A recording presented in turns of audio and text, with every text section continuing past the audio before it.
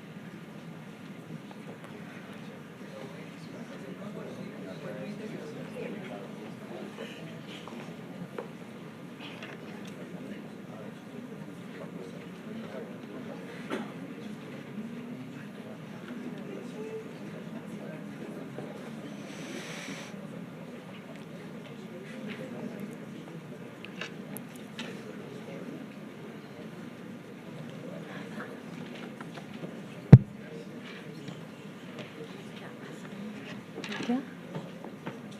Me avisas.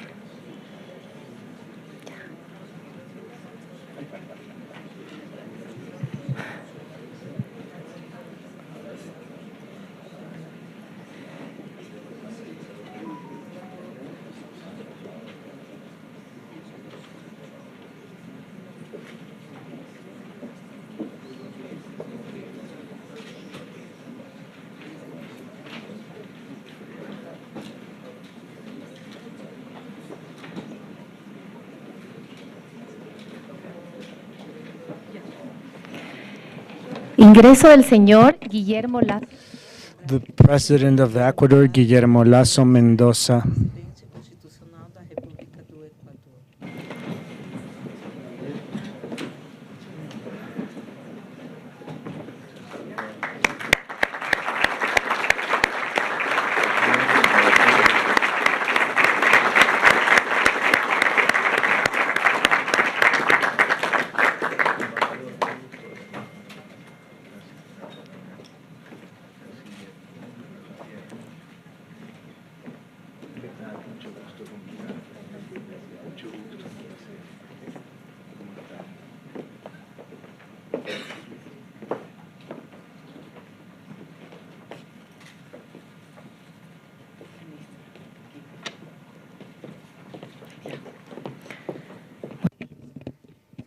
Very well.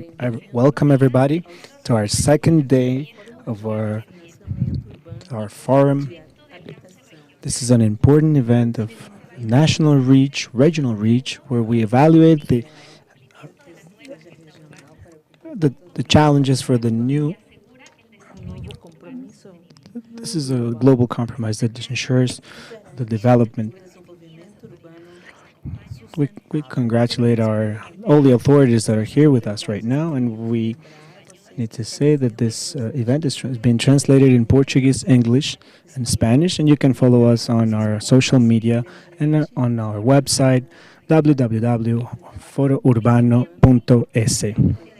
Today is a very important day in our country, in our history, because this is the first time that we're going to organize our urban policy that dictates the inclusivas, seguras, resilientes e sustentáveis.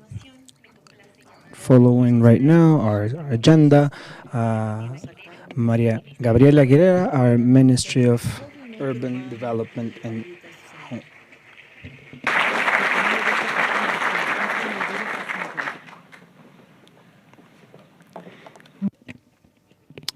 thank you very much.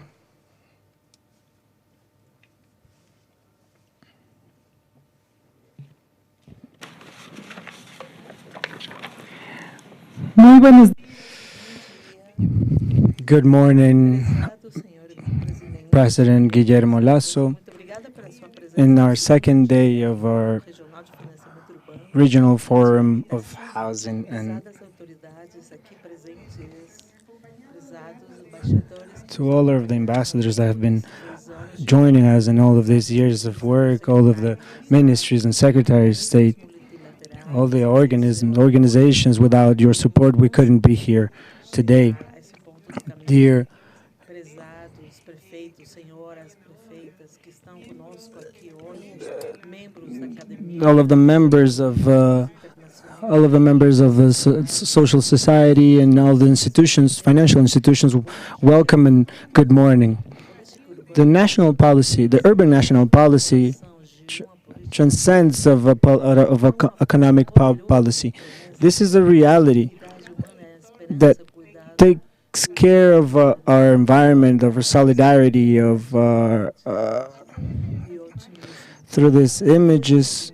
We're going to take you through Reflete o compromisso do povo com a transformação that starts with the Ecuadorian transformation that our president leads, and for a more inclusive place, more sustainable place, full of dreams and possibilities for each of our cities. The national policy, the urban national policy, is more than just public policy. It's a compromise of human dignity for all of Ecuadorians. Together, we can close those gaps and to build a more just and solidarity Ecuador. vocês, como era For the- para aquelas famílias que For the people that used to live in precárias, carentes, elas já têm habitação that way, com for the uma maneira de vida Our segura, sustentável. our national urban policy was built with more than one, with all the sectors in the country. Trabalhando And that way, we've demonstrated that we can change our cities and our communities. This process not only involves the people, but também envolve as pessoas builds hope in a future, in a better future and more participatory future. melhor e mais Ecuador is putting his trust in her citizens, giving them a participant role in the building of their communities. We can imagine an Ecuador where the citizens of our country is priority, where the nature and the people from our country, as pessoas prosperam the urban national policy, it's created around around sustainability, not only for our generations but for our kids and future generations. It's not only a document; it's an expression, a love expression, and take care of our homes. Our housing policy is based on collaboration and solidarity, putting together a lot of sectors, international organizations, local authorities, academic institutions, financial institutions, and the private sector. Together, we can understand that we can overcome all of the challenges that our city has enfrenta os nossas to build a better future. solidarity is the base of our urban policy right now, showing how the teamwork can solve, how we can get better results. Within the national urban policy, refletindo a identidade we include the national identities, celebrating their. da identidade equatoriana We have also include the com essa, A comunidad se essa where each community feels represented. pode ter se sentir The Ministry of Housing of Ecuador is compromised with the development of the cities and communities. In has been working in the financing of the urban policy of development and housing under the leadership of our president Guillermo Lasso.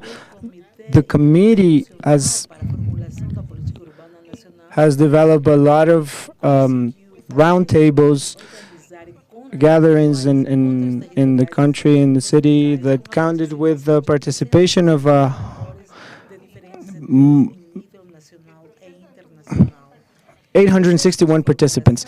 This process made us realize that Urbanas de we can Equador, em nível nacional, we can propose solutions in long-term and short-term solutions. situações médio e longo prazo também falamos sobre eixos de sustentabilidade, Transparency and good boa governança e os eixos transversais, com foco de gênero, we've focused on gender, on pluri-ethnicity, and and urban sustainability policies. agentes gerais para a instrumentalização da nossa política e para a implementação ao longo For the para a redução for the reduction of deficit, housing deficit, de condições de vida. the government O governo nacional implementou has implemented plans, projects, and programs that have que eles conseguiram allowed us to deliver during this 38 months of government 20,596 housing in Ecuador.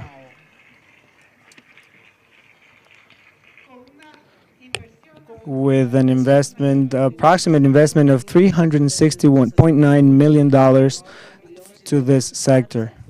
de desenvolvimento urbano Midubi is working to reduce the deficit, quantity deficit and quality deficit, and we've bet to diversify the solutions of housing solutions. The housing solutions are related with, until this date, to 5,771 housing, all of them for free, that this government is delivering to the most vulnerable families of our country. 8,553 crédito hipotecário 525 que that have allowed these families to have their own house. 5,483 property titles. 789 kits de reparação. As a ministry, as Miduvi, we are working in new financial operations da política urbana nacional. to work this national urban policy. So we're operating right now on three financial operations, and we're working on another 5 new financial operations that are going to allow us to reach $579 million. This is the legacy of our president Guillermo Lasso. We are right now implementing this urban policy Graças ao apoio do governo thankfully because the Republic of China is helping us, because through their investment bank, they are allowed us to develop this housing project here in Ecuador. Thank you very much, Ambassador. We are building right now. Thank you for the National Development Bank right now that have allowed us to build 1,000. kits de água e saneamento e das This housing project is the new housing project here in Ecuador. All of them sustainable housing project. Obrigada Thank you very much to the IDB Bank. Thank you for the French Agency of Development. $34 million are being executed right now in order to build 700 housing project of 700 million of house of with Francesa de Desarrollo. Gracias a la cooperación técnica alemana, al señor embajador de Alemania que nos acompaña también el día de hoy, 21 millones de dólares están en ejecución para el desarrollo. For the execution of different development programs with intermediary cities and also resilient cities that we are working with the GIZ and in an interinstitutional way with other ministries of this country. Thank you to the German government.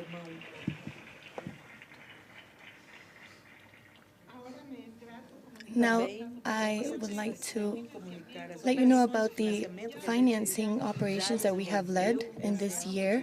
It's been wonderful work that we have been able to do with the World Bank, and for the first time, the World Bank will finance a housing operation in the country, and not only housing, and its improvement of the holistic aspects of neighborhoods, and this will allow us to give free homes for $100 million and also work in the social cohesion and the improvement of neighborhoods through wonderful programs.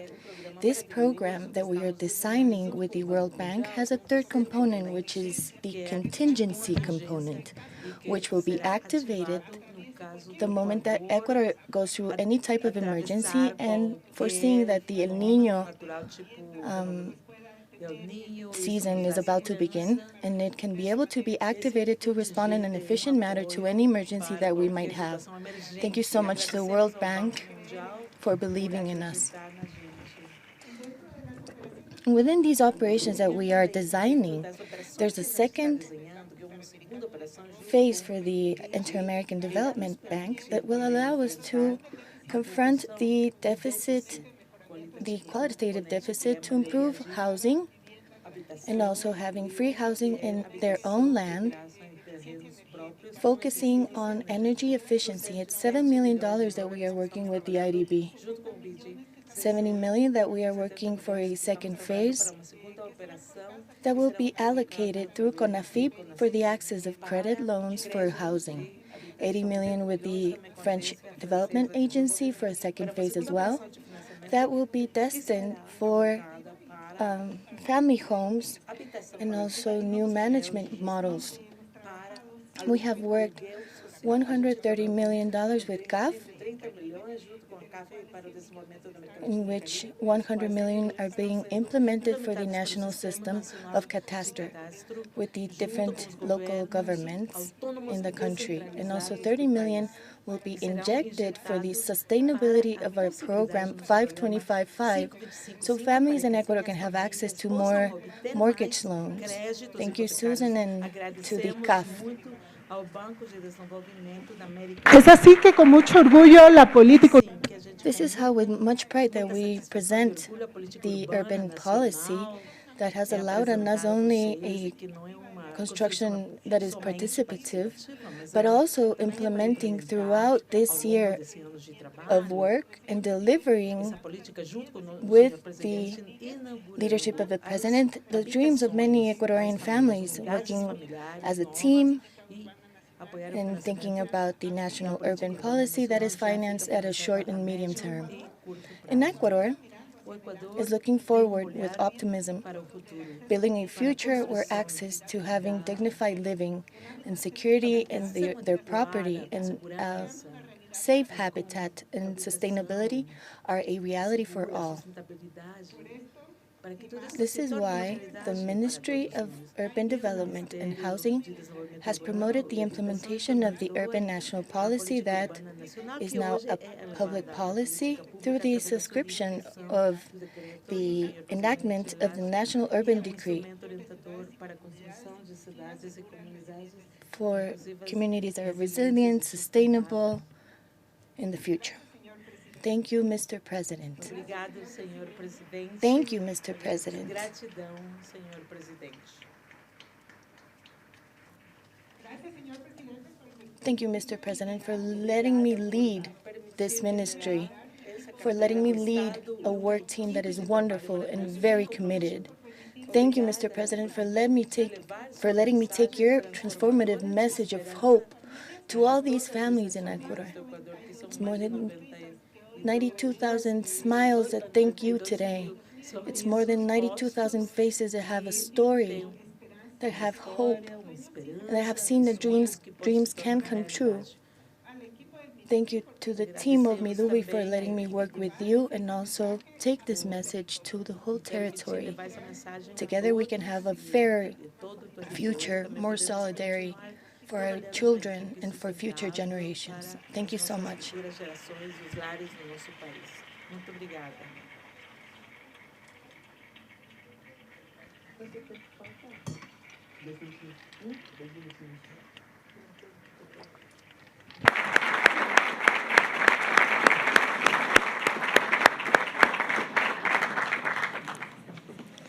Muchas gracias, señora ministra. En el Thank you, Minister. The national government led by Guillermo Lasso, we changed the way that we look at housing to tend to Ecuadorian families and to fulfill their dreams to have their own homes that is safe, adequate, through various programs. We invite you to look at this video about what we have done in benefit of vulnerable sectors of the country.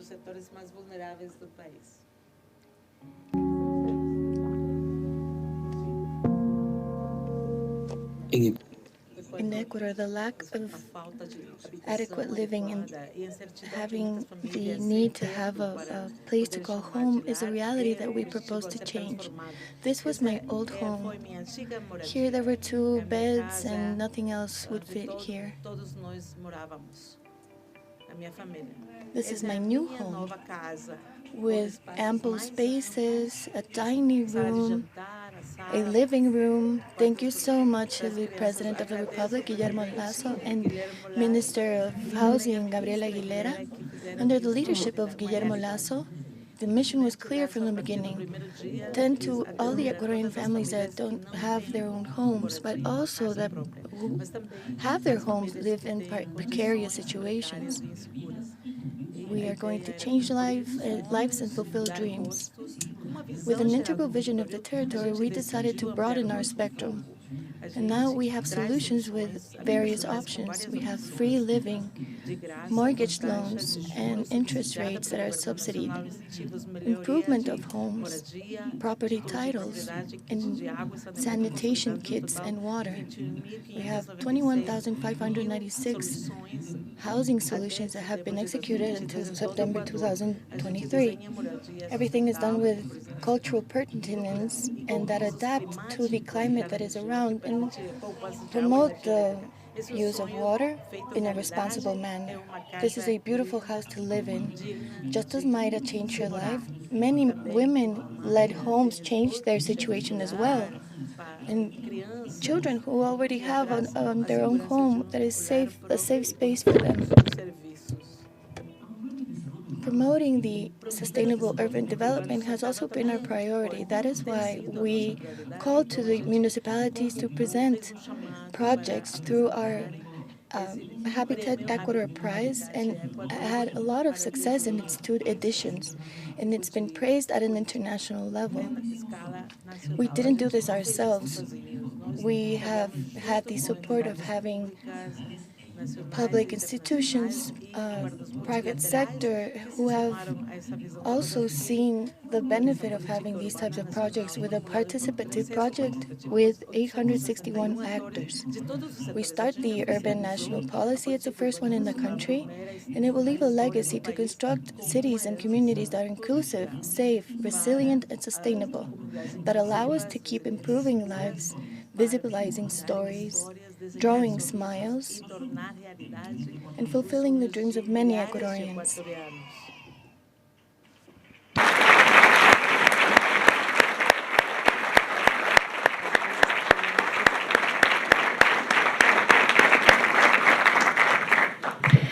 La política Urban national policy has the objective of guaranteeing to the population the right to having adequate homes, to a safe and healthy environment through integral actions that improve the quality of life of many families. Counting on public policy that is oriented to development and housing places Ecuador as a reference in the region for global compromises towards sustainable development. I am calling to the stage Gustavo Manrique, who's our Chancellor, Minister of Foreign Relations, who will give us a few words. Muchas gracias. Thank you very much.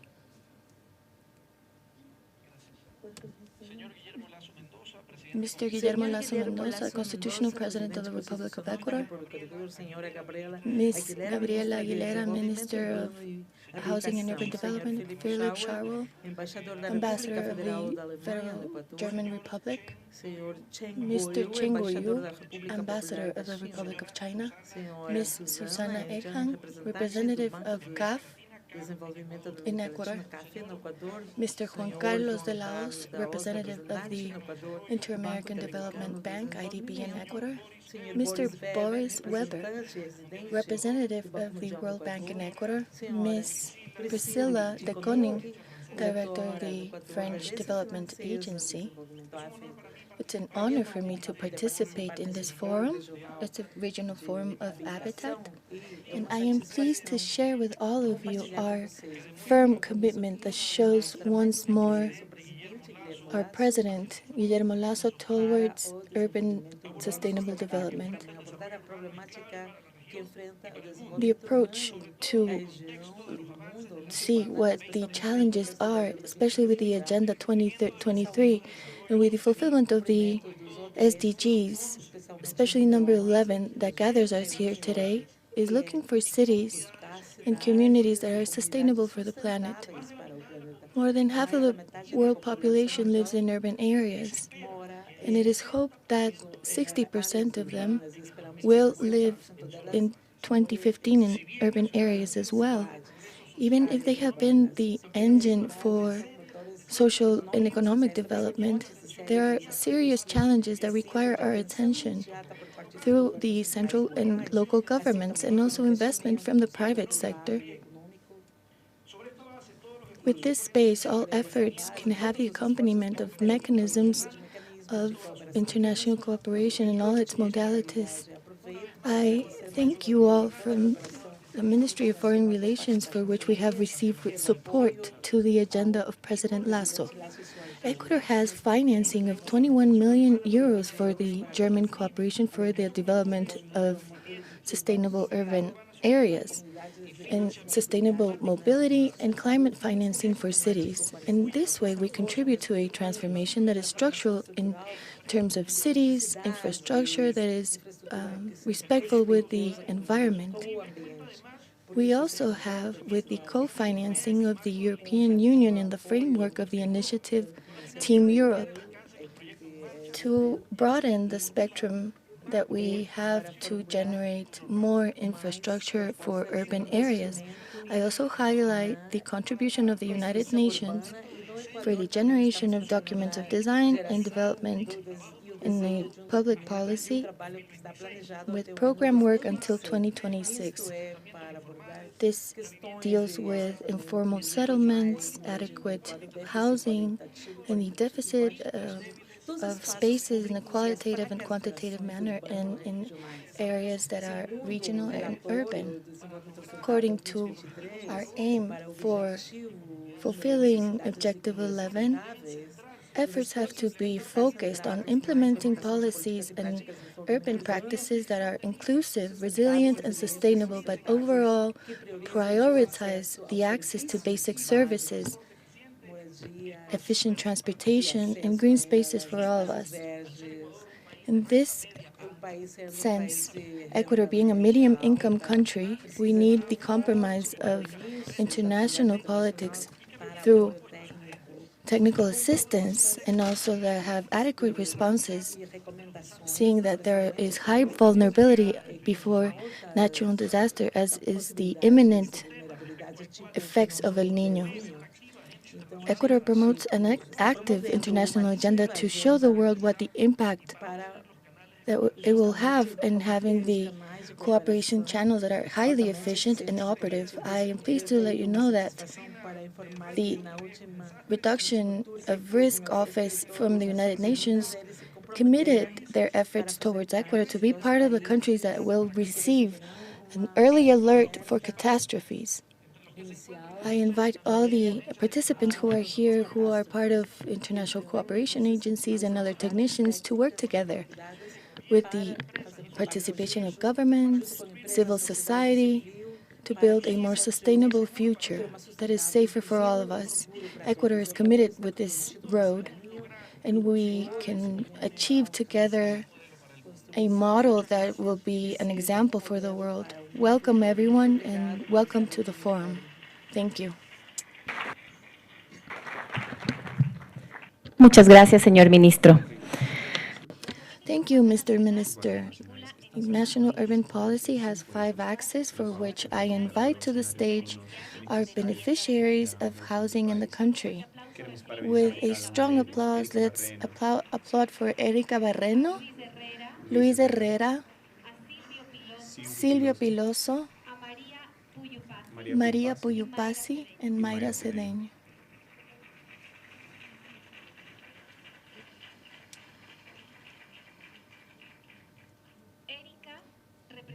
Erika represents the beneficiaries of housing through our axis of gender. Go ahead, Erika. Good morning, Mr. President, authorities, and general public. My name is Erika Barreno. I come from the province of Cotopaxi. I represent single mothers who are heads of households. And I want to thank the President and his government for giving me the happiness of giving my children dignified housing. Thank you, Mr. President. Thank you, Erika.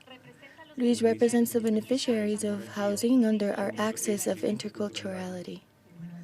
Good morning, Mr. President. Good morning, everyone, all the authorities, and everyone who is here. My name is Luis Herrera, and I come from the province of Imbabura. I am very happy to have received this gift. I wouldn't be able to call it otherwise that God has given us, and thank you to all the actors that were involved in this housing plan. I feel happy because it came to the rural areas, and this was a great blessing for us. And this is reaching other communities, and this is a great blessing. We thank you so much. Thank you, Luis. Next, Silvio Piloso, who represents the beneficiaries of our axis of urban mobility. Good morning, Mr. President, and the public who is here with us. My name is Silvio Piloso. I live in the province of Los Rios, and I am very thankful and blessed for having a house that I didn't have before, and today it is a dream come true.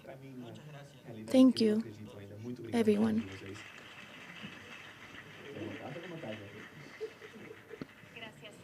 Thank you, Silvio. Next, Maria Puyupasic. She is the beneficiary of the province of Cotopaxi, whose aid focuses on the risk management. Good morning, Mr. President. My name is Maria Puyupasi. I come from the province of Cotopaxi. How can I not thank you, Mr. President, for giving a dignified home?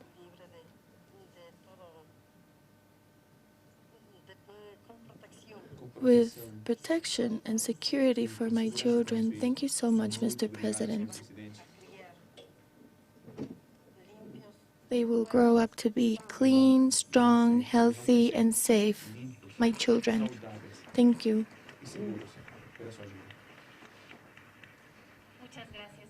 Thank you, Maria. And finally, we have Mayra Cedeño, who will speak to us about the climate change axis. Good morning, Mr. President, Madam Minister, and I come from the Canton Posad. I am very thankful to Mr. President for the house he has given us. It's very cozy, it's big, it has a cozy environment, and we have a beautiful window in which we will save energy. And it's beautiful. I really thank you from the bottom of my heart, Mr. President, for this house. Thank you so much.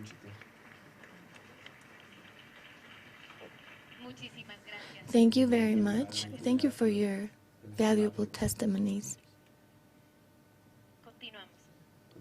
Moving forward, this new policy, which is officialized, is the result of a participative process that articulated 861 actors of the private, public sector, local governments, construction chambers, international cooperation, and civil society and academia, who, with their ideas, reached a consensus to solve the needs of the population. Next, we will read the decree that enacts the National Urban Policy by Juan Pablo Ortiz, who is the Judicial Secretary of the Republic of Ecuador.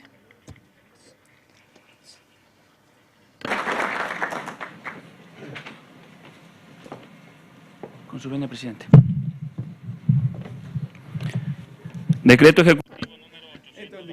Executive Decree 880, considering that Article 14 of the Republic of Ecuador recognizes the right of the population to live in a well-balanced environment that guarantees well-being, and the article mandates that the people have the right to a safe, healthy housing independent of their situation and the socioeconomic level.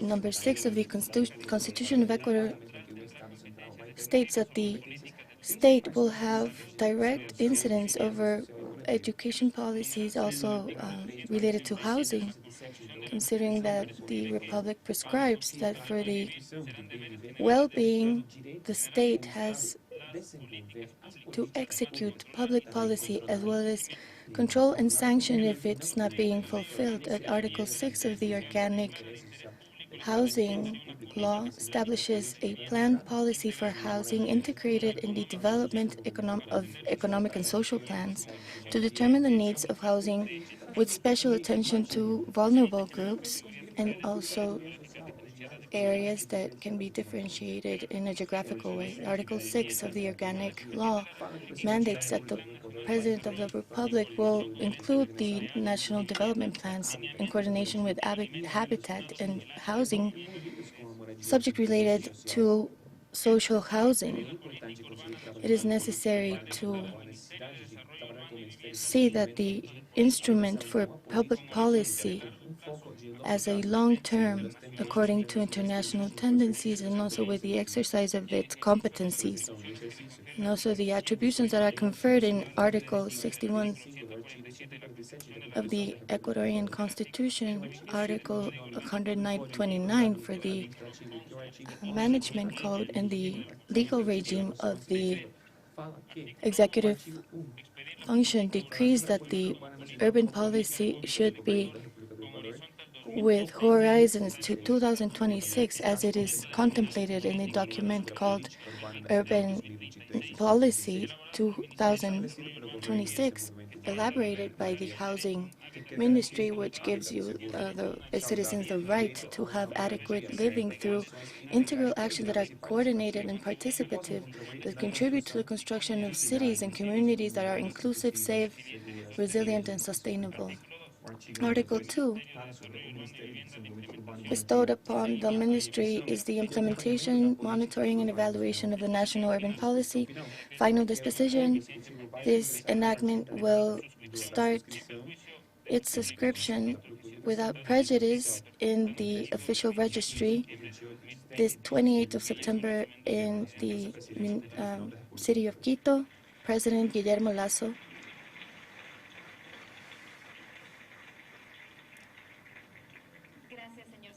Thank you, Mr. Secretary.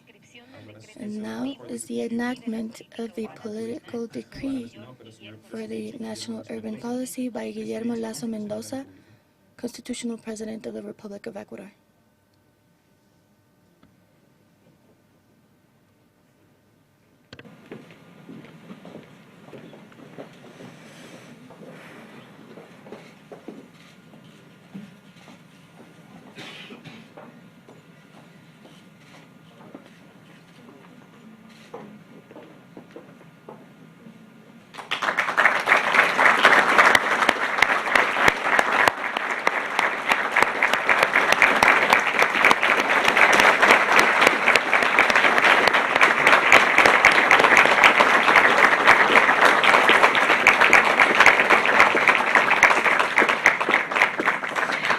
Por primera vez en la historia, The first time in history, Ecuador has a public policy that allows present and future generations the right to have adequate housing, and Ecuador celebrates this historic milestone.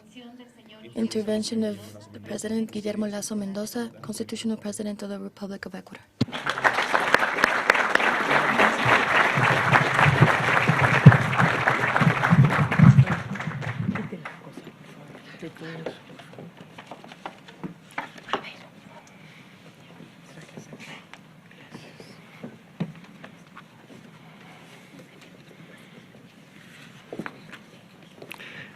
Señora Magíster Gabriela Madam Magister Gabriela Aguilera, Minister of Urban Development and Housing. Mr. Engineer Gustavo Manrique, Minister of Foreign Relations and Human Mobility. Ladies and gentlemen, ministers, secretaries of state, authorities of the national government. Mr. Shen Guoyu, Ambassador of the Popular Republic of China in Ecuador. Mr. Philip Schau, Ambassador of the German Republic in Ecuador. Mr. Juan Carlos de Laos, representative in Ecuador of the Inter-American Development Bank, IDB. Mr. Boris Weber, representative of the World Bank in Ecuador. Madam Susan Edgan, representative of CAF in Ecuador.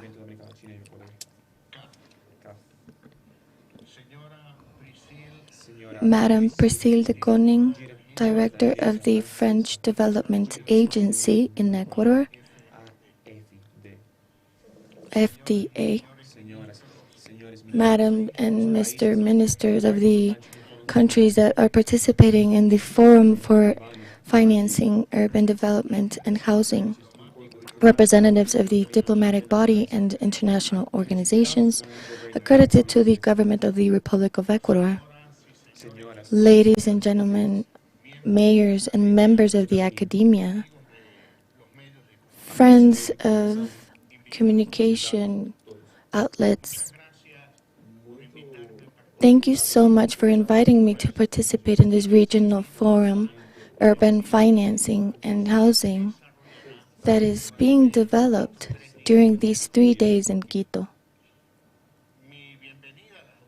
I want to welcome the authorities and the delegates of the countries that are visiting us.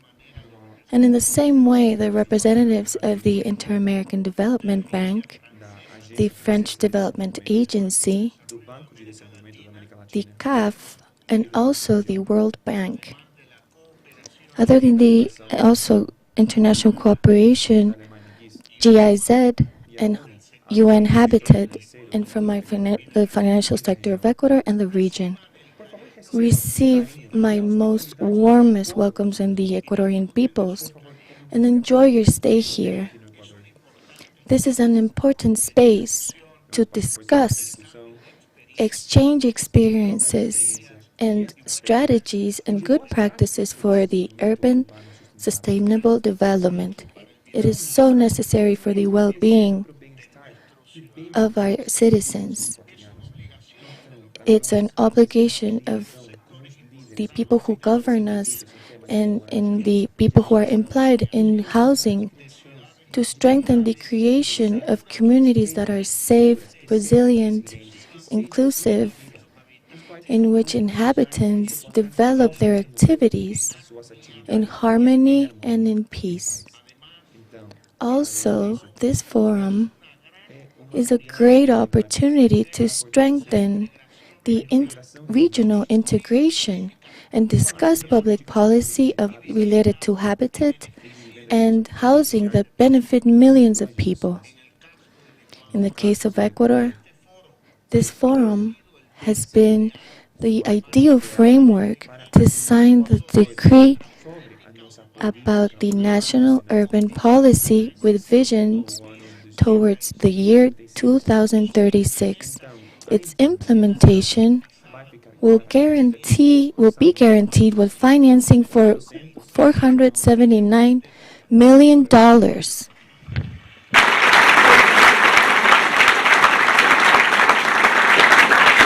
Mi reco- I want to thank multilateral organizations because their support strengthens international cooperation and the regional integration.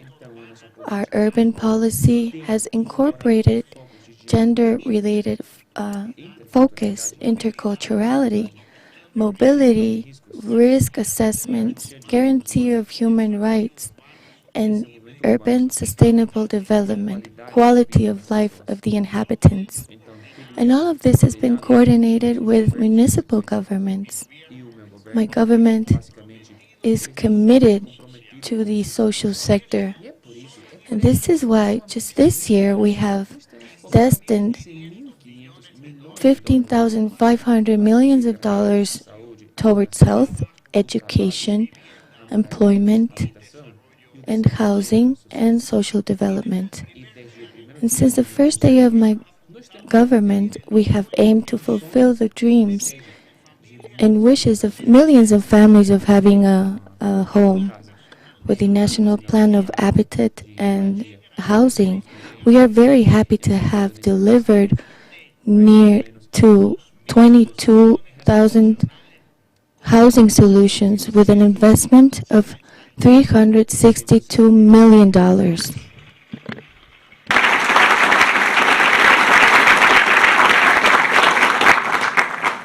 De esas 22,000, From these 22,000, approximately 5,000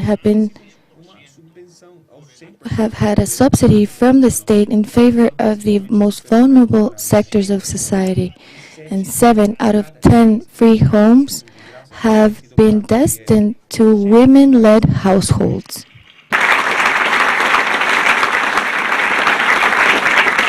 en esa ruta de apoyar a los In this sense of supporting citizens to have dignified housing, we implemented the mortgage loan that is preferential 525.5. This means 5% interest rate that is subsidized 25 years and 5% down payment.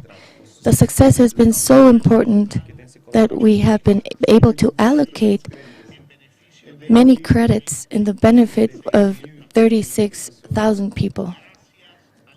Thank you to the interest that is being subsidized. The new owners have been benefited with $246 million that the state has assumed. In the same way, and thanks to the simplification of paperwork, we have been able to register 477 housing projects for private sectors of society. That's 32,000 homes that will benefit 131,000 citizens with private investment of $2,400 million, generating approximately 158,000 jobs. But this is not all. Through our program, we generate heritage and inheritance. We have regularized property titles at a national level. And within this program, we have generated quality of life, sanitation kits for water, and reparation of homes. And at the same time, we adhere to the program with 1,000 floors to play in, to replace floors that are made out of dirt with concrete floors in Latin America and the Caribbean, to up to 2028. In March of 2023, we started a pilot program with 1,000 floors in 6 provinces. This is key to have healthy homes with services and ways of access, and also to fight against chronic malnutrition, which is one of the priorities of my government. In 28 months, we have been able to reduce 3.5 percentage points the rate of malnutrition and to protect more than 20,000 children in Ecuador. In the new urban policy that we are promoting, the role of the municipalities is essential because 7 out of 10 Ecuadorians are living in cities now. And this is why we have to work in a coordinated manner with local governments with the purpose of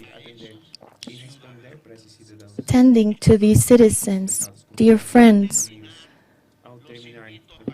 whenever we finish this, I invite you to participate in the third prize of Habitat Prize Ecuador 2023 to consolidate projects that deal with cities with a focus on climate change, resilience, and sustainable.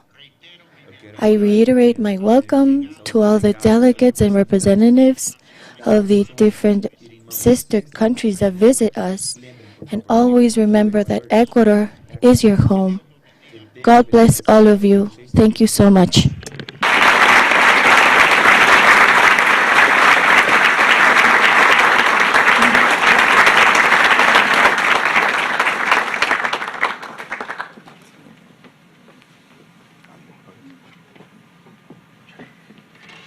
Muchas gracias, señor presidente. Thank you so much, Mr. President. We ask authorities in the stage to please remain standing because we are going to take the official picture. Al público les pido por And to our guests, please remain seated.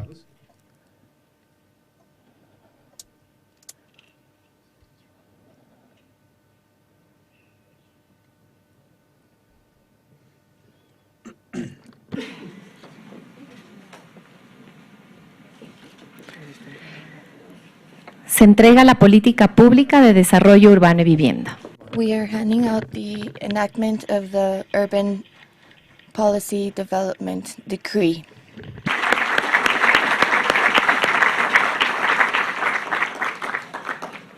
Muchísimas gracias. Thank you very much. Right now, the Constitutional President of the Republic of Ecuador, Guillermo Lasso Mendoza, will step out of the auditorium.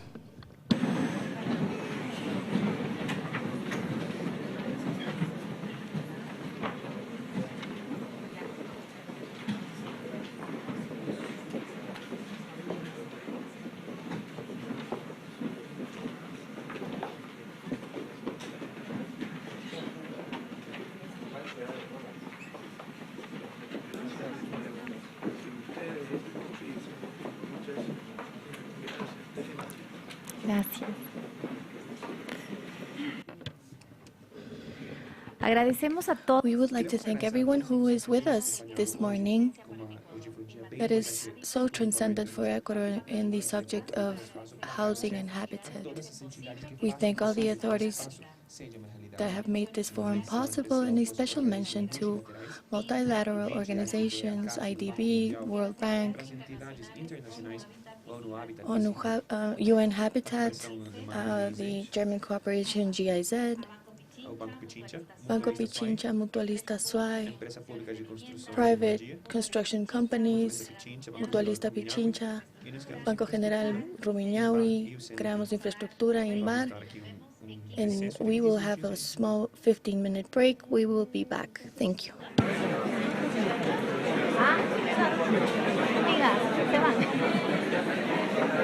Ni siquiera tuve que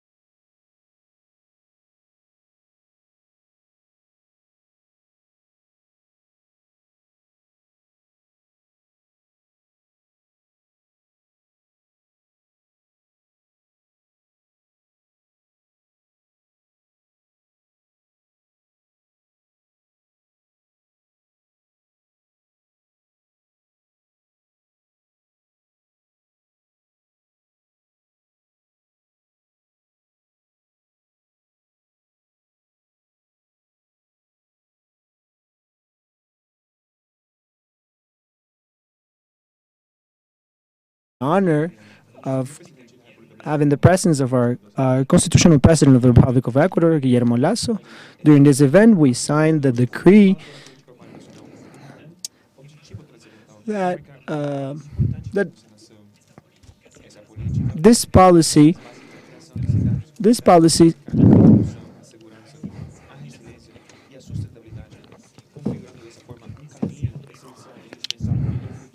configures a new route for our public policies for Ecuador.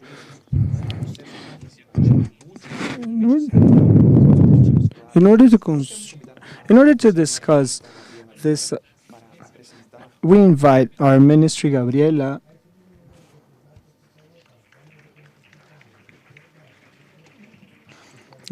Aguilera. Welcome.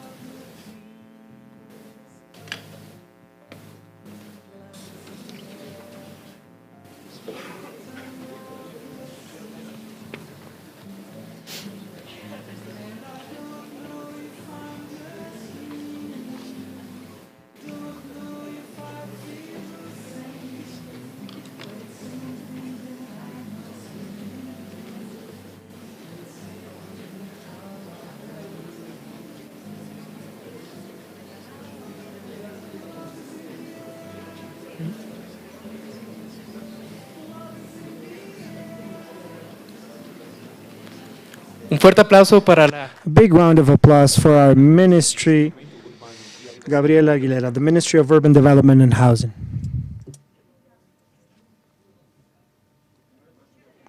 Thank you very much. Let's continue.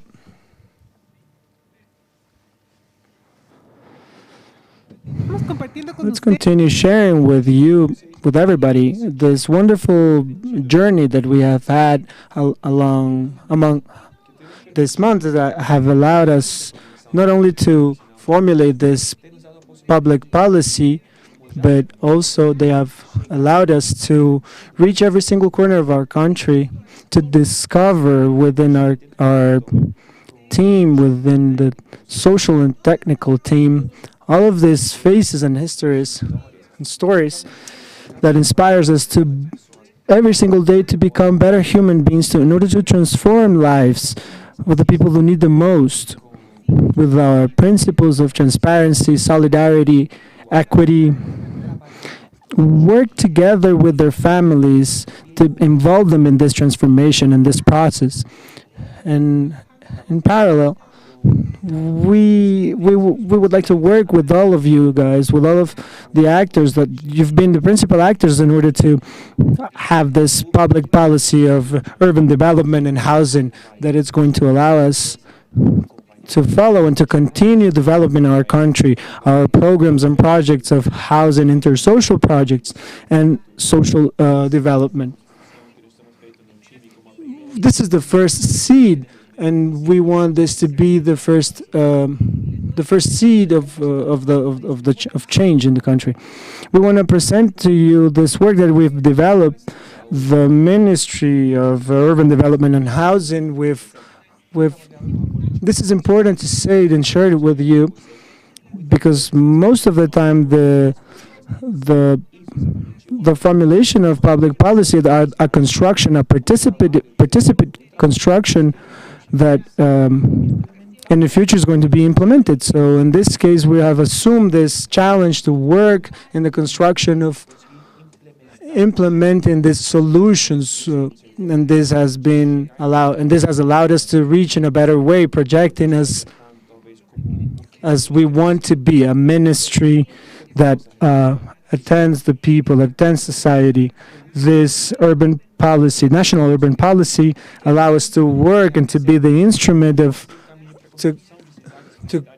to build these communities the Ministry of Urban Development and Housing presents a new vision that assumes where policies and strategies are concrete in order to achieve a specific goal in our countries, in every single city of our country. This institutional initiative to formulate this public policy, it starts in March of 2022 with the definition of a methodology of formulation that has a lot of instances, amongst which we compile information formed by representatives of every single area, technical area of the ministry. We've worked in articulation and through the confirmation of a committee. First of all, this is something I'm very proud of to announce here right now with you. This is a work team that we've walked along this process in order to formulate this national policy. The participant process has been very important. We've developed this process in order to develop this policy with a multi-sector focus, where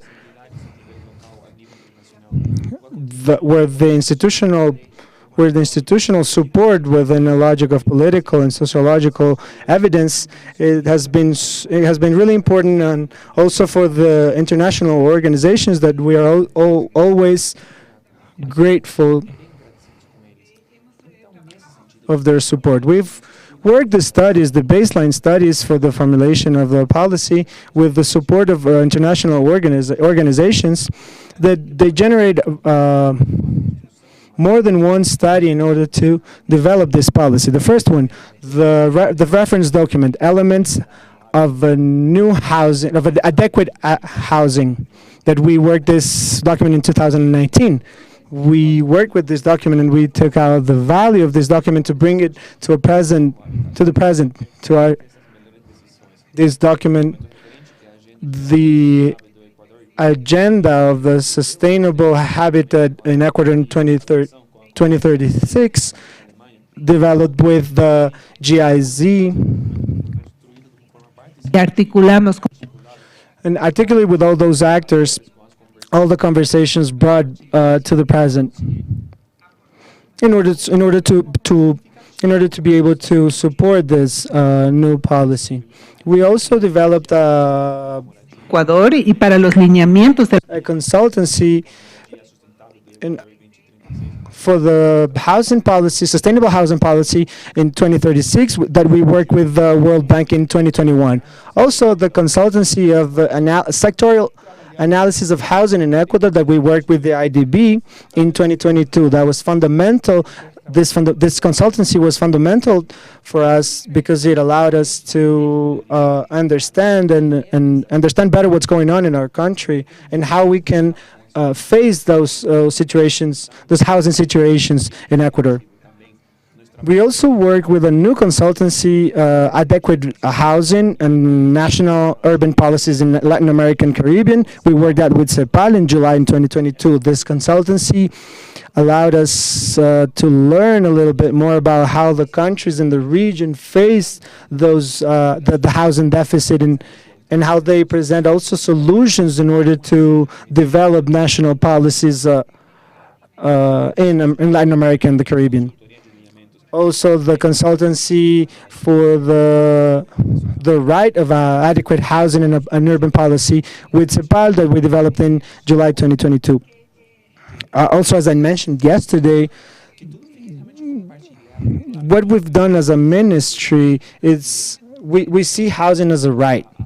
And our obligation is to guarantee that right, adequate housing, the right to a city and healthy and secure housing. This policy also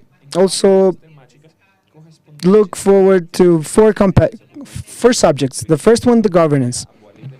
For us, it was super important and be able to work with all the governments, with all the levels of the government within the state, especially with the decentralized. The second one, there was the adequate housing. It is important to mention that we've incorporated 7 elements of adequate housing that's manifested in the UN Habitat. So, and we work to accomplish those goals. Also, under this committee, institutional committee, we develop online meetings and focal groups also.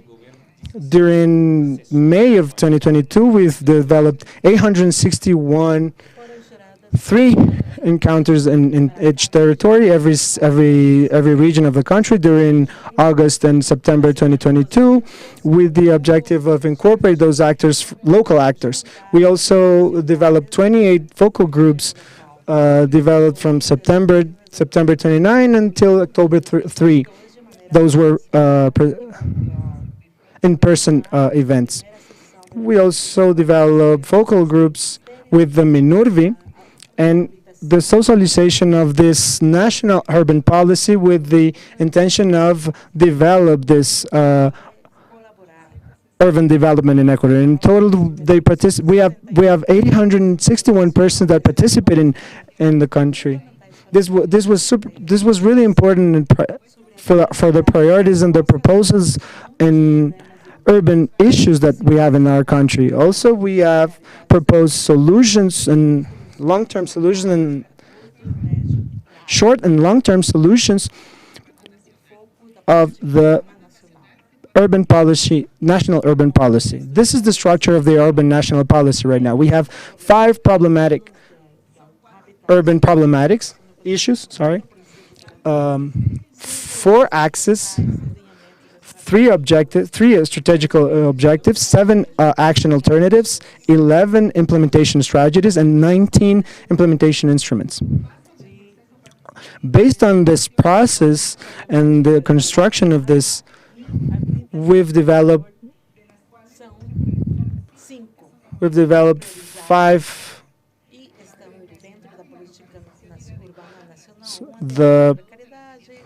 social.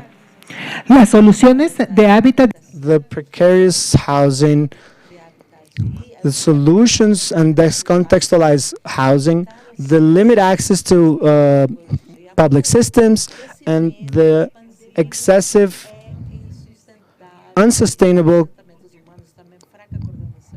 growing process. This allowed us to face a long-term vision in order to guarantee housing rights through actions, coordinated actions, and participate actions that involve the communities, all this resilient and sustainable communities. So that is how this policy has a goal to be implemented until 2036.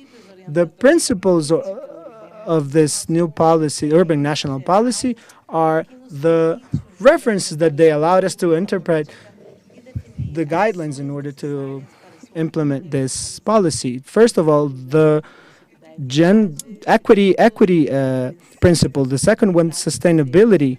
The third one, transparency, and the fourth, the good governance. For us, it's really important, and all the work that we've been doing, to work with these 4 principles, always looking for the equity and solidarity in our country, the sustainability also within innovative answers, that transparency also, it's a principle, it's a fundamental principle of our policy, and also a good governance that allows us to work with all the sectors in the country. These are the axes that are allowed us to work. These are all the instruments and all the projects that we're implementing, executing, inaugurating. they have this 5 axes: the gender, the interculturality, urban mobility, risk management, and climate change. All of our policies need a strategic por lo cual se plantean 6 lineamientos estratégicos lines of action. These are our 6 lines of action. First of all, to promote the articulation, multi-sector, and multi-actor. Second, to develop territorialized interventions. Third, to develop integral interventions that prioritize vulnerable sectors, meaning that we need to work within the number 4, to diversify the intervention alternatives that we've seen this before in our first day of the forum. How can we not only access through mortgage loans the access to better housing projects and those water kits and comunitaria y property titles, and the 6th one is to Urbana Nacional se organiza en 7 alternativas de acción. to culture the development of sustainable societies and communities. So the alternatives of action of this new policy, urban policy, first one, to better the conditions of housing through a diverse context and conditions that are focusing on equity and deficit, housing deficit in all its ways. Second of all, to promote the development of sustainable housing projects through a resilient model, sustainable model. Also the development of the urban development.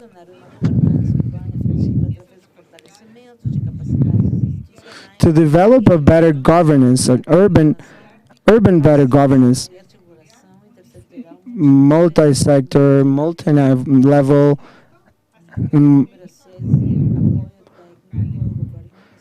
also this is an important role of our action, of our work in the ministry.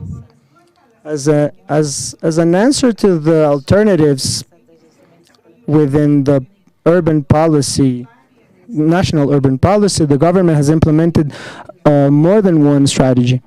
First of all, the development of the access of housing. First of all, we focus on diversify and focalize the mechanism to access and the promotion of new housing through subsidies and incentives to develop better housing. Also through subsidies and incentives to in cases of emergency, through subsidies and incentives through development of housing. Also in case of emergency. Also we look forward to develop the housing development through our programs of social. Los proyectos de vivienda en terreno urbanizado por el Estado. Through social rent. Also, these are a few projects developed by the Midubi. This is an alternative to offer housing solutions offered to the population that these projects are focused on ensure the well-being of their residents, to taking advantage of those with this objective of promoting this urban development, sustainable urban development. The ministry has led the restoration of the development of new projects, given an area, a minimum area of 300 meters, green spaces, 14 and 15 meters of space, 15-meter square space of. This is one of the new examples that prioritize those green spaces and community spaces to.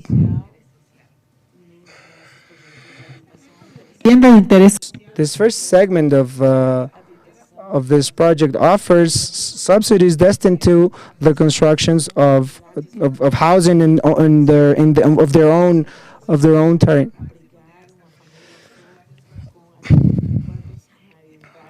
In 2023, this subsidy reaches the $19,000. In order to be a beneficiary, we conducted an analysis of an inspection and validation of the terrain Finally, we develop an inform that shows the viability. This project is focused on developing the quality of life of these communities. Qualified by the civil registry. The movie has prioritized women, single women, in subsidy housing projects. Estimates 5% of these beneficiaries will be women in this situation, but the percentage could be bigger than this. In last projects, we have also had the opportunity to deliver more than 70% of our housing solutions to women and single women. This program of mortgage loans 525.5 has 5% interest rate subsidy by the governments. This allows to the families of Ecuador to have access to her first housing, to her first house project. This is only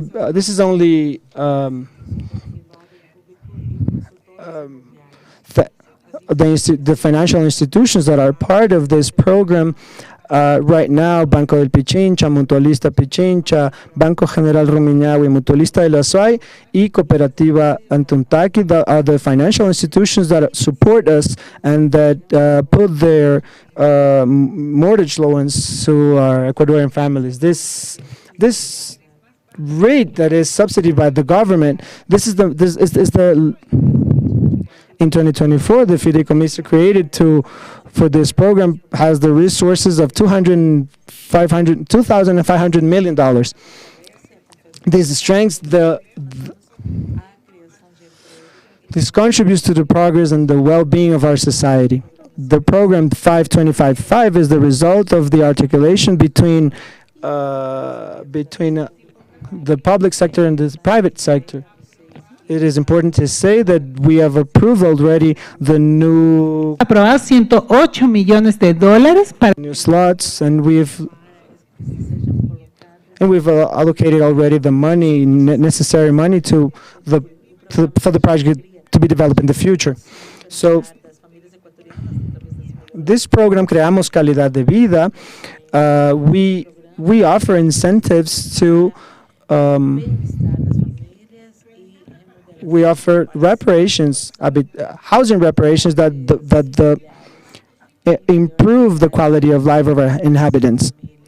This also contributes not only to the deficit of housing in Ecuador, but also works with the chronic malnutrition in Ecuador. So we promote a better environment for the beneficiary families. Right now, we are implementing those kits Semillas, seed kits, that work for the development and improvement of those houses that, first of all, the safety water kit. And the third one is the amplifying kit that allow us to develop Iniciativa regional 100,000 pisos para jugar es promovido water sanitation of every single house. This is the core initiative that we've named like this within the ministry. This has allowed us to see the reality of our country, to visit the communities, the rural communities where the families live in, and the ground is made of sand. And really, we can conclude after working, with the support of IDB, that these small actions allow us to become better human beings, bigger human beings. The life of these families and the life of these children motivate us to be better every single day. That is why Ecuador is part of this initiative. This is the first national government to be part of this initiative, because this initiative has always been supported by private sector, but never in our history a government has been part as a government of this initiative. So we have the goal right now of 1,000 spaces to play. 1,000 pisos para jugar as part of this program, and focused on reduction of the deficit of housing in Ecuador. The ministry is part of a pilot program that contemplates the construction of 1,000 floors to play, focused on taking care of our most vulnerable communities. Also, one of the solutions, and also one of the we faced as a government, and was this renting bonus, emergency bonus.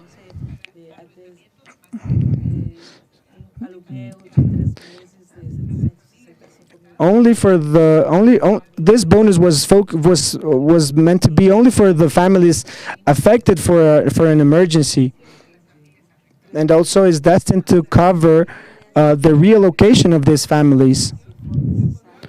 Also, we can give this incentive for 3 additional months. This is destined to cover the totality of partially the amount of the house of the people affected. This bonus is focused on this bonus is focused for the houses that are affected by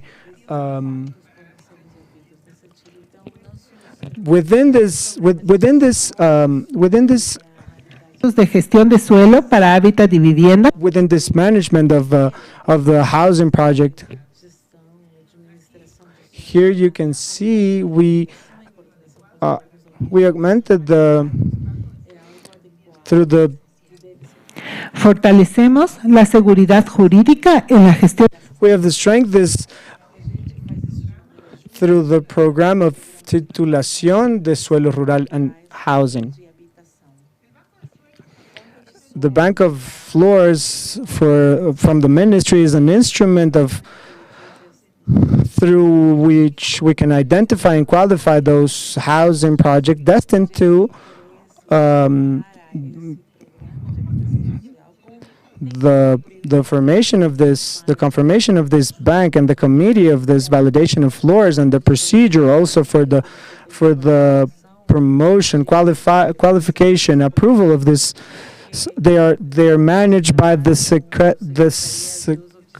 prioridades de intervención establecidos por el Plan Nacional for the execution of these projects and of social interest. This Secretary of Floors and Catastros,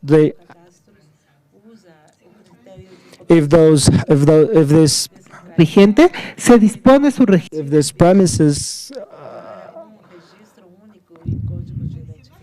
Additionally to this, we've worked with our program Creamos Patrimonio. This program, Creamos Patrimonio, has the objective of regularize the rural floors and to give property titles in rural zones. Within this project, we've looked to develop our rural communities, developing a better access to basic services and opportunities for inhabitants. We also work in the support to social production of housing and habitat. The objective is to give technical assistance and financing, and the necessary accompaniment to the social production of housing and habitat through the promotion of self-promotion for housing, cooperative living, and rural living as well. With the next instruments, we have the support of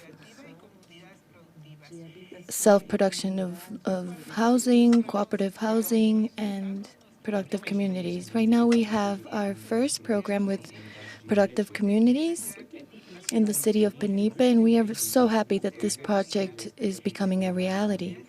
We see the program of productive communities have a focus for housing deficit, giving dignified housing to projects that prioritize vulnerable communities. The focus is to strengthen the development of the productive sector of these communities to improve the quality of life of the people who live there.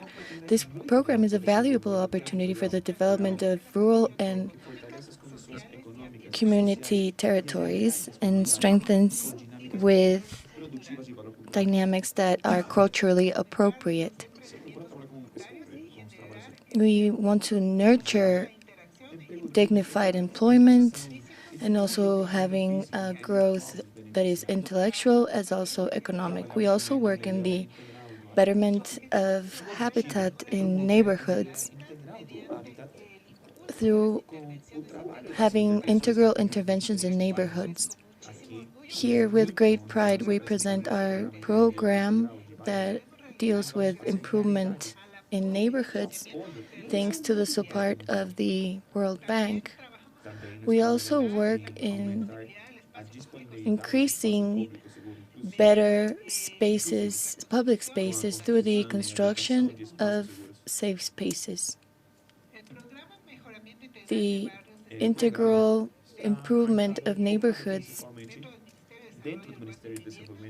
is within a framework of the financing of the World Bank in Miduvi that presented the call for neighborhood initiatives for the sustainable development that responds to the need to strengthen habitat and housing through public participation, which is also active. It recognizes citizens in the construction of their own surroundings, and the objective of this call is the bank for proposals at a national level and a neighborhood level, having participative projects for the generation of agendas and development plans that consider major improvements in the areas. We also work in the project Inclusive Parks. This project seeks to include people who have disabilities, in the creation of places that ensure the mobility and circulation of people, nurturing fun, and the development at an intellectual and physical level of all its users. So we have the implementation of parks and public spaces that correspond to social housing at a national level, that contemplate different games and playgrounds that have a disability or not, the life cycle that starts at 1 year old. Within our lines of action, we also have the nurturing of urban sustainable development. Our objective is to prioritize urban sustainable development through models and standards that comply with sustainable construction and public renovation, and our prize, Habitat Ecuador, and our certification are our instruments. As part of the efforts to reduce greenhouse gas emissions related to the construction sector, Milubi has developed new typologies for housing that use materials that have a low environmental impact, and also having the appropriate architecture and water consumption for the areas that the houses are built in the different areas and regions of the country for and using materials that around the areas.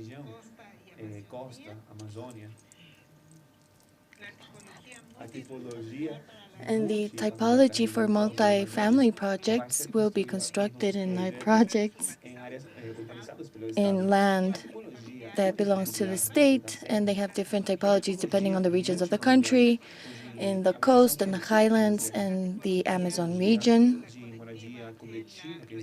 and also collective family living, thanks to the support of the government of Switzerland and the project CELA. We have been able to develop this typology also in the Galapagos Islands. We have also a multifamily typology in the highlands through the production of families and also bricks.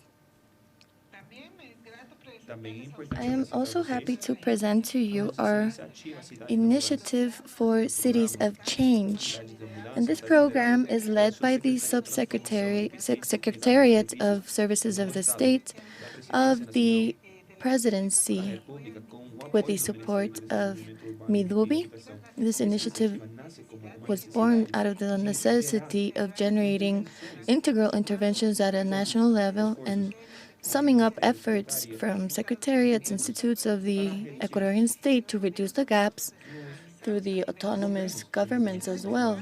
Cities of Change has a scope of various interventions such as water, sewage, chronic infant malnutrition, interconnection, etc. In this sense, and from the Presidency of the Republic, we have assigned 17 local governments that are prioritized and 3 as references. And yesterday, with a lot of pride, we delivered the first 4 certifications thanks to the support of the United Nations and UN Habitat to the cantons of Espejo, Lemonindanza, Benipe. And in the near future, we will have the cantons of Chillanes and Olmedo. We also work towards the certification of SDG cities in the framework of the initiative of Cities of Change. The Midubi is also joining the initiative of SDG cities led by UN Habitat, whose objective is to facilitate the collaboration of cities so that they can accelerate the goals to be reached as objectives. And the initiative has the goal of reaching 1,000 cities and 1 billion people. And these cities are benefited by the certification process that recognizes the efforts and the achievements towards fulfilling the SDGs. The certification is done in 4 stages. In Ecuador, we have already received the first certifications. We also work with our recycling program. The recycling in buildings started with the Midubi building in the city of Ambato. The national prize focuses on the rehabilitation of public buildings that are underutilized, which have a social interest through social renting. This initiative is part of the implementation of the urban public policy. And we did it thanks to the support of the Architect School, collegiates, and also the Inter-American Development Bank. This initiative aligns itself with the policies promoted by the government for integral solutions to the deficit in housing. It was directed to architects or groups of architects that work in Ecuador and consisted in developing the proposal to rehabilitate the Midubi building in Tungurahua. The proposal of the prize that won is Habitar en Comunidad. It has 16 social interest housing around the building. We also try to take advantage of the available resources, implementing a system of modular furniture, which contributed to its flexibility as well.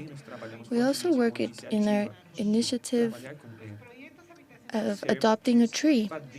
And the Midubi looks to enrich the lives of the community, to offer them an environment that is able to provide green spaces, places to play, that strengthen social cohesion and also local economy.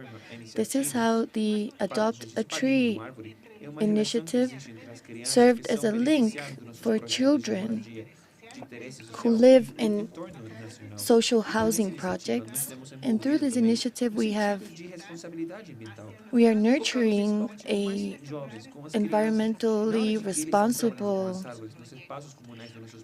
practice so that these trees not only contribute to the landscape, but also that the children adopt these trees so that they continue with their care throughout the years.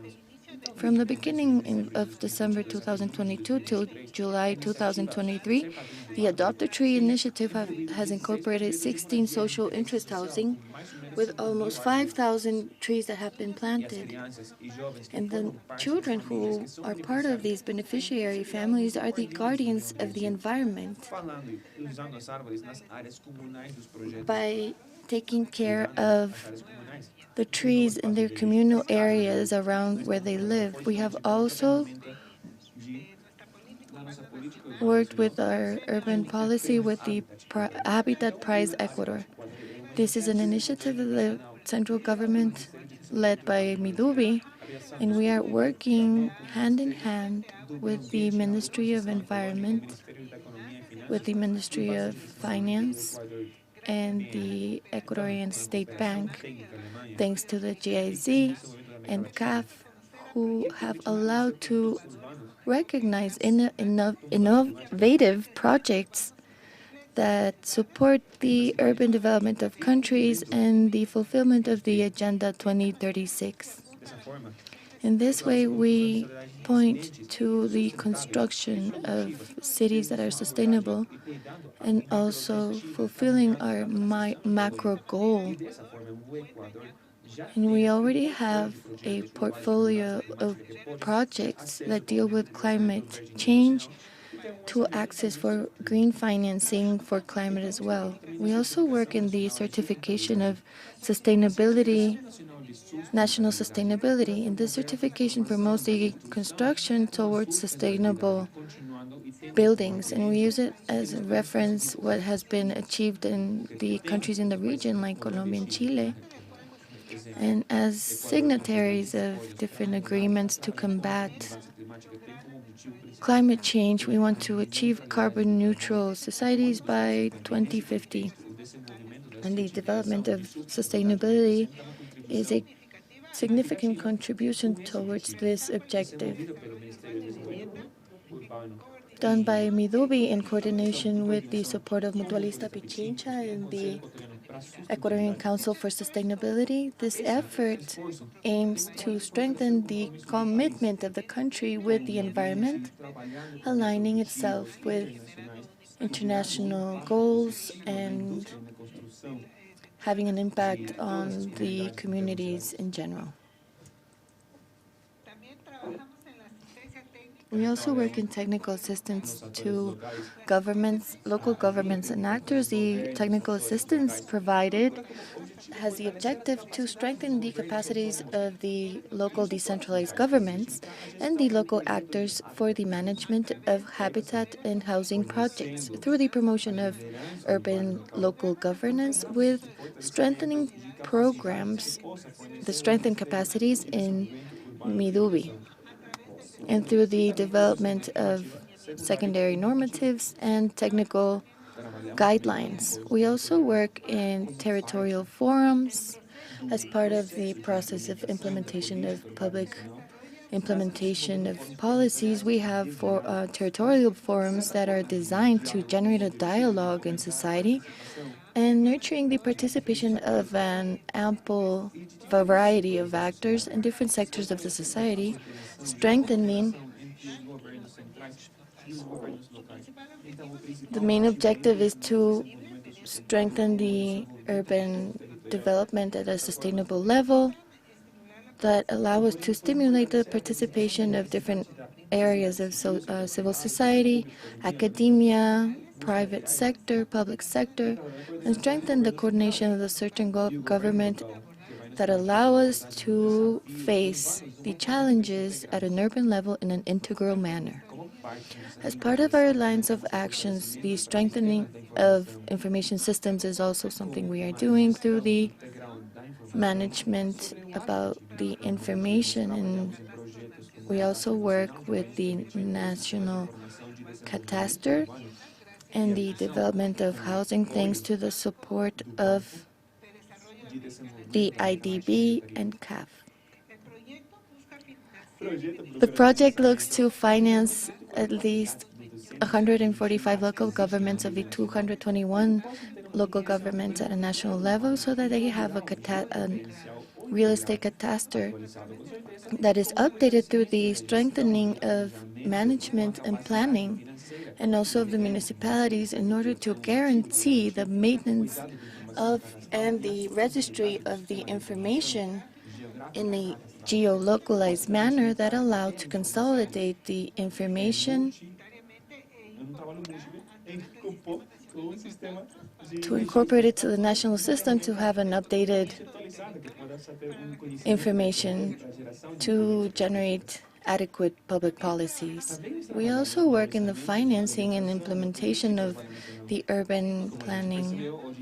And as we saw in the morning, we work in parallel as we continue implementing projects.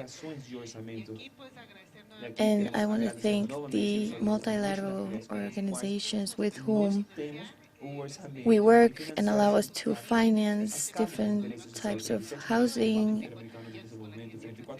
the IDB with the French Development Agency and 21 million with the GIZ for the urban sustainable development.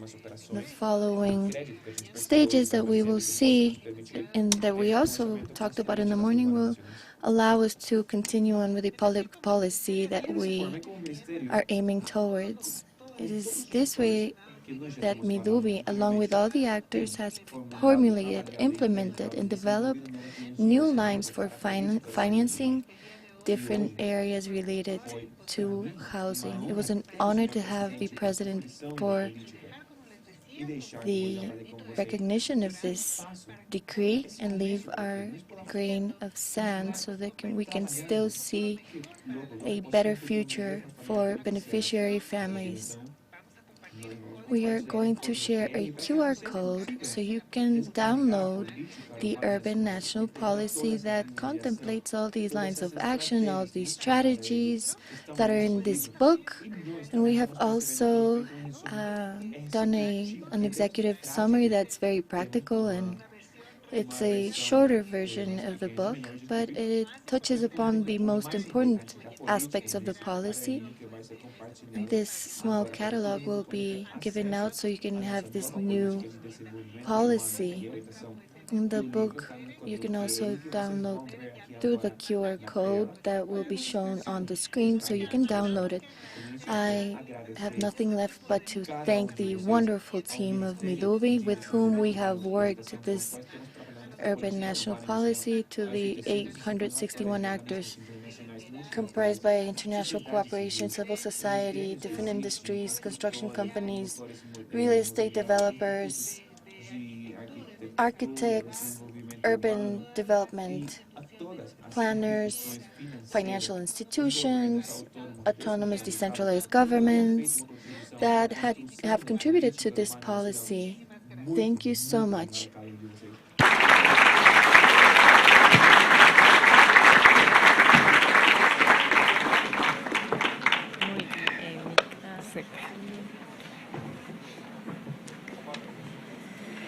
Qué alegría y qué orgullo que ahora Ecuador cuenta. We're so proud that Ecuador has an urban national policy. Thank you, Minister, for your brilliant exposition.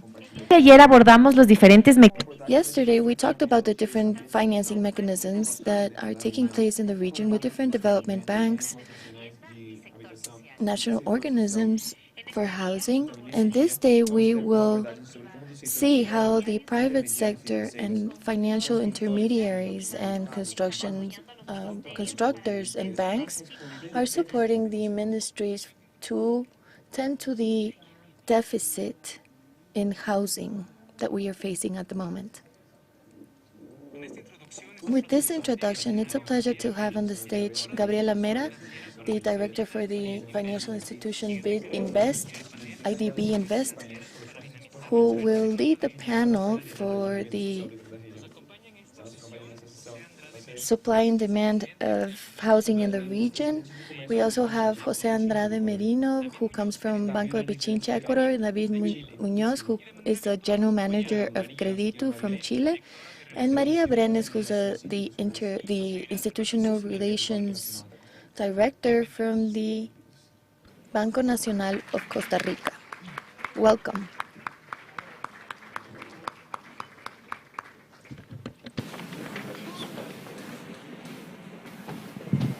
Adelante. Muy buenas tardes con Good todos. afternoon, everyone. First of all, I'd like Los to express agradecimientos my al sincere thanks to Midubi for the organization of this forum that deals with urban financing and housing, and also Invest. It's an honor to be here in this panel that is so important and accompanied by panelists who have ample experience in the financial sector. I want to give a warm welcome to Maria Brenes Quesada, who is with us via Zoom.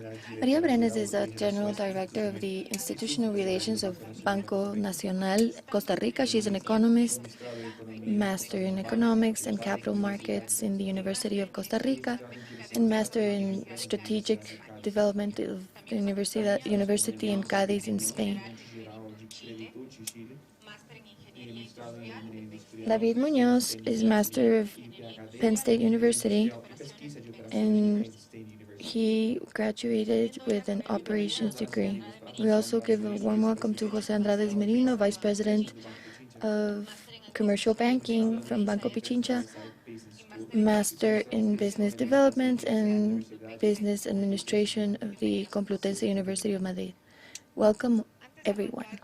Before we move on, I would like to congratulate for this new decree that was signed today, that without a doubt gives us more certainty in the private sector, which is the engine of the construction sector, and will give better financing options for builders and also the final beneficiaries of social living or social housing. This aspect is crucial for Latin America and the Caribbean, representing 4.1% of the GDP, in which residential construction has an important percentage. And obviously, social housing is an important component. Just to mention a few examples, in the first semester of 2023 in Colombia, 62% of construction planning were directed towards social housing. And in Peru, 34% of access to finance options are destined to this sector as well. And with Ecuador, from what we heard of 525.5, has also facilitated the access to financing opportunities. We know there's a need in Latin America and the Caribbean to increase the number and quality of social housing. And sometimes the importance is not taken into consideration of having the necessary resources to perform these actions. Is it possible to increase funding for these aspects? Something that we are always asking ourselves. And with this, we hope that the dialogue generated in this panel will allow us to know the financial solutions to dynamize the supply and demand of social housing in the region. And with this, I want to ask the first question. I'm going to start with Maria, who is with us through Zoom. I would like you, Maria, to tell us about the initiatives that have been implemented by Banco Nacional of Costa Rica to give financing for social housing. Can you mention some of the examples that have an innovation component that can help us understand the situation? Maria, please. Thank you very much for the invitation. For Banco Nacional, it's amazing to be here in this forum and share our experience. To start, Banco Nacional is the biggest bank, and it's 100% from Costa Rica. We have been able to maintain our leadership in our portfolio and also our clients. Banco Nacional is also a reference at a national and international level in terms of sustainability. We have been pioneers to introduce mechanisms for financing that are sustainable. We always want to make sure to respect human rights. We are close to the people, and we are a sustainable bank. And specifically, in terms of housing, that is what we mostly finance through the bank. We have a big percentage that is destined to social housing. What we have done in the years to facilitate the access to lower income population has to do with a credit line for this sector in particular. What we seek is to lower the costs for people who come from lower income sectors. The cost for the paperwork should be lower, and also the different quotas to be paid should be as low as possible. To lower these costs for this sector of the population, the bank does not charge any commissions for formalizing these processes. It doesn't charge for the fees for the lawyers. And in terms of policies that we have for financing housing, the bank gives facilities for 80% discount of the life insurance that the clients have to have for this credit. This has allowed us to make it more feasible for this sector of the population to access financing. The interest rates that are specific have certain special conditions, and it's a rate that is preferential for this sector of the population. And also we try to give the possibility for clients to maintain this interest rate to be fixed for a considerable amount of time. In terms of innovation that we are doing at the moment, I wanted to share with you that at this moment we are juggling the option of structuring a fund focused on housing. It's a $20 million fund in which we have 50 investors to make this happen. This fund is directed to families or people who don't have their own piece of land to build their homes, or don't have some way of having the down payment to access credit, but to have certain capacity to pay. With this investment fund is composed with different funds from different investors, and this money is destined to investments that go to property value or housing. And the fund tries to buy from developers the housing with a discount, and then the fund owns the condominium and they rent it out to families or people with the intention of being able to purchase the premises. So if a family has a $1,000 payment, so 100 will go to the fund, and the moment that this family or this person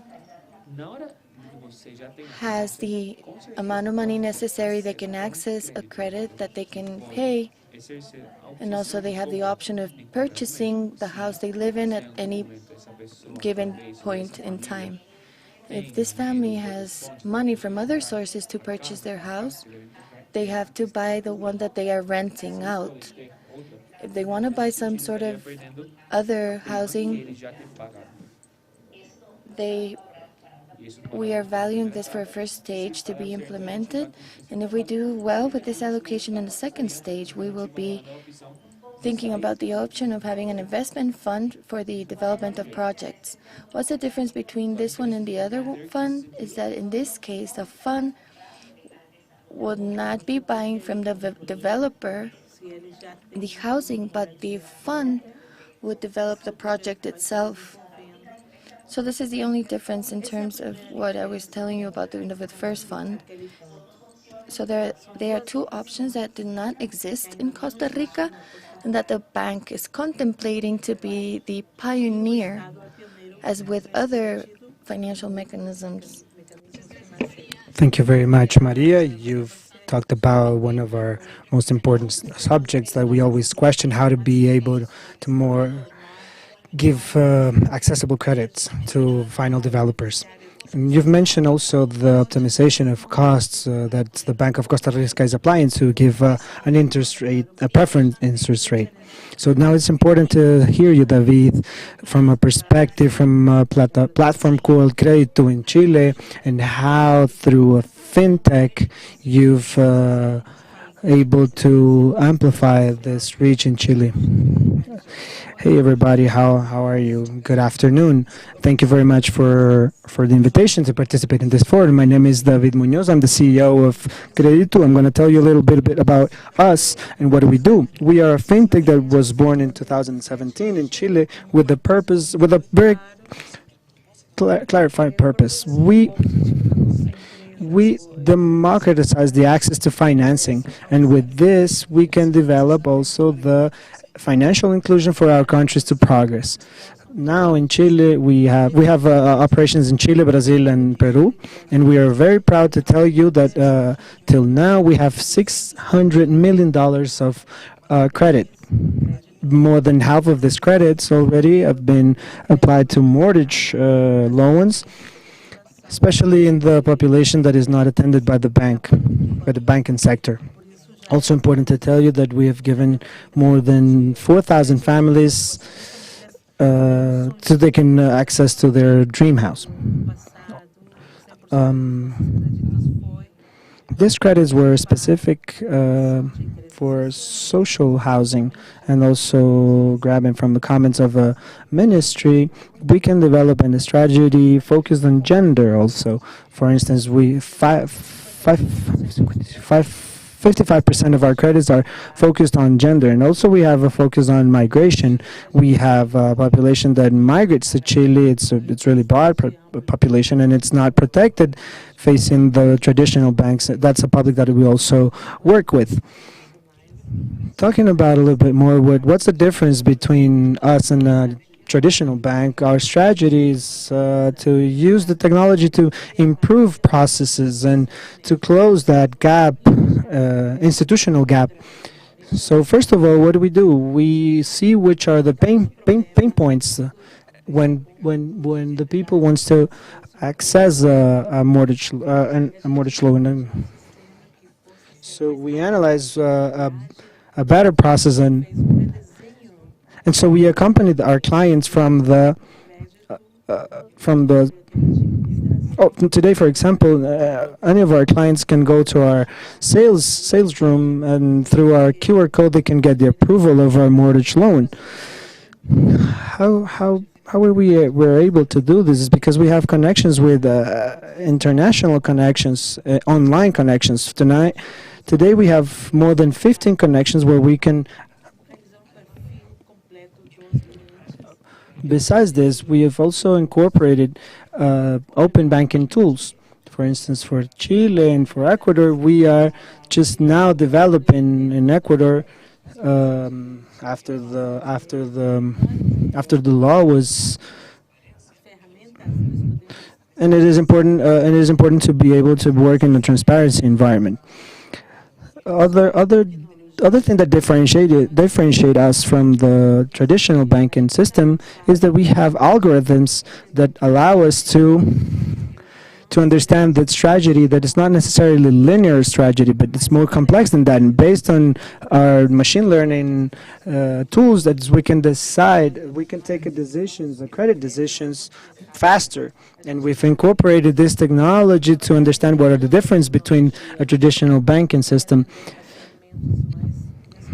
Thank you very much, David. And this is Credit2 is a client of BetInvest.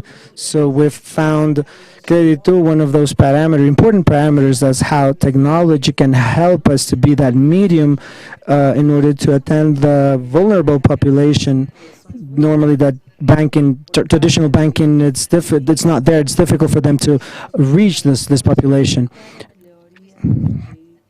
So with this, I would like to speak with you, Jose. As we know, Banco Pichincha is the biggest bank in the country, is one of the most relevant actors in this program, social housing in Ecuador.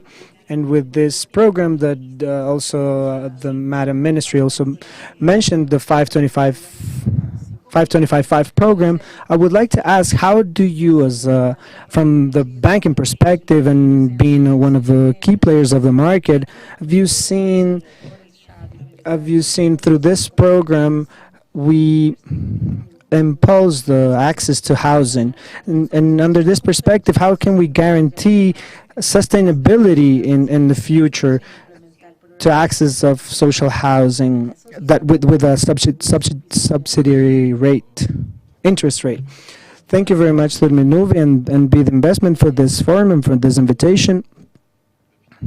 Definitely, this is one of the programs, or maybe the only program that we have in Ecuador where we can reach the people that need the most in Ecuador regarding housing. We've created this in 2015. We've started as one of the active participants in this program. 5%, estimated 30% participation in the market, Ecuadorian market. Under the responsibility of this program that we need to develop this program, we've grown within, and now we're part of the 55% of financing of this program. We've done a lot. We've done a lot of work on how we work with our clients.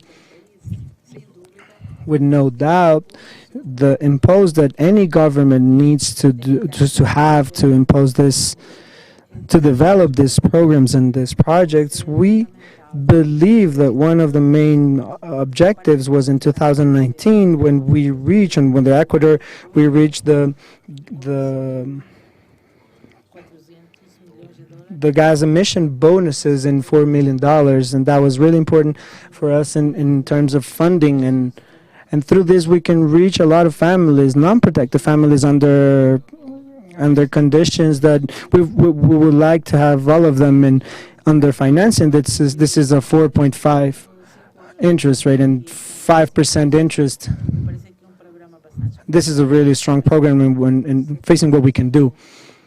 We follow with the intention of supporting this very strongly for the sustainability of this program. We have three important agents to the sustainability of this project. First of all is the government, second of all is the financial institution, and third and in the end the construction companies. The government, of course, in order to guarantee the sustainability of this program and the opportunity regarding the funding of this program is really important.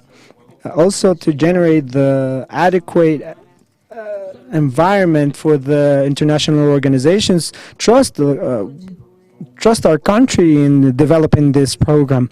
I believe those are the tasks that the government has right now, and also to leader this development of the program.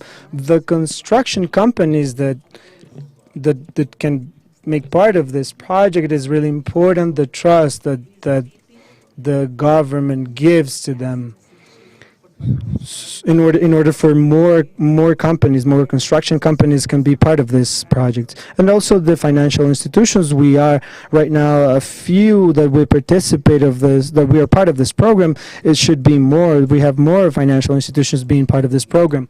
This will allow us to be more competitive and also we can reach a population that right now we're not reaching. I believe those are the most important subjects. And thank you very much, Jose. You touch on a subject very important, is the role of the government when they build policies in order to dynamize the access to social housing. So in this way, I want to ask to Maria, what are the mechanisms of financing in Costa Rica in order to access social housing in Costa Rica? Of course, yes. Well, the mechanisms for excellence to access social housing were the bonuses, family bonuses for housing. This is a program from the government of Costa Rica and has been fundamental to,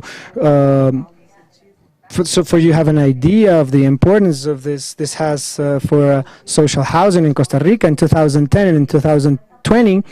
The 50% of all the new houses that were built in Costa Rica were financed by a bonus for housing.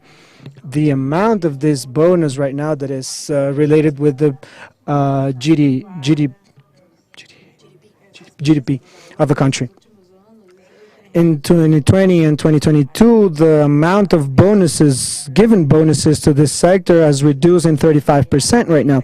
So that put us in a different position to look for other options to finance that sector. The solutions that we've encountered in order to address this issue was the development of a forum. So we give as a gift a house to this. So what we're looking for is to transform this bonus. What this means that the financial institution in charge to approve these bonuses that we know with the name of the Banco Hipotecario. What we're proposing right now is developed by the Banco Nacional. In fact, we created a commission to discuss this issue. It's a commission with representatives from the government and from the housing sector. What we pretend with this project and with this commission is specifically to reach more people, is that this is not to give away for free these houses. Now the purpose of this project is to rent these houses. So what we've analyzed is the possibility of investment fund, and in order this investment fund to be the one who buys this project, this housing, the social housing project, and the second floor bank is the one who rents those condos. We're talking about all of this housing inside of a condo. It's very interesting. This option is very interesting because we would been analyzing is all of the first floors of these towers we can destine to. In Costa Rica, we have an institution that is in charge of giving technical information to low-income families. So what we've developed now, what we say now is, it could be so interesting if the institute could be in charge of that technical formation to all of these families that they receive this rent in order for them to learn a new job, and they can start to generate new income, and in a certain time they can have the capacity of rent or buy a housing facility elsewhere. So this is a new project that they haven't, because we need laws, we need policies, new policies in the country. But actually, right now we are developing a new project, a new law about this subject. Is Ley de Habitación, and what this law does is to reform all the modalities of renting with buying option. And also we developed leasings in Costa Rica, and also gives us the possibility, so more than one institution could offer these services. Could be financial institutions, banks, or investment funds, or also it also give us the opportunity of create housing societies for them to offer this service. What is important right now in Costa Rica, it's to evaluate all these options, because there's a percentage in the population that is not being that we are not reaching. They don't have access to these bonuses that I'm talking about, but they also don't have the necessary income to opt for a credit, for a loan. So this percentage of the population is what we're interested in to find solutions for them. Thank you very much, Maria. I would like to mention this component that you were mentioning, because most of the time that people that wants to access to a credit, they don't know what are the requirements, the legal requirements that they need. So with this, David, I would like you to mention how Creditu helps to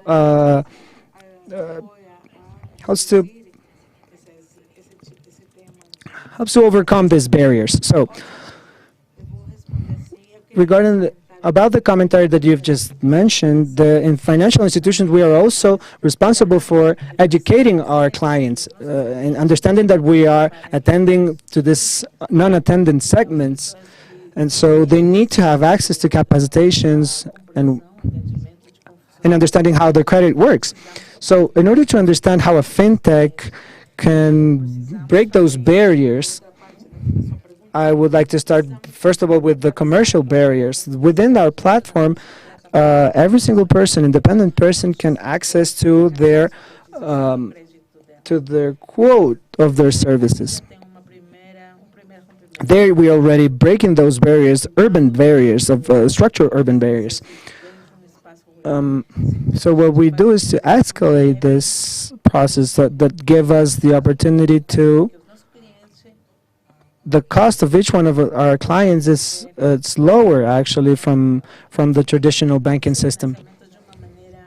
We also have another barrier that we call regulatory barriers that we've discussed about them with these new fintech laws that we've had in our countries. Which are the countries that are leading in this? That it's Brazil, Mexico, Colombia, that they have already fintech laws, that they advanced fintech laws. Probably Chile and Ecuador, we are in the same place right now, and we believe that with this type of laws, we're going to help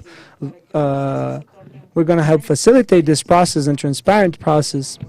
Of course, helping the population that we attend, that we're focusing on. Of course, it is important to see this how we regulate this process and how we make every single actor that is part of this ecosystem also could be integrated in a digital way.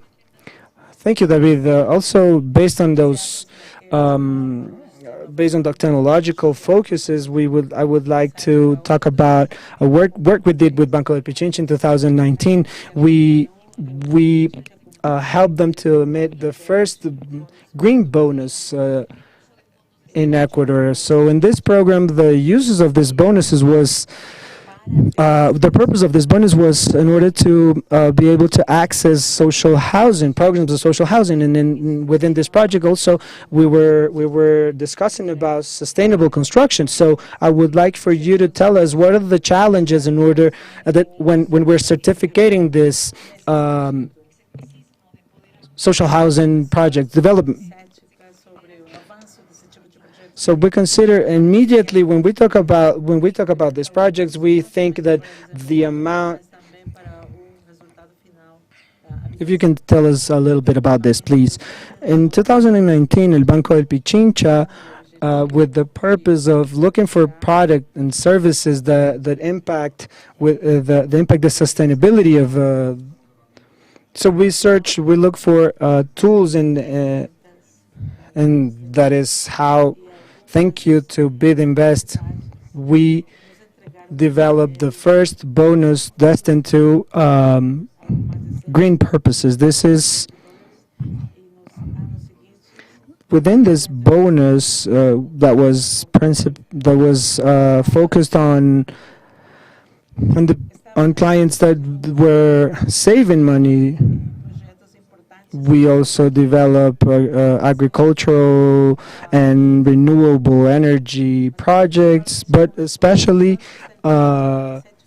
sustainable urban construction projects. More than $56 million were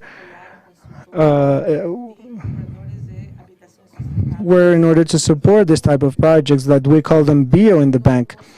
They had the purpose to help them the construction companies in order for them to be able to finance this type of projects. So of course, this is not a product of the bank, and we have an X certification, and also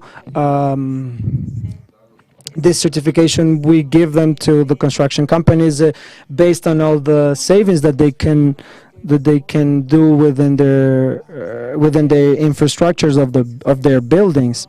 We believe that these are higher investments for the constructions. Now it's just a different way to doing this investments. Is along the way we've learned with the help of our companies, with the help of 50 construction companies.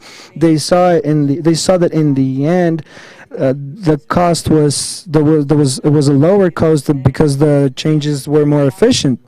Part of this certification, or the certification itself, is the bank that assumes the cost of it, because we are the best interested in the bank is that they have the certification so they can contribute to the country and the world, so that they don't represent an additional cost to the construction companies, and that way we have a competitive advantage in the market.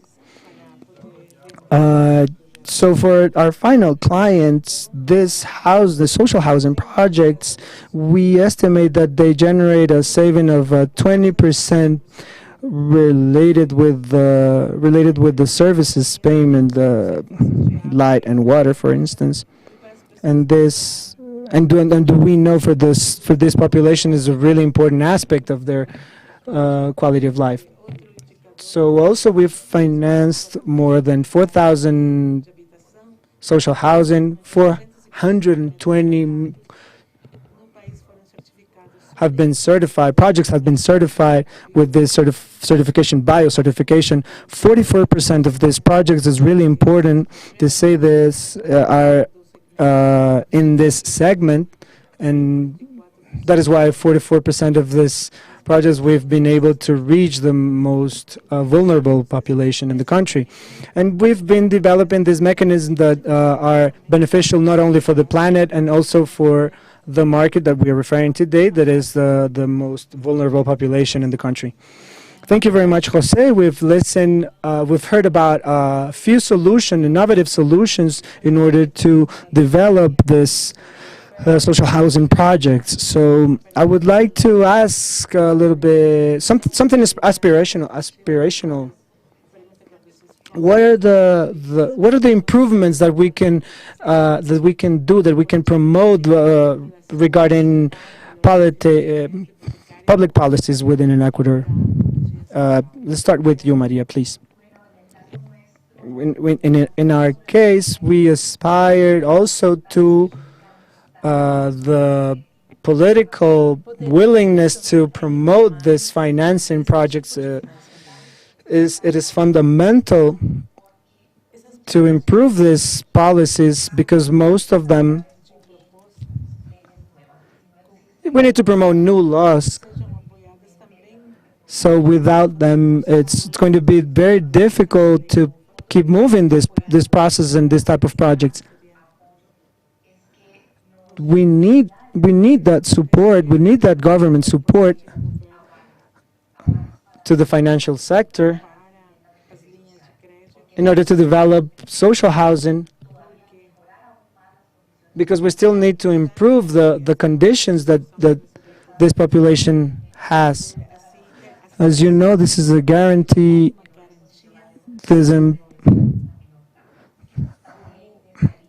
We also would like to, this is also aspirational, a public policy that incentives the vertical development that doesn't exist here right now in Costa Rica, that is fundamental for us when we talk about the housing sector. We need to train. This training projects are really important for us right now. It is fundamental that training precisely for the government that has in their power for them to know and to learn about those new mechanisms to move forward this type of projects. Thank you very much, Maria. David?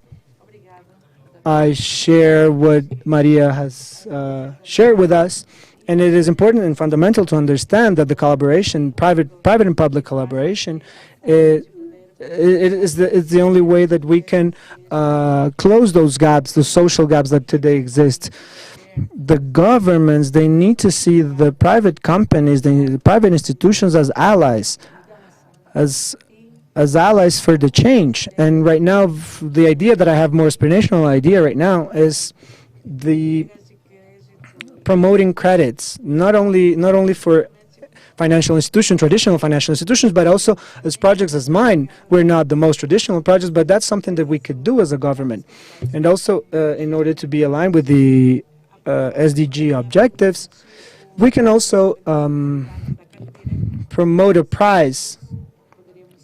Another aspirational change that I would like to see is also that the public policies, they can promote the capital markets can be part of this through the emission of bonuses that also give our societies, from the point of view of public policies, it could be an incentive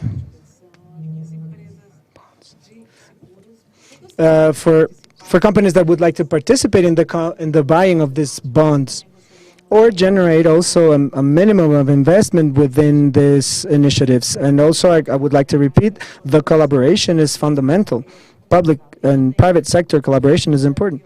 So from Quito, we have financing from being invest for $100 million, so we can give financing to families. And also, a couple of weeks ago, we've raised another financing with the BID Lab for $2 million, so we can give credits, mortgage loans, or whatever you call it in your country, so we can move that capital and promote that access to financing.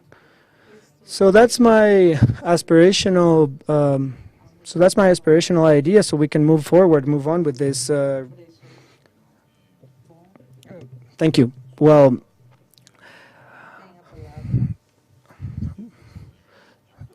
so regarding the ideas of my colleagues, I can say in Ecuador, one of the most important subjects, and I also heard the minister, and I'd like to see these ideas, and I like to see all these projects with the vision in order to develop within the sector. But with no doubt, when you have the strength, you need to work to consolidate that strength. And for us, the credit program BBVs, it's fundamental for the country. What cannot happen there is because of bureaucracy. This program is going to be late. Yep. So regarding this financing projects, we're going to have construction companies that are going to be able to be part of this project. So the incentives that we have for this project is fundamental. Maybe we are not going to be able to do a lot of things, a lot of projects, but what we need right now in order to develop the construction sector in the country, I've mentioned this is the sector that moves the economy of the country. This is one of the sectors that when any government is going to address this issue, it's going to be fundamental for this program to does not generate problems with their funding In 2022, they were $120 within this program. They were so this year we estimated with an effort of all the partners to be able to reach $130 million. It is a very low amount of money right now for the necessities that we have in the country. 35% people in the country, they don't have housing, or 55% of the people in the country, they don't have adequate housing. And more than the 45%, they have a deficit in housing. So we have a gap to cover right now.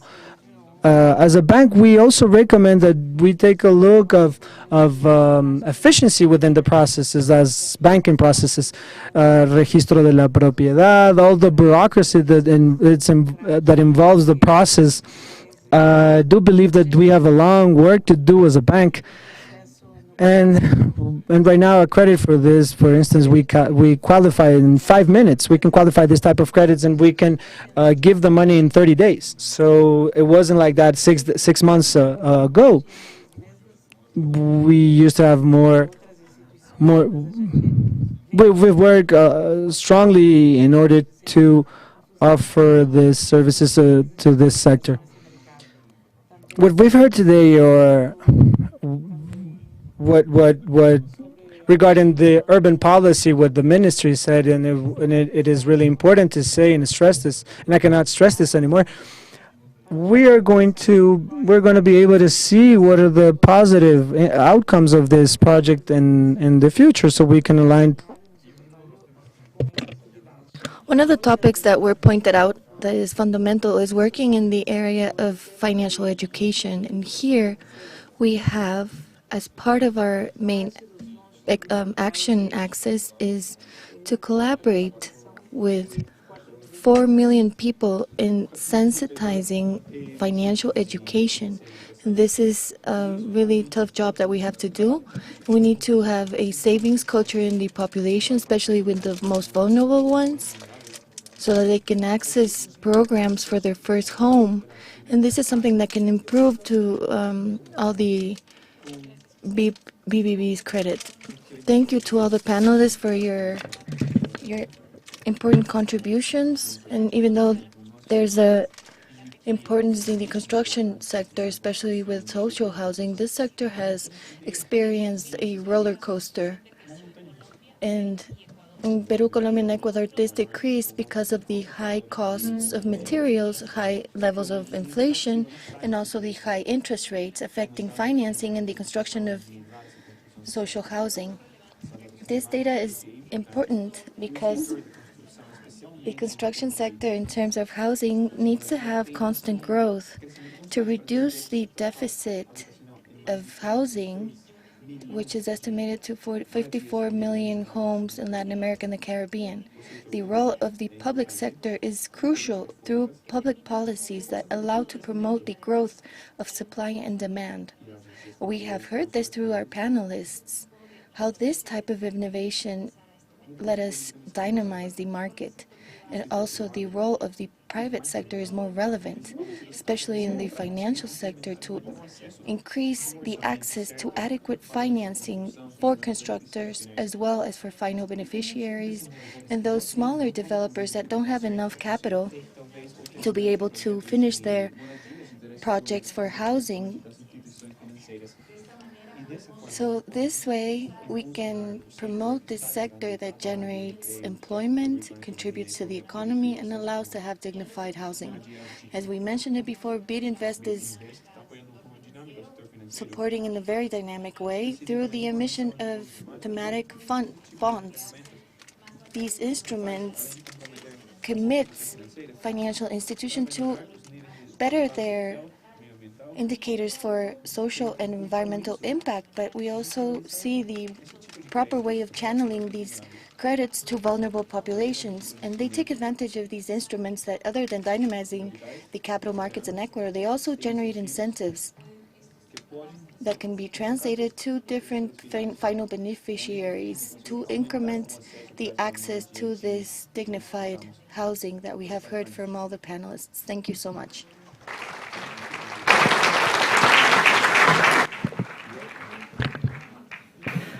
Muchas gracias, Gabriela. Thank you very y a much, nuestros- Gabriela, and to all of our panelists for their valuable presentations. Before we move on with the agenda, we want to share with all of you a video about the Urban National Policy that is a public policy from today on.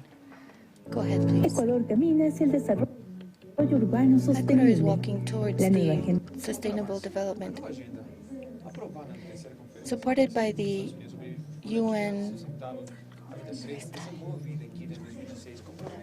in Habitat 3 that took place in Quito in 2016 helps to implement integral urban policies so as a mechanism so that cities reach sustainable development.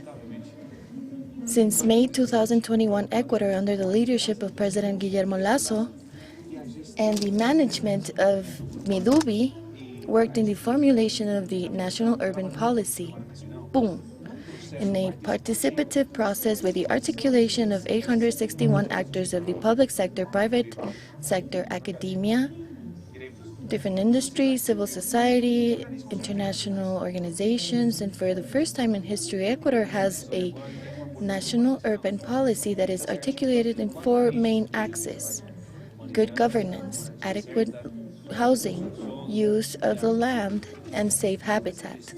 All of this management is worked on the base of 5 focuses: gender, pluriculturality, climate change, risk management, and urban mobility,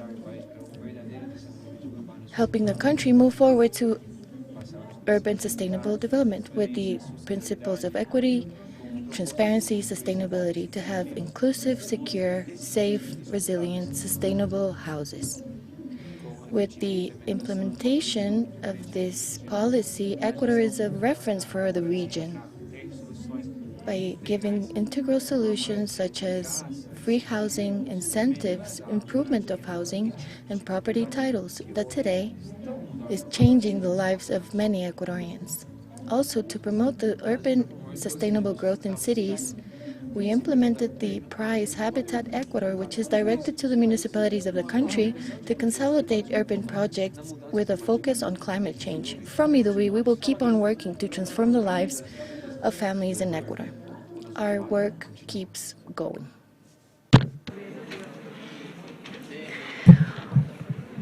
Por favor, ruego. Thank you.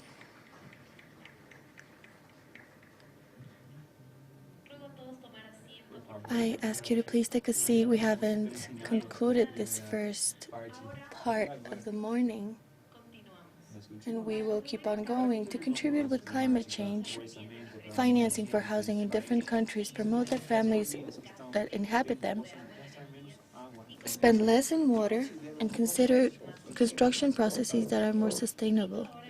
I invite to the stage the Minister of Midubi, Gabriela Aguilera, Mr. Marcelo Lopez, President of Mutualista Pichincha, Juan Carlos Alarcón, General Manager of Mutualista Pichincha, Fernando Correa, President of the Council of Sustainable Building, and Joana Garcia, who is the Executive Director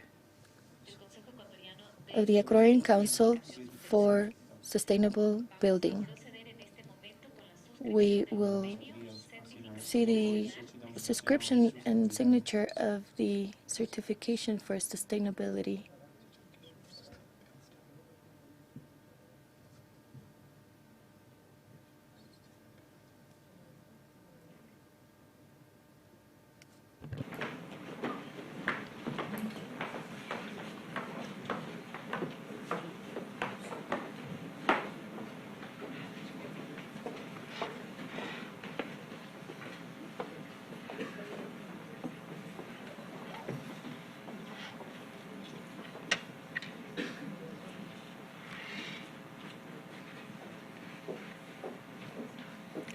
Adelante, ministra. Please go ahead, Minister.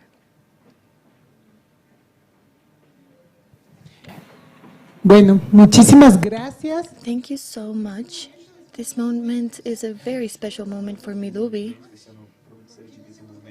with whom we have been working with the Ecuadorian Council for Sustainability and Fernando Correa and his team, and also with Mutualista Pichincha, with whom we have been working with to look for this possibility of being able to have the certification for sustainability thanks to the work that you've been doing along these years. For us, this is a very important and proud moment to be able to subscribe this agreement that will let us allow the certification for sustainability for Ecuador for the first time, to have the access that all the projects related to real estate and social housing have access at various levels, and one of them being free, so that they can obtain these methodologies for design that guarantee ecological efficiency. It's very important for us to be able to subscribe this agreement, and we want to thank Mutualista Pichincha again. Without your help, this would not be possible. So thank you so much for being able to contribute to the sustainability of our country. And to you, thank you so much for all your contributions and for the technical assistance and all the work that you've been doing to reach this national certification. Thank you so much. Quisiera, por favor, dar la palabra a la I'd love to mutualista give the floor to Pichincha para que Mutualista pues, nos Pichincha comenten so un you poco. can comment a bit about all the wonderful work you have been doing in benefit of sustainable construction in our country. Please, Juan Carlos. Thank you, Madam Minister. Todos los Good asistentes, un afternoon verdadero to gusto all who are saludarles. present here. It's a pleasure for me to Cumplir say el hi to sueño you. de miles de ecuatorianos de Fulfilling the tener una dreams vivienda of many propia Ecuadorians of having Así- their own house has been the purpose of Mutualista Pichincha, and it's more than 60 years of Somos una history. entidad We are an entity that is committed with social responsibility and taking care of the environment. We know how important it is to have your own home, and we also know the relevance of taking care of our big home, our planet. And this is why Mutualista Pichincha, since many years ago, with the support of Sustainable Studio, the Chamber of German Ecuadorian Cooperation, we designed an environmental evaluation system with its acronym SEA. It's a platform that measures and seeks to reduce the environmental impact that happens with the construction of homes in all the phases of the cycle of life of the project: planning, design, construction, and using materials that apply criteria for energy consumption, use of materials with lower impact, waste management, water, and well-being in the space that is being inhabited. This tool gathers all the best practices for sustainable construction, giving it a score of fulfillment for all the implications that are necessary for the national certification. Our experience and the knowledge that we have acquired lets us propose things such as SEA, which we give to the Council of Sustainable Building as our contribution for the development of real estate at a long term. We thank Midubi, Madam Minister also, with all their great support as always, for being the entity that is ruling this initiative like the certification,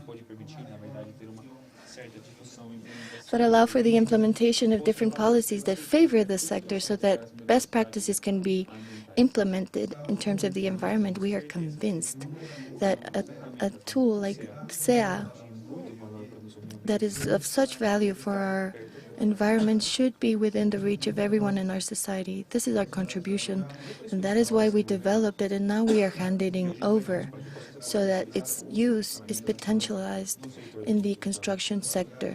Ecuadorians can count on us and our commitment to work towards sustainability in society. Thank you.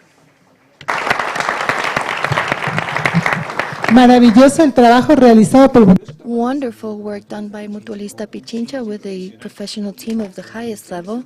And you have developed SEA, which is in hands of the Ecuadorian Council for Sustainability. And with collaboration of Midubi, we will reach the national certification for sustainability. These methodologies of design mark a milestone that is very important in the planning of real estate projects that are a whole universe in and of itself to reach higher standards, improve the quality of life of families, but also support the technological transition of our country. And by bestowing this certification, we are also ensuring that financial mechanisms can allow the return of tax money and also these tributary incentives that we are working with, and that the new administration should finish implementing as a whole package so that all constructors and building promoters can see this as an option and alternative in the country. Please, Fernando, if you can give us a few words, please, of how we have worked together to obtain the certification. Thank you very much, Madam Minister, Juan Carlos Marcelo. And to all of you, the purpose of the Ecuadorian Council for Sustainable Country is accelerate sustainable buildings and to be the reference for technical aspects. Shyly in years past, we were speaking about a national certification. We were dreaming about it. We used to see how Colombia with CASA had such great success, and they had a national certification. Right now, we see the need to certify ourselves with different elements that are complicated and very expensive. And in some way, we were part of and visualized the great effort of Mutualista Pichincha, because I think we have to highlight, Marcelo, Juan Carlos, your great efforts to be able to generate a tool that is complete, based on international standards, but also with a tropical tone for our country. And I don't think that we have started from zero. We start with an instrument that is very powerful, a tool that has had a lot of know-how injected into it, and it's the first step. We feel it's the first step to be able to certify buildings, and the sustainability in construction is more ample than that. And this certification, and this is what we wish, and I hope that I share this wish with you, Madam Minister, that this be a tool for the local governments, for the municipalities, so that we can generate public policies at a regional level. And the financial sector that can generate green financing, and not only because there's a certification, but for a national certification. And let's remember that for 2030, decarbonization of bonds is really important for existing buildings. So this tool should also allow us to certify existing buildings. We are aligned, we are excited, we're going to work very much and with passion and care. And we hope that the sector and the construction industry can adhere themselves to this tool that can change the lives of many Ecuadorians. Thank you so much. Sin lugar a dudas, Without a doubt, as Fernando is letting us know, sustainability is not an option. It is the road that we have to travel to leave a better world for our future generations. We thank very much Mutualista Pichincha. Dear Marcelo, please give us some words. Testing, testing. Well, I just want to say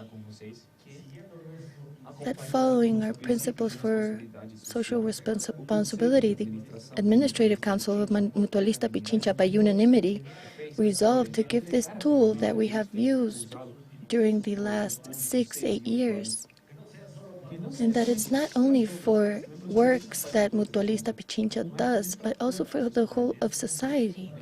It's a pleasure for us and for all of us who conform Mutualista Pichincha to reach this wish. And I think that we're leaving this tool in the best hands, like Fernando said. And I think that we have to perfect the tool.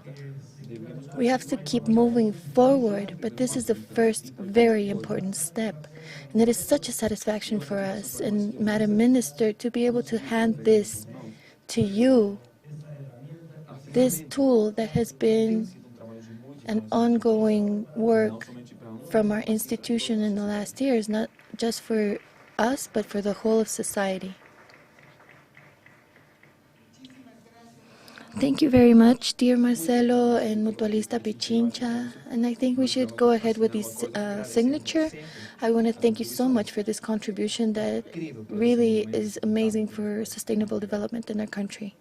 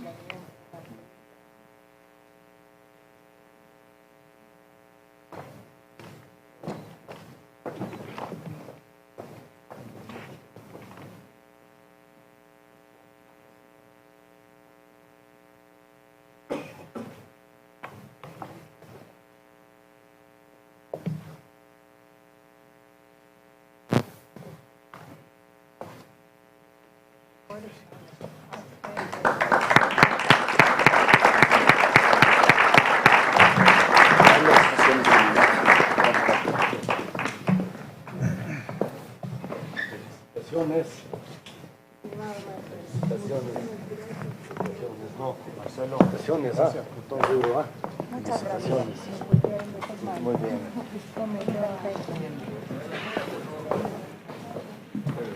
¿Foto? Gracias.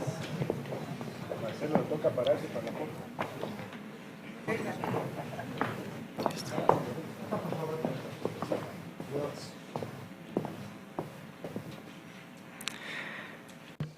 Felicidades al Ministerio de Desarrollo Congratulations Urbano y to Vivienda. Midubi and Mutualista Pichincha and the Sustainable Building Council for this description of this agreement that looks to have the national certificate for sustainable building in the country.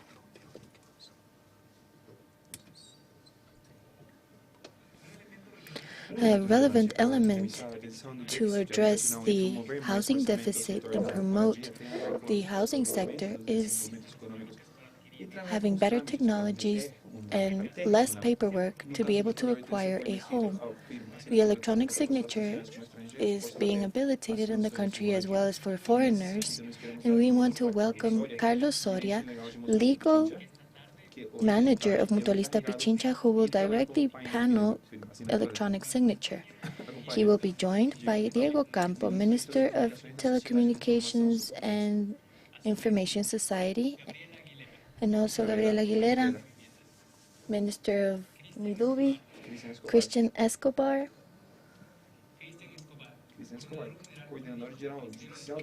Legal Manager of Urban Development and Housing, and Juan Carlos Alarcón, who is the General Manager of Mutualista Pichincha.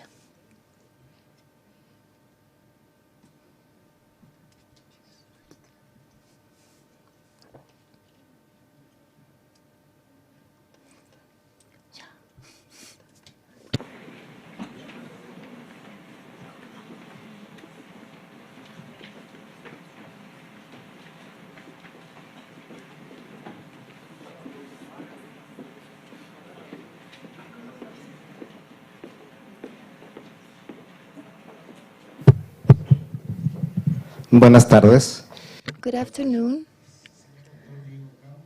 Diego Campo, Minister of Telecommunications. Maria Gabriela Aguilera, Minister of Midubi. Christian Escobar, Legal Coordinator of Midubi. Juan Carlos Alarcón, Legal Manager of Mutualista Pichincha Authorities and general public, welcome to this short panel for technology and electronic signature. As you know, technological transformation was accelerated because of the pandemic that changed the dynamics of businesses. Companies, and even more so, financial institutions, had to adapt rapidly to the changes. In the digital sense, to maintain their market quota and also to generate winnings. Electronic signatures played an important role, and they were incorporated to the flow of businesses and the offer of services in hiring processes. Electronic signatures are an ancient deal, and they have their whole legal backup for the notary law, and we already have virtual aspects incorporated to it, and the organic law of the judicial function incorporates or allows the use of other platforms other than the ones that are established by the notary law.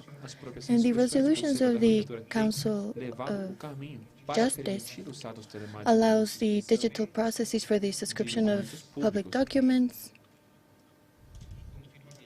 with electronic signatures and also video conferences. And we have broken paradigms. Nevertheless, as every change and every technological change, it generates insecurities in the operative and legal aspects that have helped to overcome these challenges. Diego Campo, with the support of the Ministry of Telecommunications, in the promotion and application of the electronic signature law, data messaging has been dominant.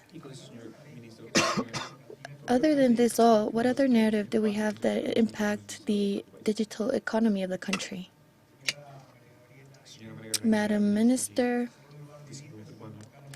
Mr. Juan Carlos Alarcón, Mr. Carlos Soria, dear participants, and welcome to all the communication outlets that are here. In regards to the question that you just made, with this globalized world that we live in, there are even more activities that are developed that are used with digital means. This has modified the use of financial services and has made the sector to adapt themselves to digital channels. And with this transformation process, this government and the Ministry of Telecommunications in particular has promoted determined legal bodies. In one hand, we have the law for the digital transformation and the normative reference to the law for personal data, and also the regulation of financial services that are technological and that are denominated fintech. These processes are a response to the need to align the country with the region and the world, because we promote the creation of opportunities through nurturing technological instruments and also in the digital world. In regards to the law for transformation and digital service, it was published in the official registry this year. It had important contributions, in particular certain reference with the processes of electronic signature. And we have two articles I want to refer to, which is Article 22 that mentions explicitly that the organisms of the public and private sector have to implement and accept within their own processes the use of the electronic signature. And this part, Article 63, highlights the authority in charge of a process has to verify the signature in case they have doubts. So this gives more security to transactions that are done through this electronic mean. This means that this law wants to ensure that transactions are more agile, simple, secure, efficient, so that there's a reduction in the time implemented for this and the money as well by citizens. There are consumer goods, public purchases that have used the digital signatures in their processes to be in the vanguard and offer better services for clients and providers. Along the same line, and through the ministry, we have promoted in a very active manner the use of the app Firma Ese, which is the electronic signature. And to this date, 47 million documents in the public sector have been signed through this app. This represents savings in $138 million, and we avoided cutting down 38,000 trees. This is just to show the impact that the electronic signature has. The use of electronic signature has made processes to be more versatile and also having some issues in terms of the internal revenue system. You can recover your password in case you forgot it or lost it, and generates a document that is signed electronically, and you can recover your password in terms of the internal revenue system. It's important to mention that since November 2021 to September 2023, 115,000 people used this service. This is an example that we can see in which we can see the benefit of using this electronic signature. In terms of protection of data, it's a free exercise to decide over your personal information to citizens, and it promotes safekeeping of data and to guarantee a good management of personal information.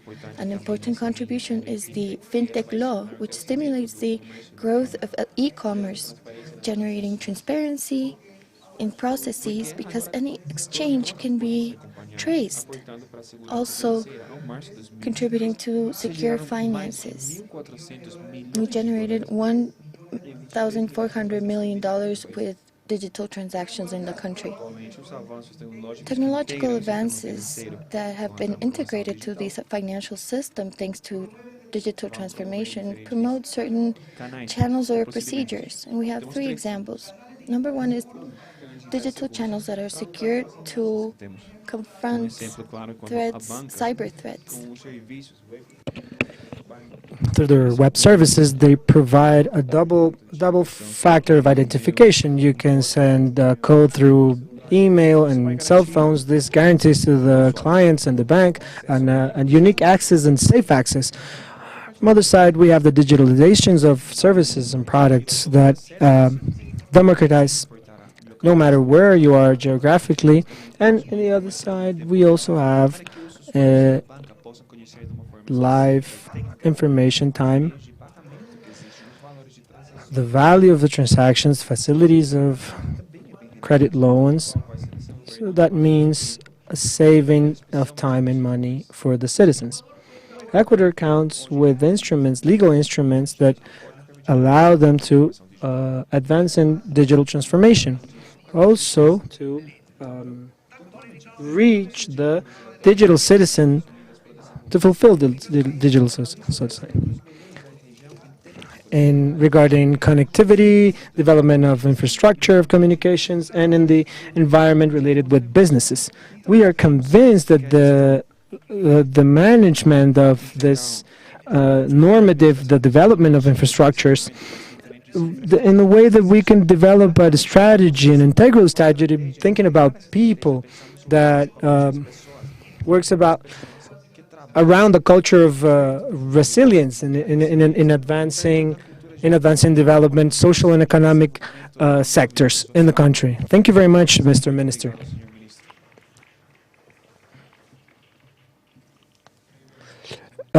Before Juan Carlos Alarcón, we would like to share a video from Mutualista Pichincha within your experience within the telematic acts experience.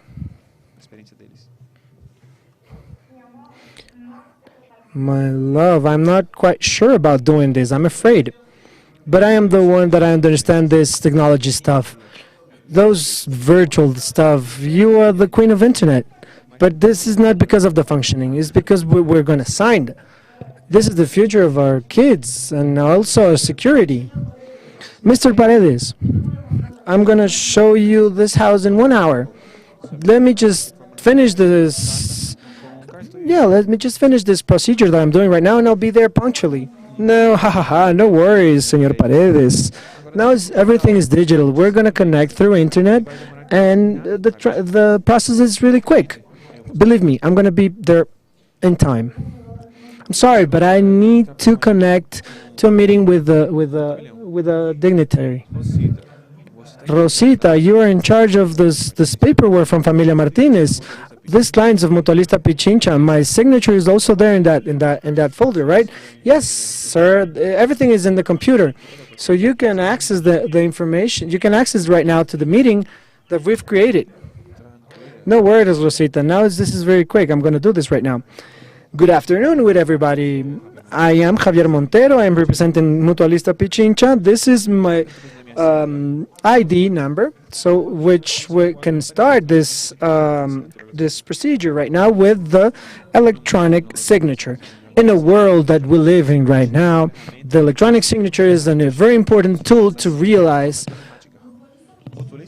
some sort of procedures. Mutualista Pichincha always in the edge of technology, worried about taking care of their clients and supporting the sustainability of the environment through video conferences and electronic signature, certified electronic signature. These procedures that long ago were long and very uncomfortable to mobilize within the cities. So let's see how this works. Let's see how this procedure works with an electronic signature to formalize the sale and the buying of a house. So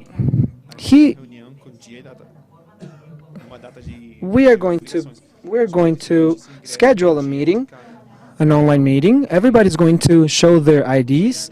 We're going to read the legal document. Once we do this, every single one of the persons in the meeting, we're going to receive an email in order to access this platform to create their electronic signature, certified electronic signature.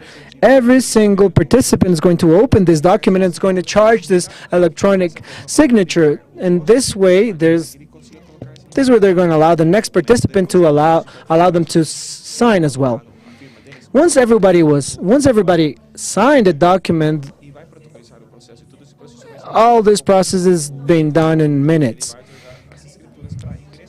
Once this is done, we are going to deliver the documents needed in order to finish this procedure.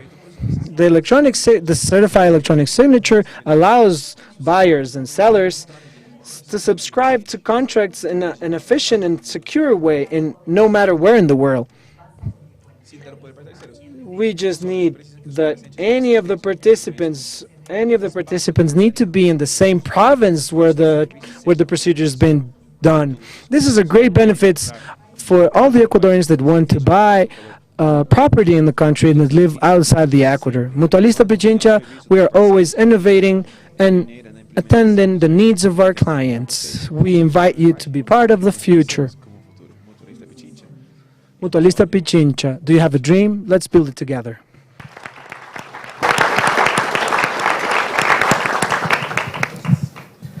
Ingeniero Alarcón. Ingeniero Alarcón, Mutualista Pichincha was the pioneer institution in implementing this type of procedures with electronic signature, certified electronic signature through video conferencing. What is your experience through this process and how the clients have received this new service?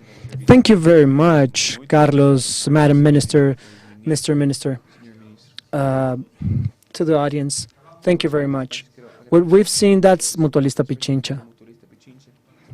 At Mutualista Pichincha, we specialize ourselves to support our clients to reach their dreams, to make them happen.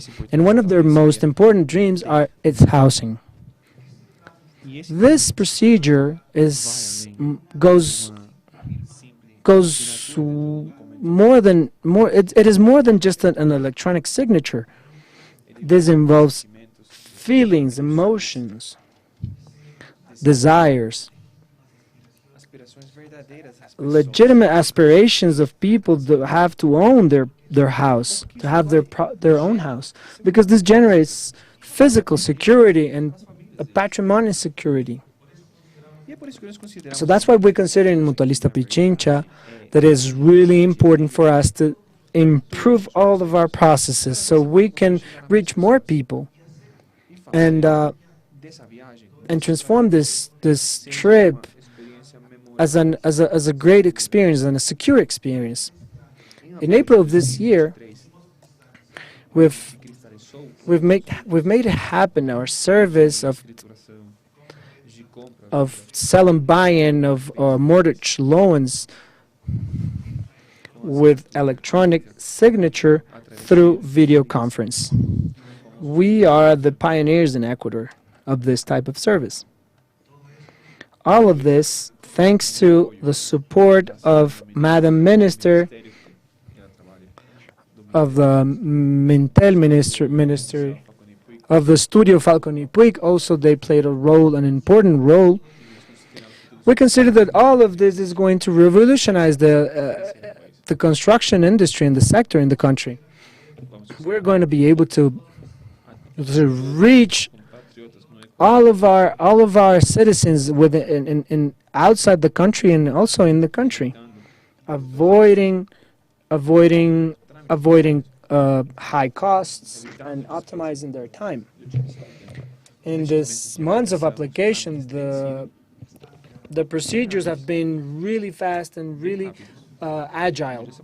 As we mentioned yesterday in the forum, we've delivered 25.5 million in the lowest segment of the population. The great product of the Ministry of Housing. But regarding this sector of the population, it has been $20.5 million, and from those 20.5 million, the Mutualista Pichincha has delivered and used $17 million, serving to more than 700 families with low income. So that implies for those people that mobilize, they have to ask for holidays, they have to skip their jobs, maybe not only one representative of the family, but both of them. And that movement that represents to go to a notaria and sign these documents. So those are the people that we're helping with this new procedure, with this new method, for to have a better inclusion for housing projects. To our migrants, that it's more than 1.5 million outside the Ecuador, happens exactly the same to them. Just they need to travel to their consulate to the nearest city, 4 or 5 hours long. So the costs of the procedures and the documents, we're saving that money for them. We're helping them. And not only that, unfortunately, these people, they need to deliver certain type of documents in order to be able to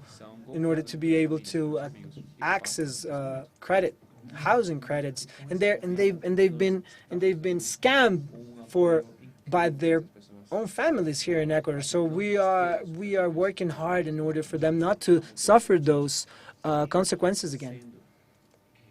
So Mutualista Pichincha, thinking about their social responsible policies, we understood that this trip to the notarias implies more than 1 or 2 people. We understood that we consumed more than 32 kilograms of CO2. So we also support this way to the environment. I do believe this is a successful product, and as all of the products that we have, the new products that we have, they generate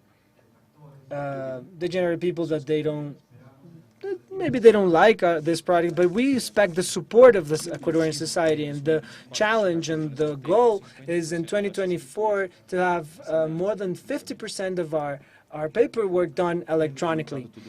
Saying this, and because of the time, I would like to invite all of the financial institutions and all of the financial institutions and society in general, so for we to use these services. Thank you for your attention.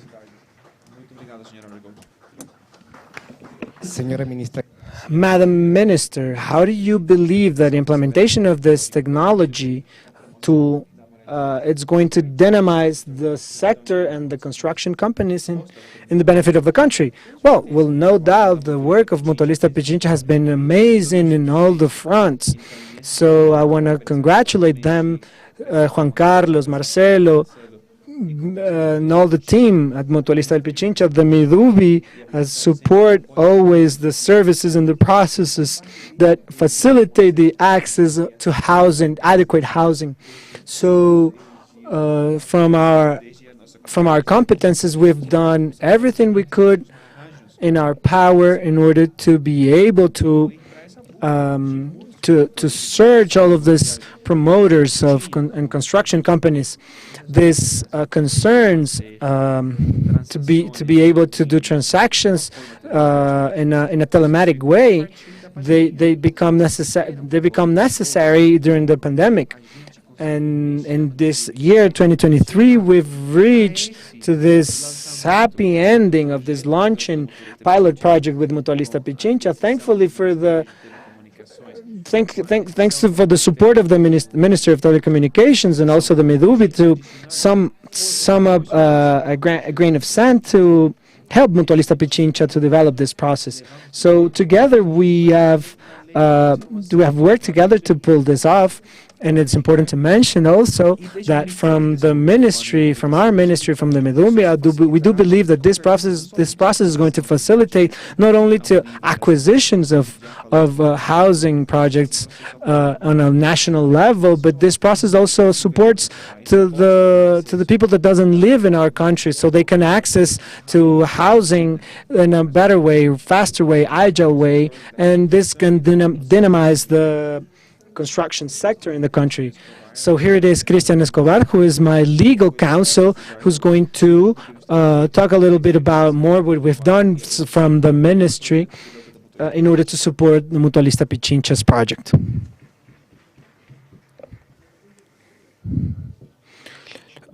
Good morning, good afternoon.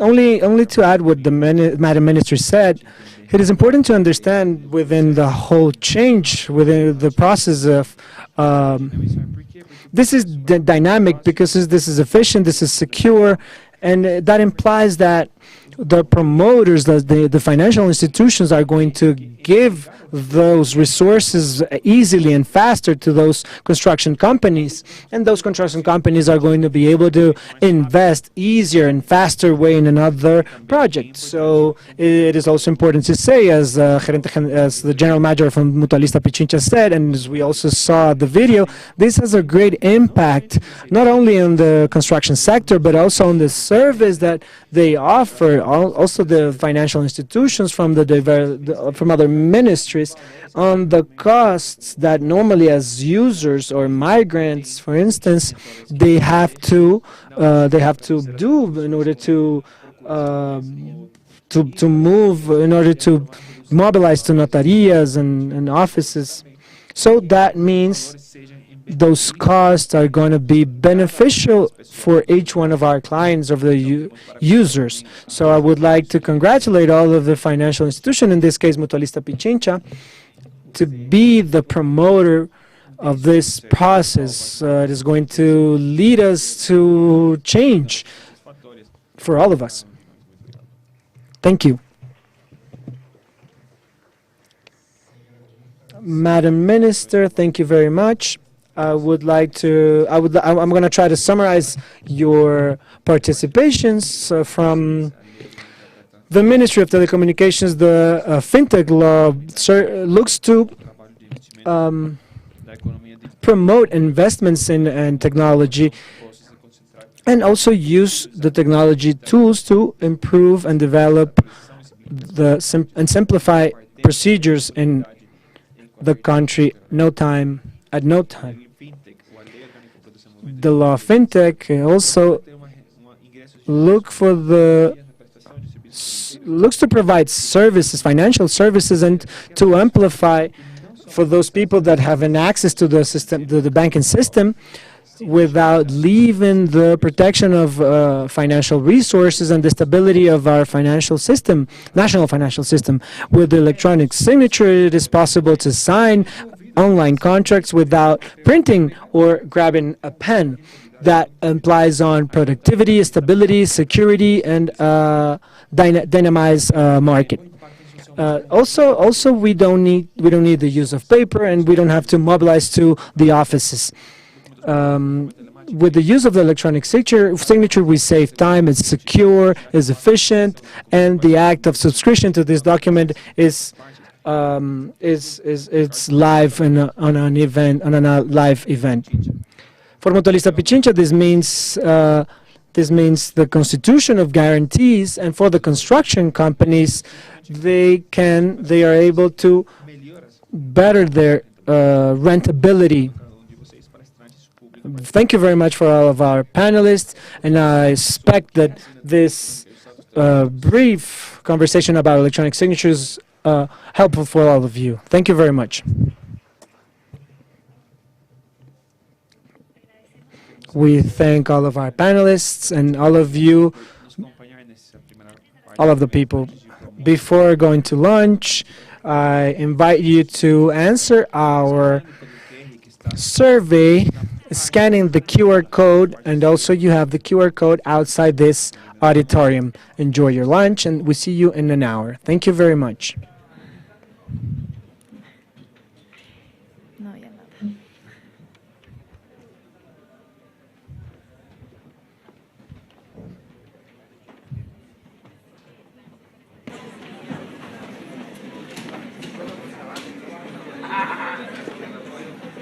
Mutea los micrófonos, Ricardo. Dile a Ricardo. Mutealos todos los micrófonos para apagarlos.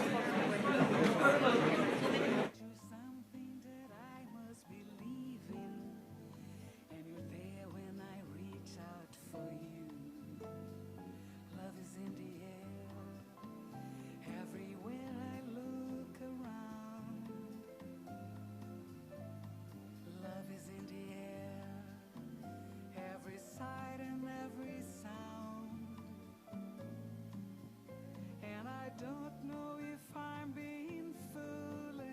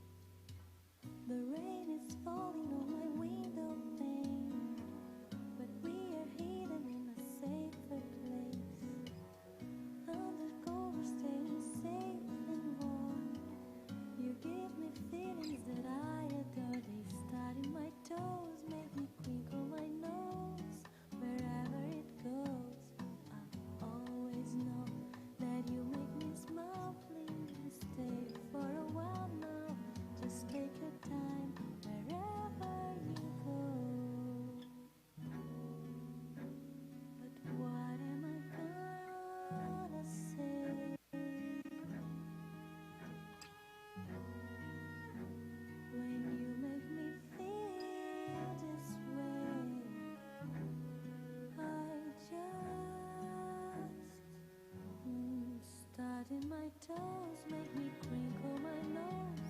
Wherever it goes, I always know that you make me smile. Please stay for a while now. Just take your time wherever you go. I've been asleep for a while now. You took me in just like a child now.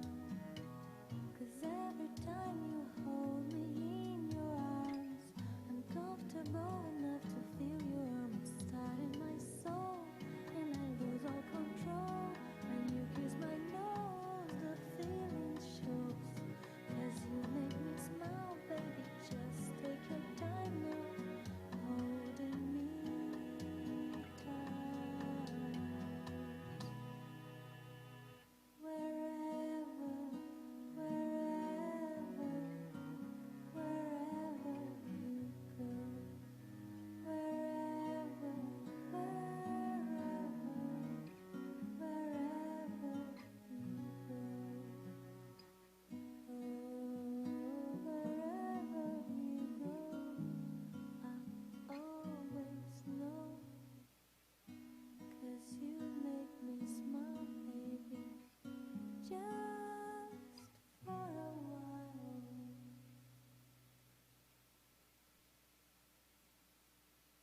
Every breath you take, every move you make, every bound you break, every step you take, I'll be watching you.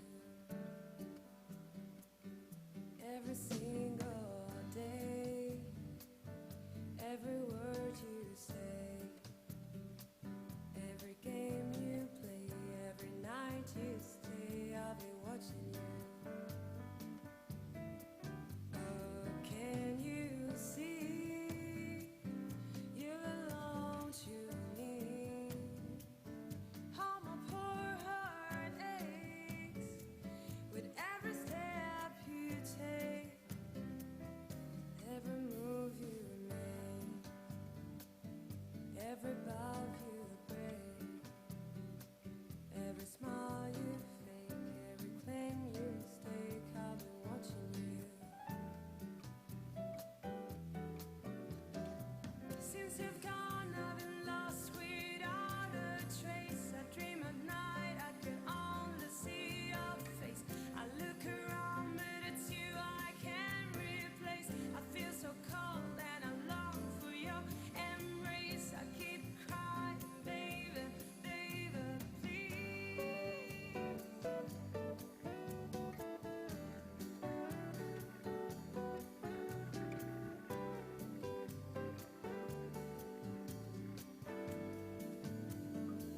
Oh, can't you see you belong to me? How my poor heart aches with every step you take, every move you make, every bow you break, every smile you fake, every claim you stake, I'll be watching you. Every smile you fake, every claim you stake, I'll be watching you. Every smile you fake, every claim you stake, I'll be watching you. Every smile you fake, every claim you stake, I'll be watching you. Every smile you fake, every claim you stake, I'll be watching you.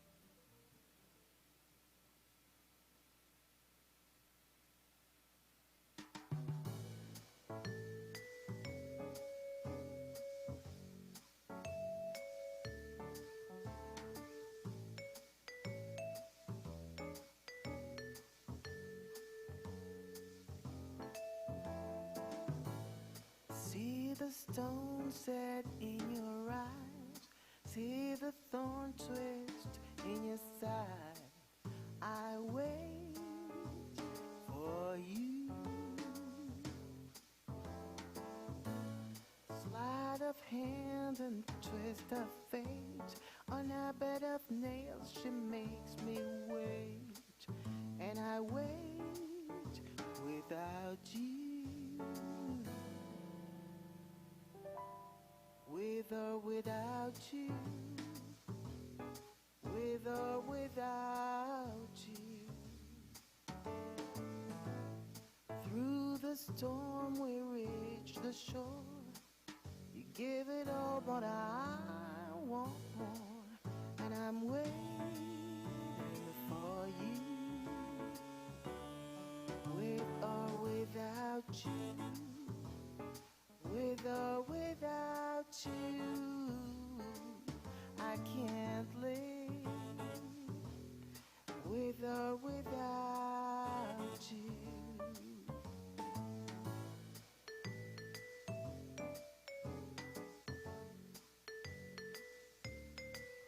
And you give yourself away. And you give yourself away. And you give. And you give, and you give yourself away. My hands are tied, my body bruised. She got me with nothing to win and nothing left to lose. And you give yourself away, and you give yourself away. And you give, and you give, and you give yourself away.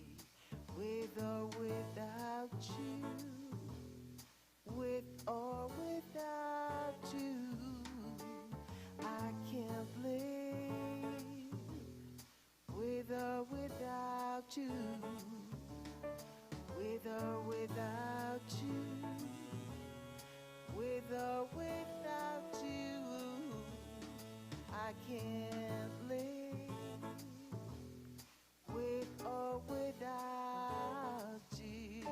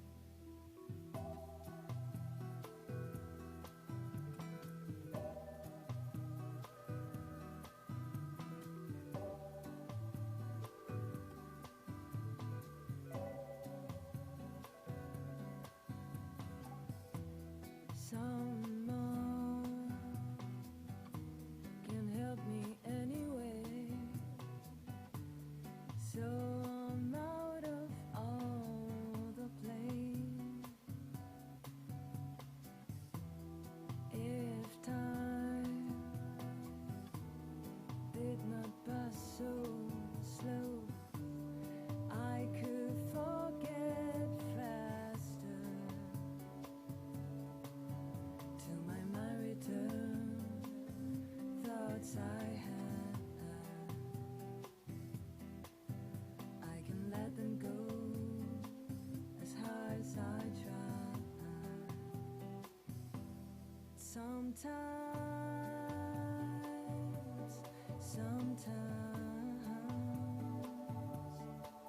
you can let your thoughts rule your heart.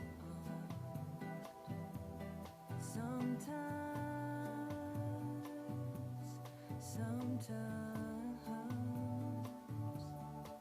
you can let your thoughts rule your heart.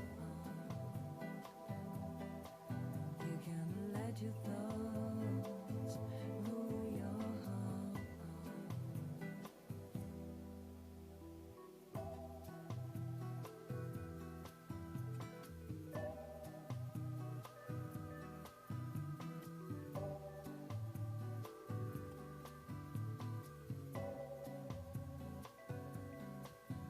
To my mind return thoughts I had,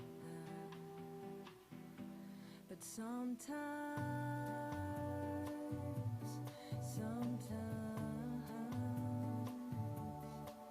you can let your thoughts rule your heart. Sometimes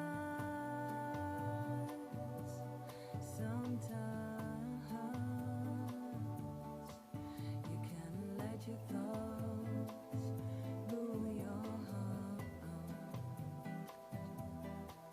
You can let your thoughts rule your heart. You can let your thoughts rule your heart. You can let your thoughts rule your heart.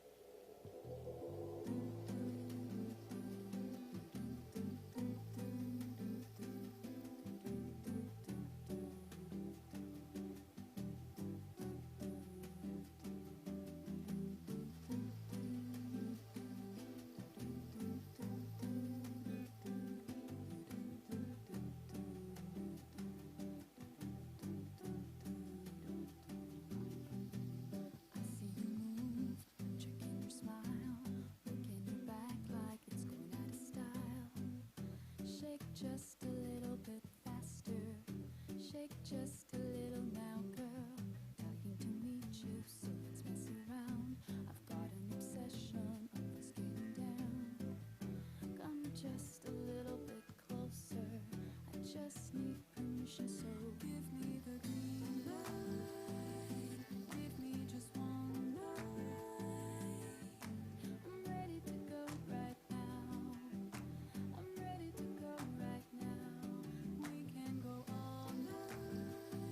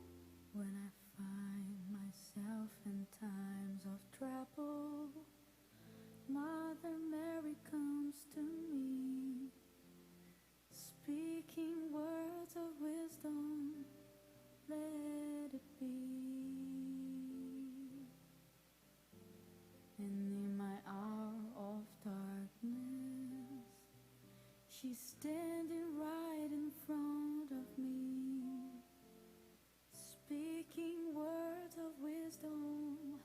Let it be, let it be, let it be, let it be, let it be. Whisper words of wisdom, let it be. And when the broken-hearted people living in the world agree, there will be an answer, let it be. But though the may departed, there's still a chance that they will see. There will be an answer, let it be. Let it be, let it be, let it be, let it be. There will be an answer, let it be. Let it be, let it be, let it be, let it be. Whisper words of wisdom, let it be.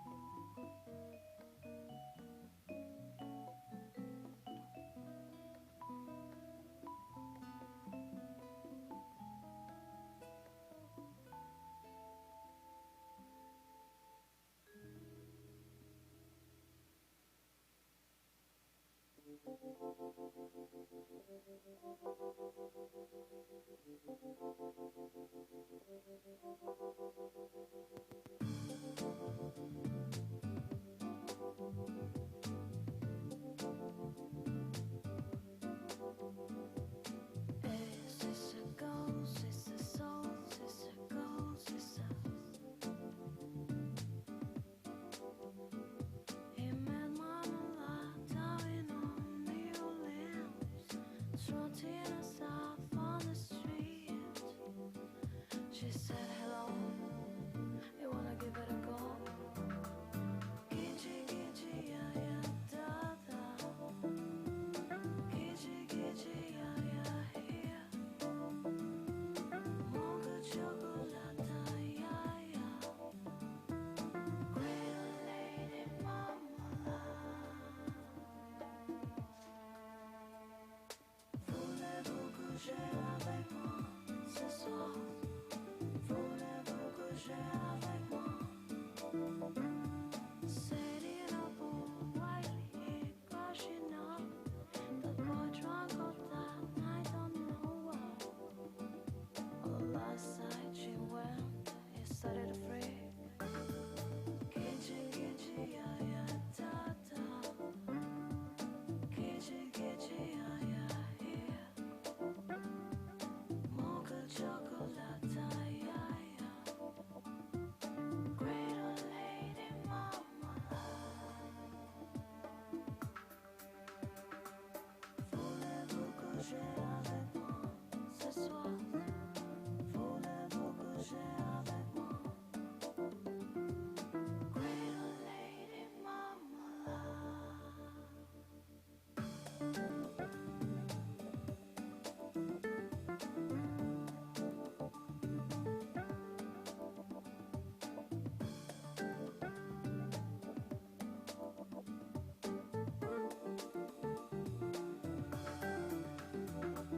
Gidgy, gidgy, yeah, yeah, da, da. Gidgy, gidgy, yeah, yeah, yeah. Mocha chocolate, yeah, yeah. Great old lady marmalade. Voulez-vous coucher avec moi ce soir? Voulez-vous coucher avec moi? Voulez-vous coucher avec moi ce soir?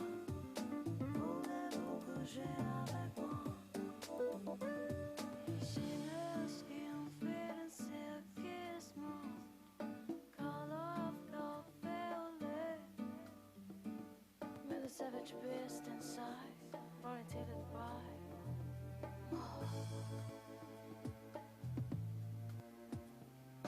Now he's at home doing 9 to 5, living his brave life of love. But when it's time off to sleep, old memories give. Gidgy, gidgy, yeah, yeah, da, da. Gidgy, gidgy, yeah, yeah, yeah. Mocha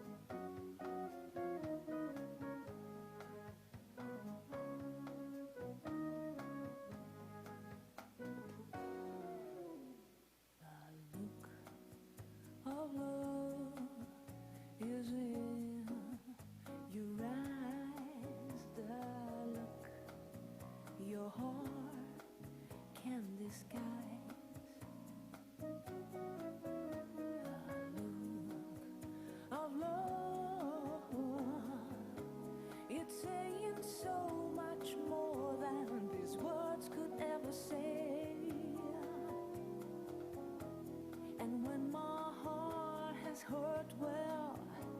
It takes my breath away. I can hardly wait to hold you, feel my arms around you.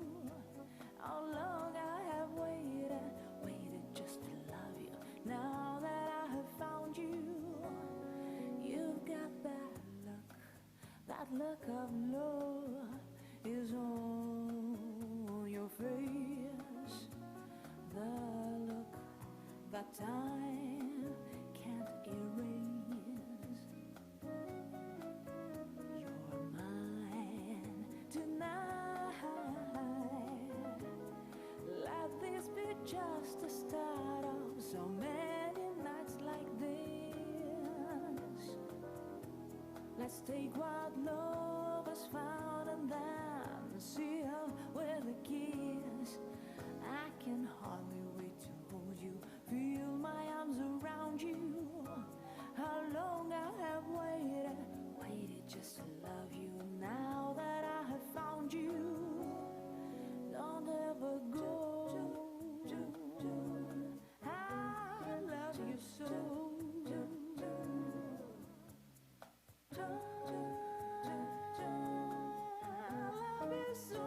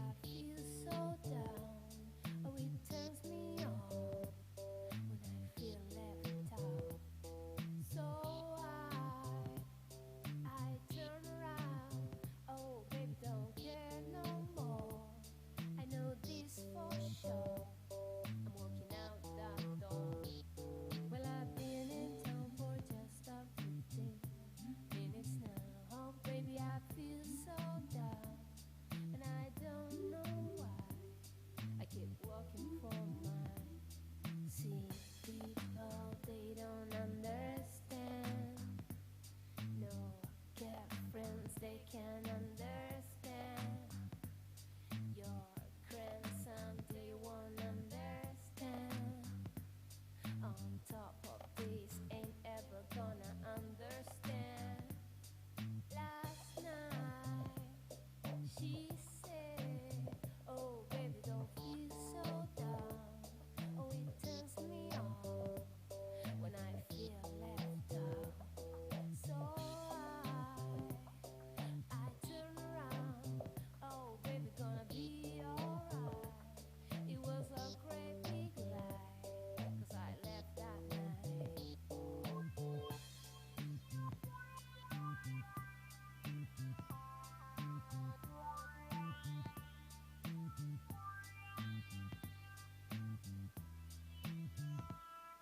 See, people, they don't understand.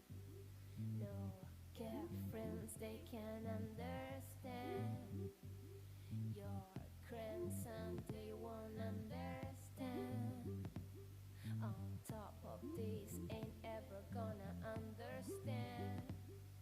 Last night she said, oh baby, I feel so down. See, it tears me up when I feel left out. So I turn around.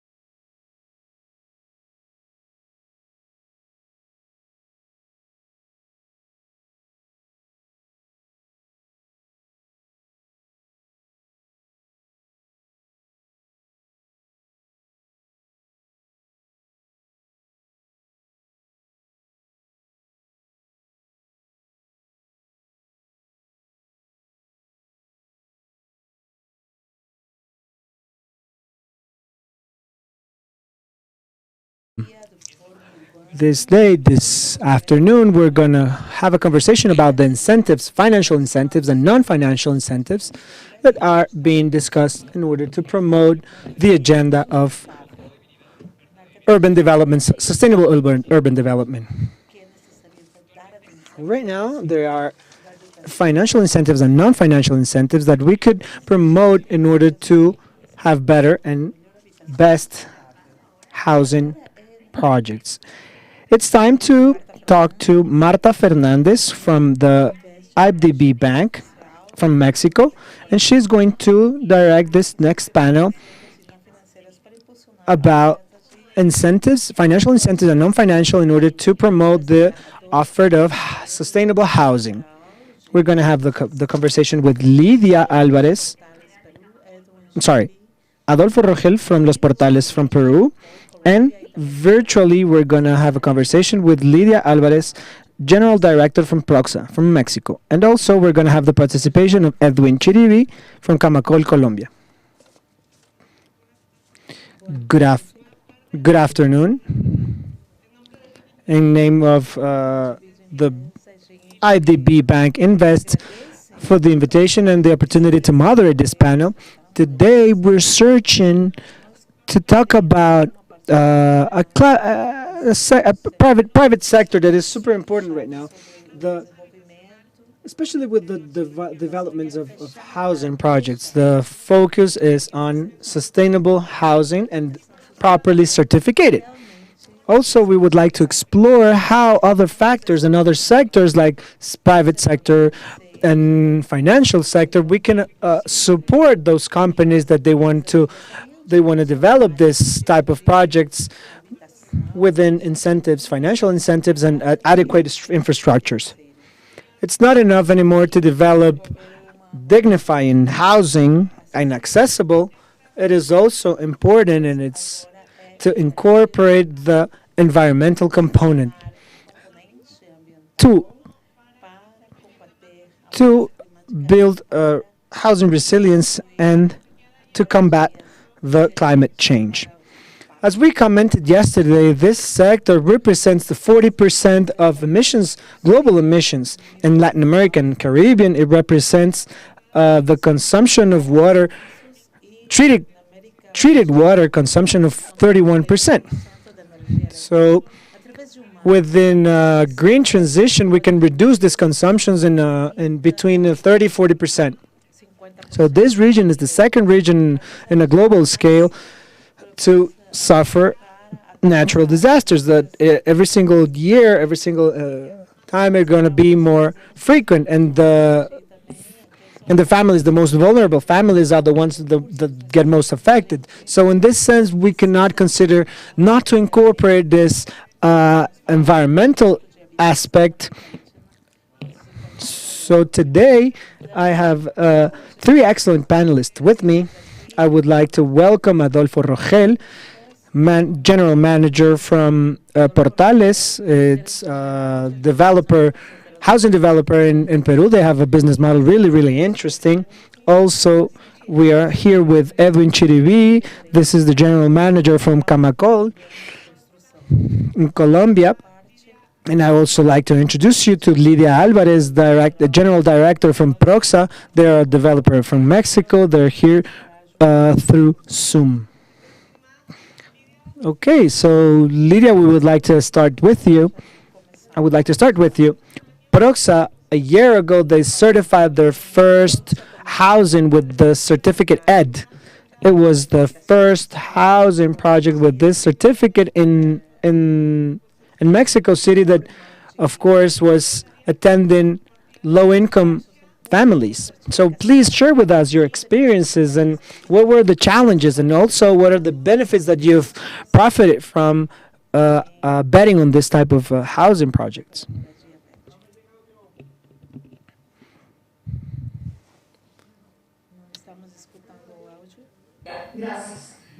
Thank you very much, Marta. Good afternoon with everybody, and thank you very much for the Minuvi for this invitation, and also to the International Bank. We're going to talk about a little bit about policies for a sustainable urban development. we've done consultancy, and we certify this housing project with this certification that you were mentioning. And regarding your question with the challenges that we faced, there were a lot. Were a lot of challenges, and we've started working upon them from day one. The first challenge was to understand how we're going to certificate this housing project in order to understand those processes and to understand the type of housing that we're building. The Mexican government promotes these certifications, and and the International Development Bank also supported this certification. And this collaboration generates an added value.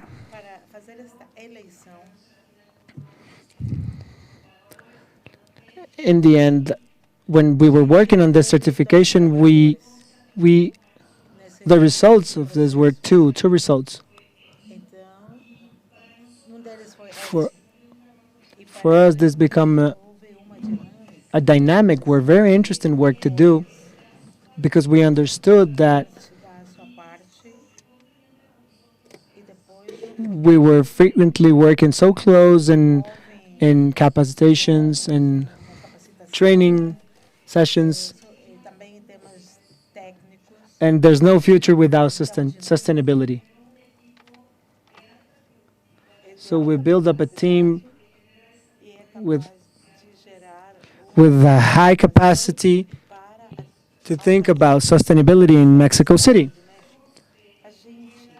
So we build housing projects in the city of Mexico where we work. So basically in the center of the city, where we have like 500 million people.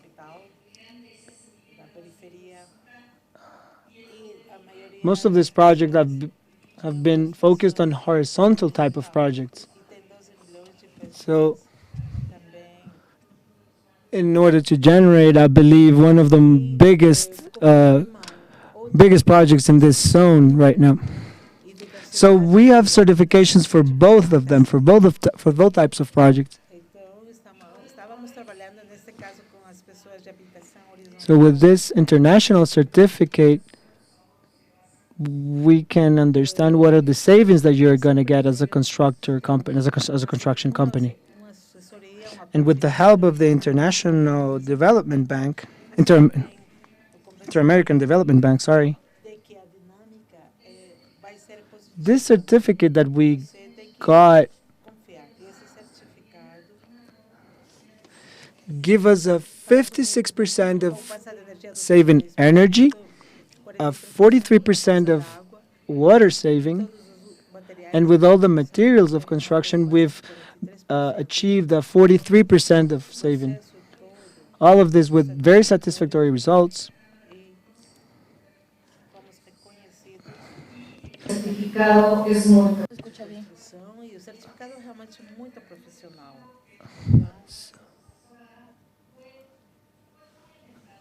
This was very promising at a time. We found more serious problems, critical problems, and first of all, these international norms or policies, they don't relate with our policies, with our public policies here in Ecuador, here in Mexico City. So each one of our cities have their own environmental policies. They are more focused on the benefits on the water or saving energy. That benefit to have some sort of treatment, water treatment. And this project generates all sorts of projects that promote sustainability. So these certifications here are very different from international certifications. So I believe that the first challenge that we have here is how to homologate this, how to work with the principal actors from the city. This is a very unilateral exercise that we have to face. That in the end, when we have to implement this project, it becomes desse tipo de certificação, isso se torna maiormente uma obrigação do que conhecimento sobre it becomes an exercise of homologation of this certificate. de certificação. Em segundo lugar, a gente Second of all, we have to comply with the norms of the city and also with the norms of the certification. And third, that is really important, the type of client that we have, that we work with, they don't see value about this. They don't see value in this type of certifications. They are owners, first-time owners of a house, so they don't see value of sustainability. Sometimes the decision, it is the price. It's based on the price of the house, and they don't see an added value to sustainability projects.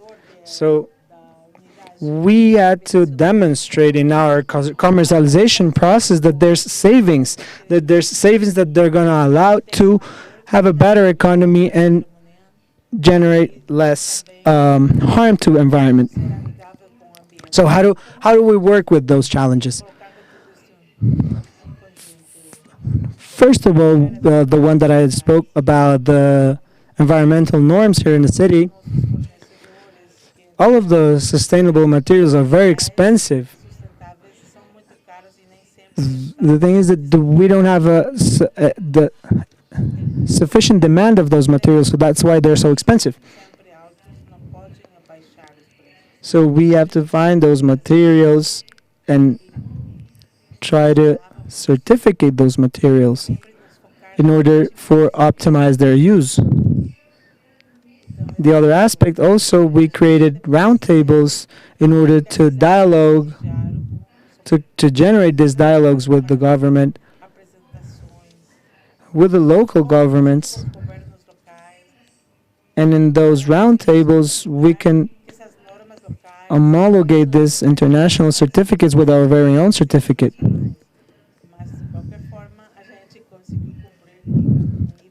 So the third one, that is very, very important aspect, is that we created a department called. So what we did with this department, they generate confidence, trust in the buyers. So we build an harmonic community that understand the necessity of improvement of the quality of life, and also at the same time in the correct implement of these tools in the maintenance of all these tools that they have within the work of the government, within the work of the community. Finally, we're gonna still work into dialogue in order to be able to work together around this table, these round tables that we've built. Thank you so much, Lydia. You touch upon important subjects, and you mentioned the challenges that you faced with every stakeholder that are involved in the value chain. On one side, to have alliances and play with important actors to have better international practices. There are a lot of developers that in their common practice, they already incorporate technologies in their homes, but the market needs the certificate in order to give credibility and a criteria that is homogeneous of what is a green home. And we have to homogenize the certificates that exist in the market. On the other hand, we were listening to the previous panel that one of the challenges was that this perception that a certificate increases costs for the development of homes. It is proved that the average, they increase in 1%, but compared to all the benefits in terms of saving, energy, water, for homes and also for cities, there is an exponential benefit other than one that developers have in positioning themselves commercially as a developer of sustainable construction and homes. I wanted to ask you, since we were speaking about climate change and countries are assuming these very strong commitments, and we were learning about the Paris Agreement, and I wanted to know, why are we not looking at more social housing that is certified? Thank you, Marta, and thank you, Miluvi, for letting developers participate and give us our opinion about the value chain. So Los Portales is a company that has been developing social housing and urban areas that have access with the sanitation titles, water, sewage, electricity, and with all these services that are necessary to develop a home in a piece of land. But we also have social housing for families, and one of the reasons it's not the only reason, because there are many factors. As promoters, we have to face the costs of the projects, and these costs limit the profitability that we can get. The accesses to services in Peru, water is scarce. Things that are associated with certain guarantees, and to have projects associated with certification, there's grade 1, grade 2, grade 3, and we need piping done in the homes that are sanitary, efficient. We need to have watering that is technified, electric energy, and sensors as well. And this is grade 1, and then grade 2 or grade 3, which is the maximum level, is great water treatment plants and recycling. And if we have faced these costs, we in Portales develop social housing, which is Mi Vivienda, which is around $42,000, and Techo Propio, which goes to the lower income families.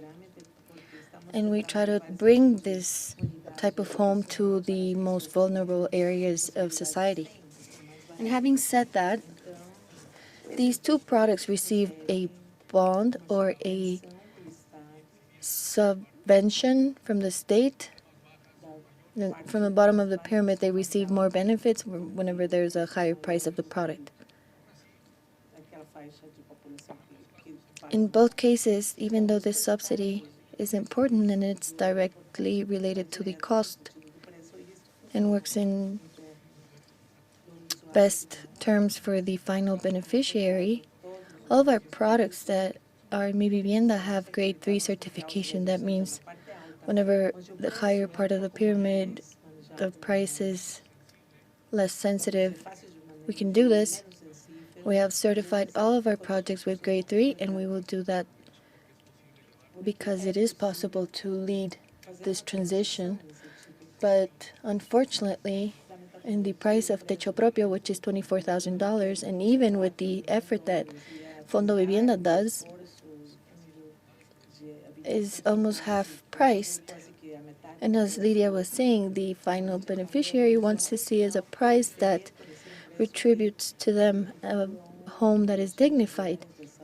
Poco podemos irnos muy arriba del precio. And we can't go up in prices because of legislation. So this means that even if we make our strongest efforts, we have limiting factors, which is cost, profitability, to obtain an economy of scale that right now we don't have. And we also don't have the part where there are special banks with mortgage loans in which for residential homes that can bring this benefit to the families that need this product. Thank you, Adolfo. You have given us a message that we have been listening throughout the whole event, which is the need to join forces between financial institutions, public institutions, and developers. And I wanted to ask Edwin, You were letting us know that in Colombia it's a successful case in this sense, and I wanted to ask you where you have seen throughout your whole value chain in relation to housing and all the actors who live in this ecosystem, where do you see more opportunity to promote these types of green certified homes? Gracias por invitarnos, muy contentos de ser parte de esta conversación y un poco contribuir. Thank you so much for inviting us and also contributing with the Colombian case. In Colombia, the story has the same elements, the risks of the first certification, the perception that demand doesn't necessarily recognize the certification as a valid criteria to take the decision, the idea of overpricing, which is always ever present, and it involves sustainability criteria as well in projects. And after 6 years of having worked from the chamber promoting certification with all of our members, the results have let us know that these elements were a paradigm, probably because of the scale and because we can find efficiencies. But I think that the central point for this story in the Colombian case is very, very positive. It's a construction project that is the sum of many efforts: land, finance, urbanism, and other elements that we can see the right incentives and where they fit in to neutralize the negative effects that may arise. In Colombia in 2017, we launched the certification Edge, and till today we have certified 180,000 units of homes. And this is 35–40% of the housing that we have produced during this time. And the success is not that we stayed in the segment of medium and high income houses. Of these houses, we have certified 130,000 social housing units. And I think that the central point is to identify that sustainable construction, what shouldn't it be?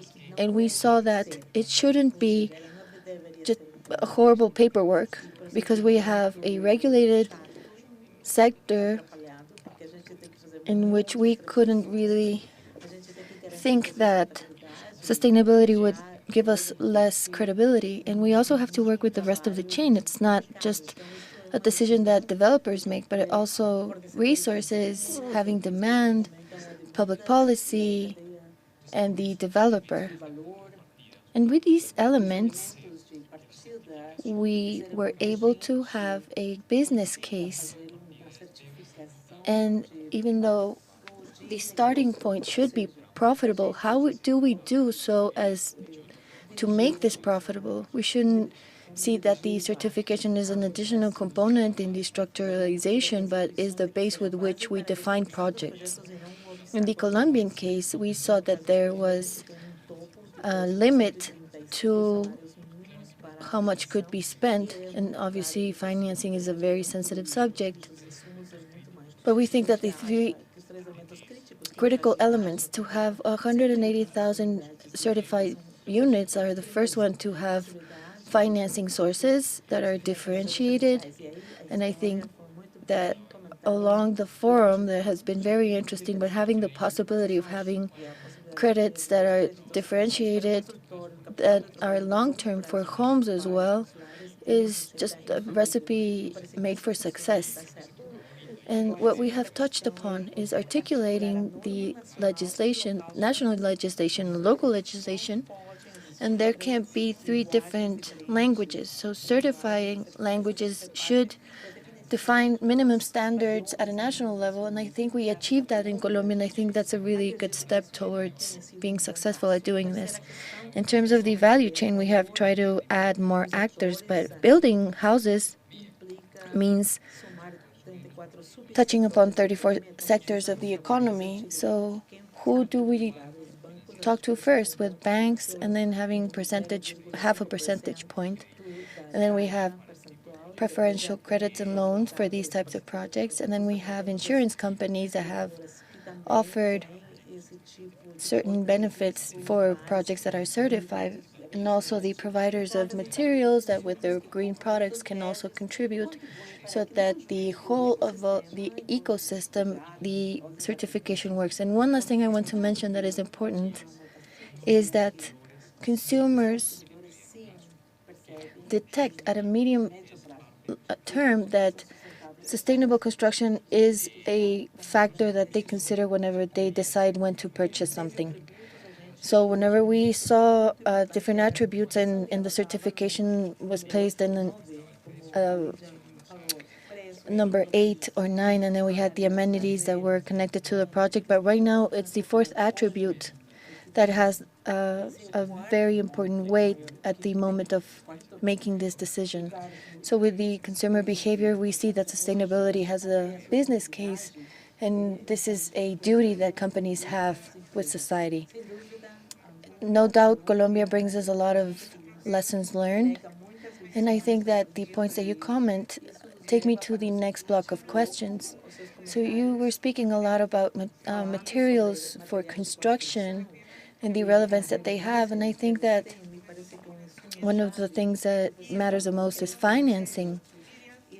And Lydia, I wanted to ask you, in Mexico, historically, the traditional instrument to finance developers was having a bridge loan.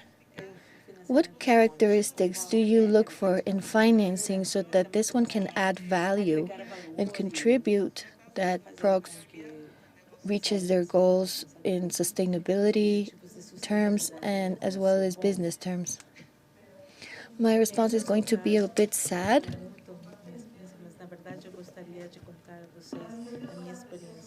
But this sounds really nice. The subsidy in Mexico it's not particularly aimed towards sustainable homes or financing that is specific with preferences does not exist. The idea to work in chain is really important because everyone contributes, and the importance that it is taking. There is no future if we don't construct this way. But in Mexico, there are efforts that we have to recognize from financial institutions, but they are directed to individual credits. If you have green mortgages, they're really important in terms of housing projects from the government. Whenever you demonstrate that you have sustainable construction, there are some banks that are joining the efforts because the recognition and the departments in homes can increase their mortgage loans. But specifically,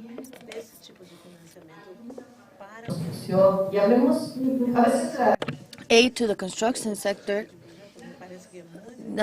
training, the implementation of processes is almost null. The only bank that has done it, and they promote this idea, is really the IDB. The IDB has given out important credits to be able to purchase homes in areas in Mexico, in the outskirts, and one of the conditions that exist sine qua non is that this should be aimed towards sustainable housing. But whenever we have the training, they subsidize the payment for these certifications, and they accompany us in the implementation of the whole process. So today we are speaking about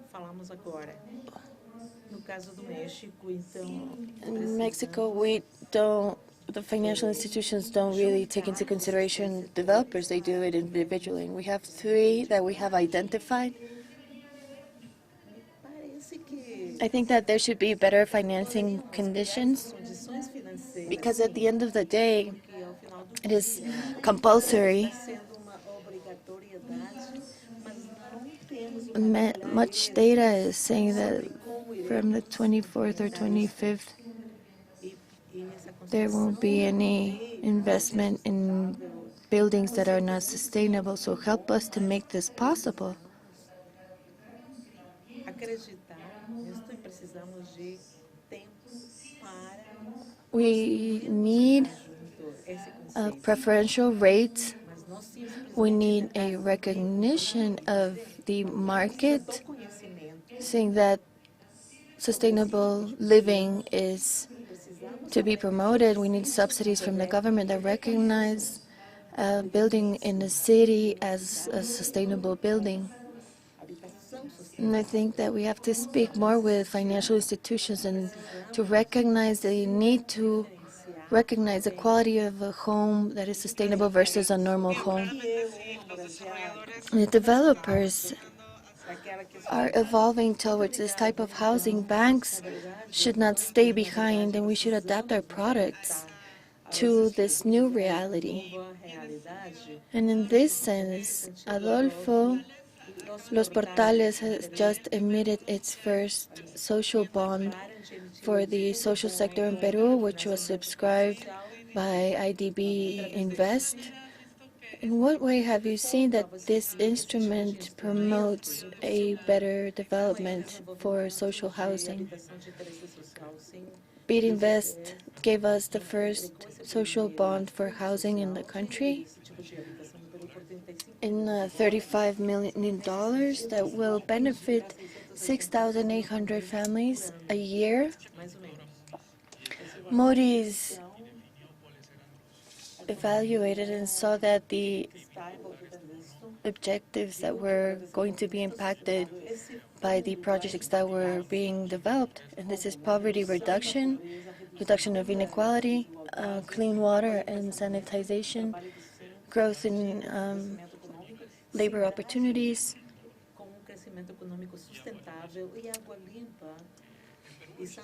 In Peru, there's a potential demand for families who need housing of 918,000 homes, so this is an effective demand that exists. There are families with needs of a home, intention, and capacity of purchasing these homes of 163,000. So this leaves us a gap of 700,000 families that need housing, but they cannot access financing options in a situation that allows them to obtain that house. And they can't do it, they can't access it because of some reason, which is lack of knowledge about their options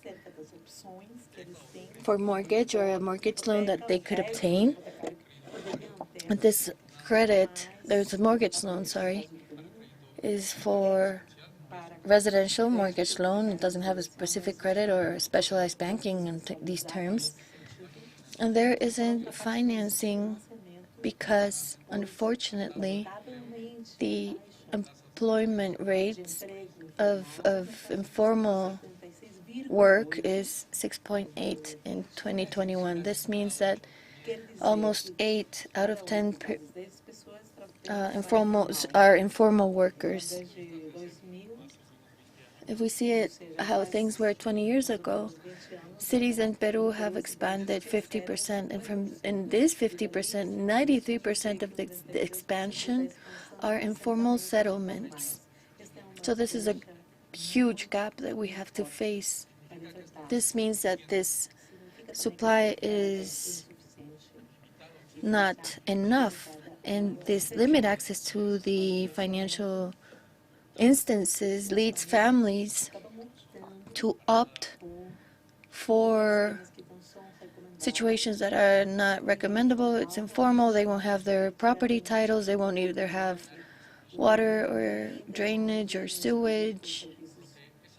And that is why that through this type of financing that IDB gave us, we can keep having a supply with quality and dignified services for the end user. And going back to the case of Colombia, have you identified some sort of financial instrument that has allowed to promote these successful cases? I would expose some elements in discussion so I can contribute to the debate. And one of them is that we spoke about financing through debt and with capital funds, but we should keep this in the radar, which is defining the business case of formal urban development, and it's the norm at an urban level, and it's defined by municipalities and different territorial divisions.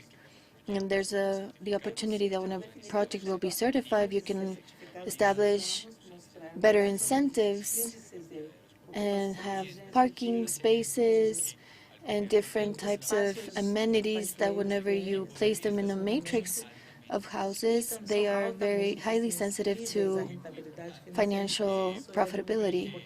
And even though this won't change the way that we occupy the city in terms of public spaces, it's a coordination of incentives that allows that whatever we are not able to do from the private sector, we can have incentives from the public sector to reach this condition. So in Bogotá, we were discussing an urban and construction policy, but it also involves having more public space, greener areas, better conditions in terms of where you live, and all. The idea of this conversation has always been, don't damage the business case, let's try to strengthen it.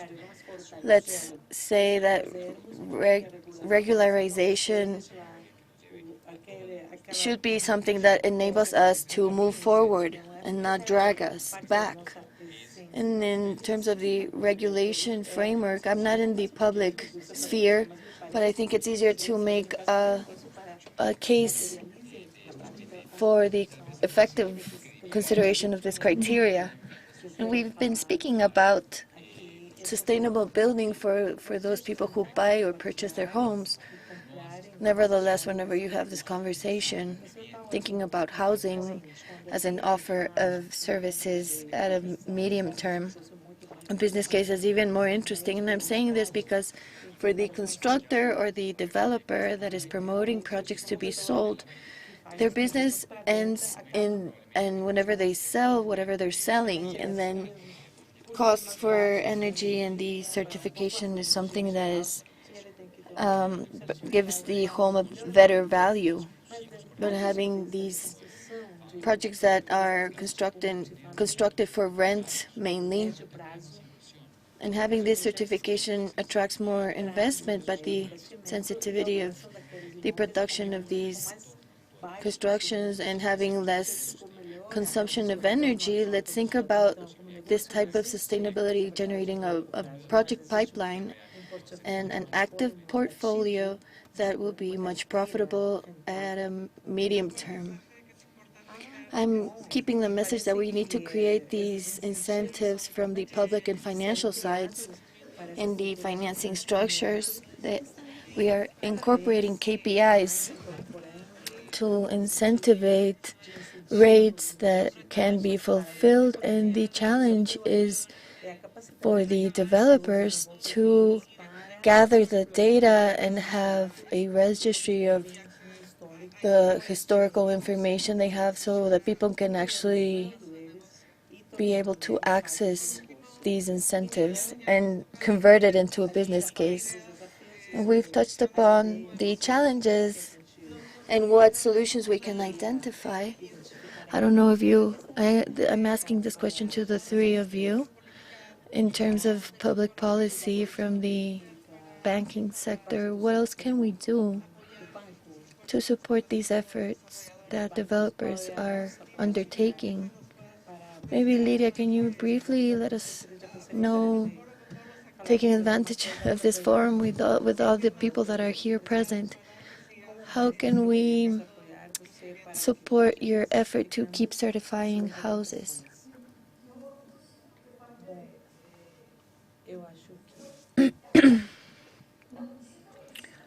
I feel that this goes beyond certification.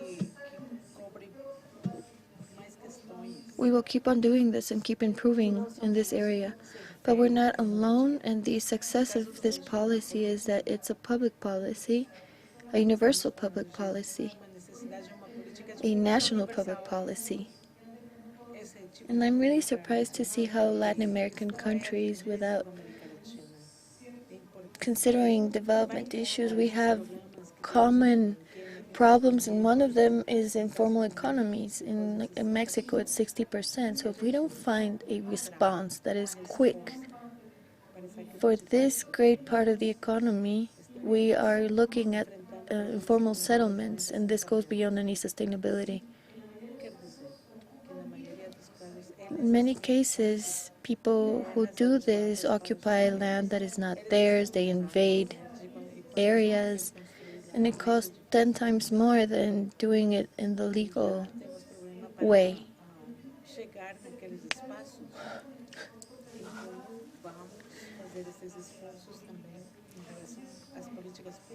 This is really important so that this can progress in the right way.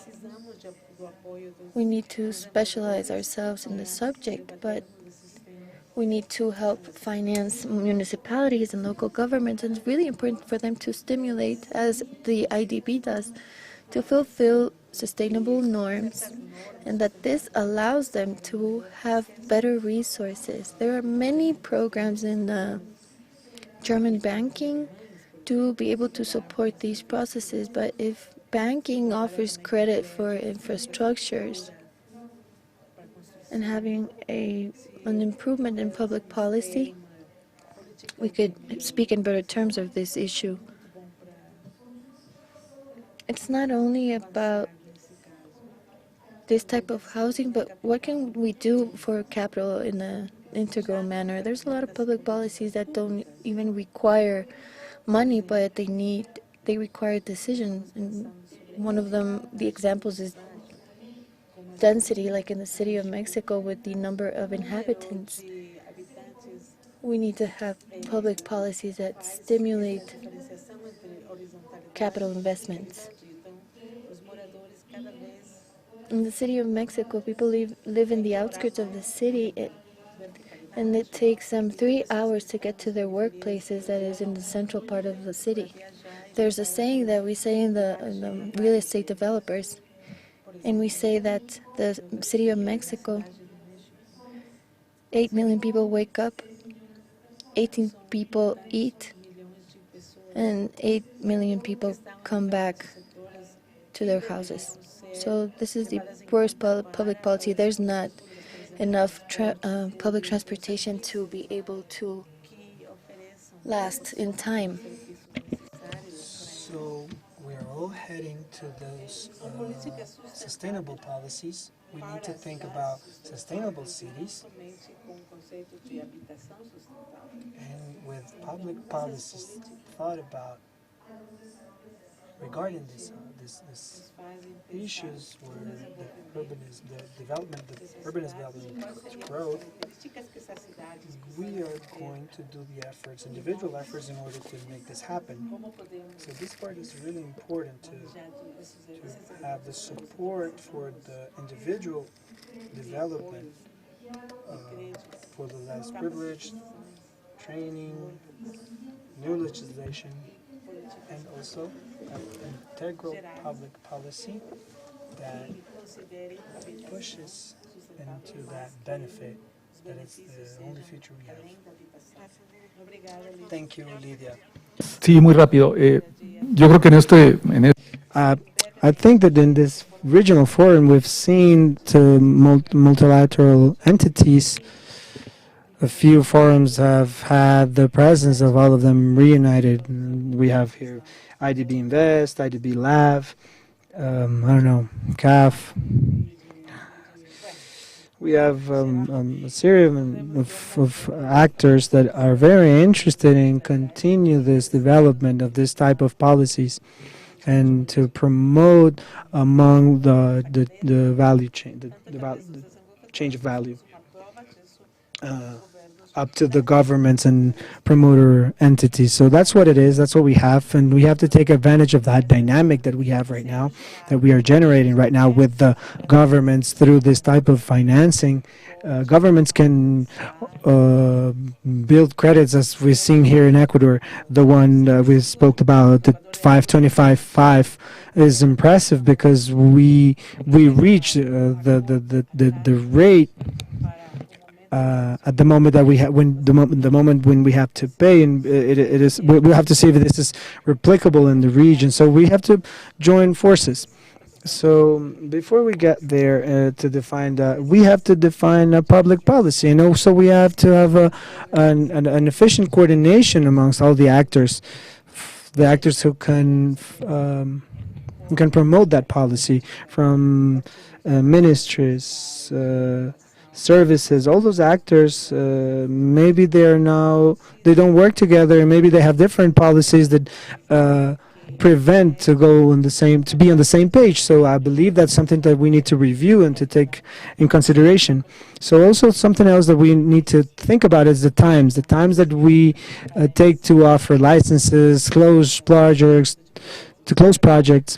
all of that have costs. They have, and all of those costs, we translate those costs to the final beneficiary. So before building a national policy, we need to collaborate and understand that. Okay, thank you. So quickly, thank you. I believe that you've said everything already. But I would like to say that we've touched the informality, the informal work. I believe this is a challenge in Latin America. So we're gonna live with this, co-live with this. Is it important to have a regular population with regular work? But we need to think, how can we social housing in public policies. So, and there's this important aspect that is going to help us to overcome informal work and access to housing differently, and that's saving. I believe that informality, it is not equivalent to less income levels. It is to the old mechanism of credit. In Colombia, we have the National Fund of Investment and Savings. So what can we do? Why don't we give access to banking? So I give access and formalize this population, and I can create incentives through savings so they can also later buy a sustainable housing project. So we have a margin of creativity there. Thank you very much. Yes, sustainable housing with the right incentives is a very powerful tool to reduce the housing deficit, and reach this green transition that we need in the region. So I would like to thank your valuable contributions and for sharing with us all your lessons and experiences. Thank you very much. Thank you very much, Marta, and all of our panelists. We invited you to stay in the stage a few minutes to take the official picture.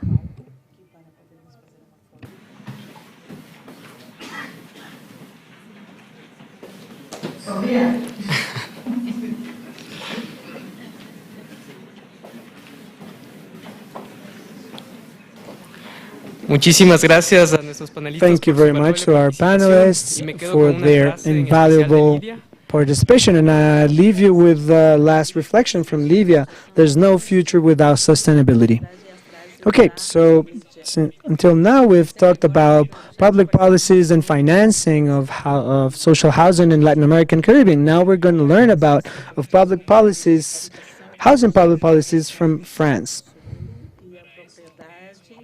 So it's an honor to invite Yves Laurent Sapoval, Director of the Ministry of Ecological Transition in France.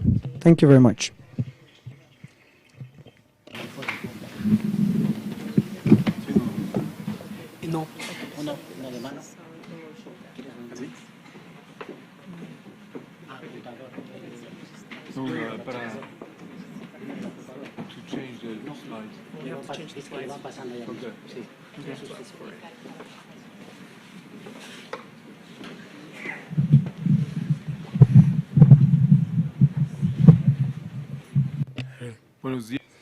Good morning, everybody. Well, good afternoon.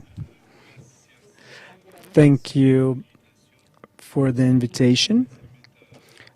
especially to Madame Minister Gabriela Aguilera, and also for allowing me to be here. So we have a half an hour to share all of public policy, housing public policy from France. So let's begin. So this presentation, it's not going to be an exhaustive presentation, but probably a little bit technical. Hola. Voy a dar una. So I'm going to give you a brief summary of the context in France. Later I'm going to focus on renting house social project, and the second part is going to be dedicated to the floor and social housing and properties. Also, if we have time, I will be gladly answering your questions, and in Spanish I did my best with my Spanish. So first of all, next please, next one. First of all, the situation in France. This is the summary. So we can compare a little. So as you can see, I'm not gonna give you that many details, but I would like to mention a few details. 30 million of houses, 58% of proprietaries, and 42% in renting. So from those people who rent, 44% correspond to the social renting. The total of subsidiaries is almost the 56% of our IGD. This last year's we'd apply a policy, a public policy of housing, is that to allow every single one can have access to a properly housing. And I would like to insist from now in one aspect. Housing is a competence from the national state, central national state, but where numerous actors intervene, legitimate actors intervene. First of all, local authorities. France is a decentralized country. We have more than 36 provinces that can be grouped in communities, 100 departments and 13 regions. Every one of them with an executive, elected executive, with a budget and own resources. We have, for instance, all the documents of strategic planification of policy, housing policy, the application of laws of the floor, and urban renovation. Evidently, this is not a problem of governance, but also of an opportunity. We see this as an opportunity because clearly in a local level is where we can address these challenges that we face in terms of social and vulnerable groups and adaptations to their needs, to their changing needs of the population in terms of climate change, the urban expansion, and adapting the housing to climate change. The role of the government, it could be summarized in three principal axes. The first one, the promotion of the better functioning of the market, establishing the framework of viable principles, the creations of renting, the norms of co-propriety, the transactions, the quality of constructions, etc. Then the second axe is develop the offer of housing projects. So in that order, we are developing social housing for the people with low income, for the communities of low income. And the third axe is the insurance for social housing that obliges to all the provinces to have this type of project within their limits.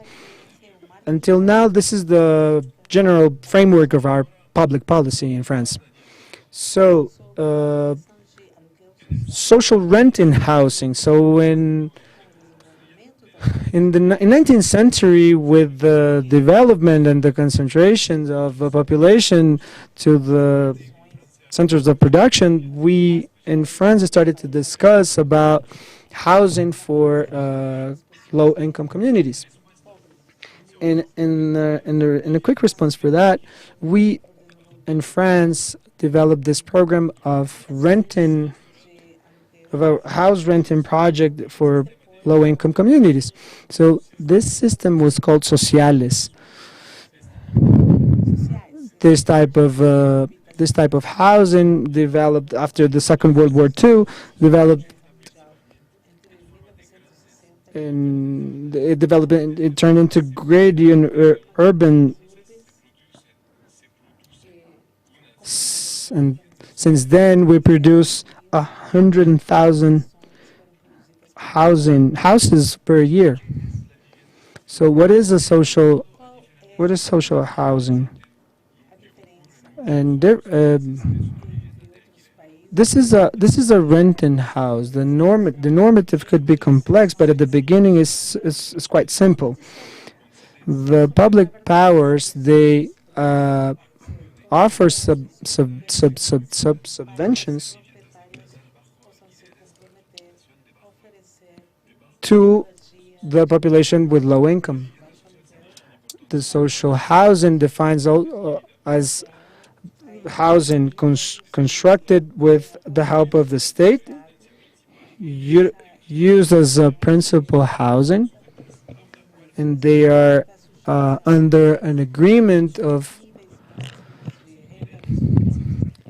the rent that we're charging from their occupants. They consider also their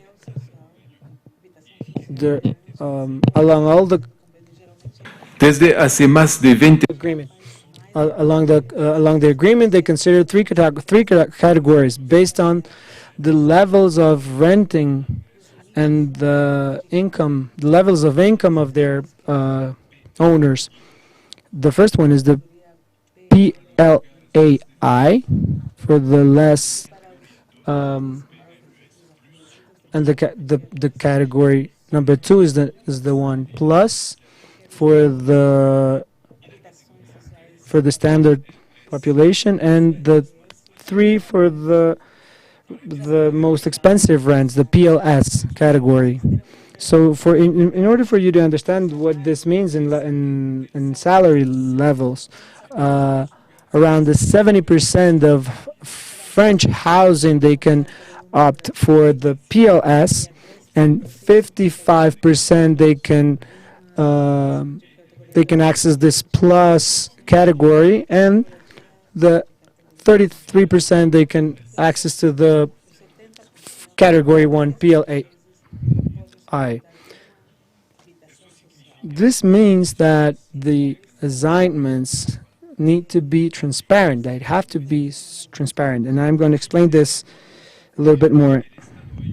We need to take in consideration that the state helped their citizens to pay their rent in order their salaries. So we pay 15 million euros a year in housing. As you can see in this graphic, the inclination is significant. So this shows us that as the salaries of this particular community, the income increase. So historically, the social housing in France started with the creation of these organizations from their provinces and the industrial sector at the beginning of the 20th century. So since the beginning, their activities are controlled by the government, and there are many jurisdictional ways to work with the social housing, but there are two principal objectives. More than 200 associations that are public housing projects, and the majority of them are property of the locals. They have 2 million houses, and there's And there's 3 million that they are viviendas. Estas organizaciones están obligadas. These organizations are forced to work with approximately 12 million houses, and their size is variable right now. More of them, the majority of them, they work with 5 million houses in all France. So this sector counts with the professional organization and has an annual income where almost 15,000 people can have access. All of these public or private companies, they have benefits, and they're forced to reinvest their benefits and services for their communities, for the improvement of the houses. And these houses are controlled by an agency, a government agency that controls the maintenance of their parks and also the level of spend of their providers.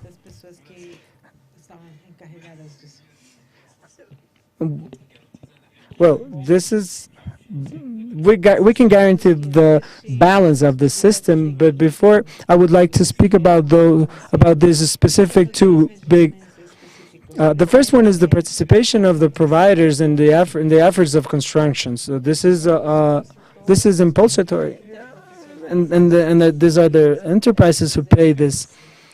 They represent the 0.45% of their income salaries, of their income. Annually, the use of this fund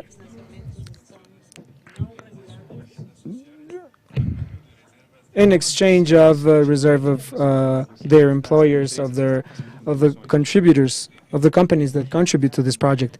The quantity varies sometimes, but they produce 3,500 million euros a year. And the second regime that I would like to speak to you today is the Livret A.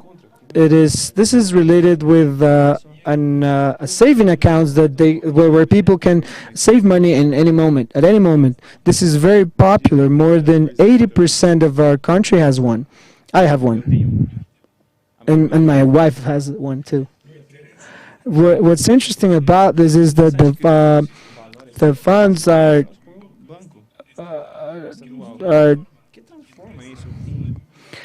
for the state of the bank of the state, and they've been working with this more than 50 years, and they applied rates, social rates. So now we can see how can we finance a social project, typical social project, housing project. Sorry. So we have the price of the land and we have the price of the building. So we can see in this graphic that the rent needs to balance all of this spend year by year, meaning all of the savings, the maintenance costs, or the lack of payment of rent, and the prices that we're going to charge after the 25th year, actually. As we can see also, the operations start to generate benefits after 40 years, approximately. In this case, we can describe here the how that we've mentioned previously, all of the advantages, the tax advantages, the reductions of taxes, the subsidies, the loan guarantees, and normally emitted by the local authorities. Also, like personalized help in order to contribute to the rent payment. These associations, they invest more or less 40% of on their own funds. As you can see, this system allows us to urbanize with quality. In context, we have here a few examples of projects in Paris all of them situated in centric zones of the city. There's a project of the group architect Zana. They won this prize, the Brisket Prize, in May, and this is a high-income neighborhood in Paris, and we've created a register that includes almost like 1 million houses in Paris. We have almost 7,000 hasta que se firma un contrato de alquiler. requests. So we have to be very attentive how we assign these houses. So how do we use these houses?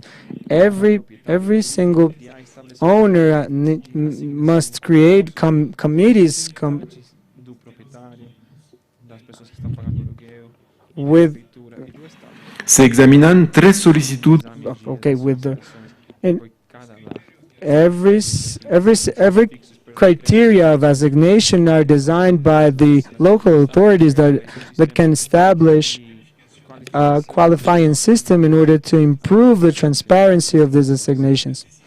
This system works very well because this housing project allocates more. These housing projects are assigned with no limit of time.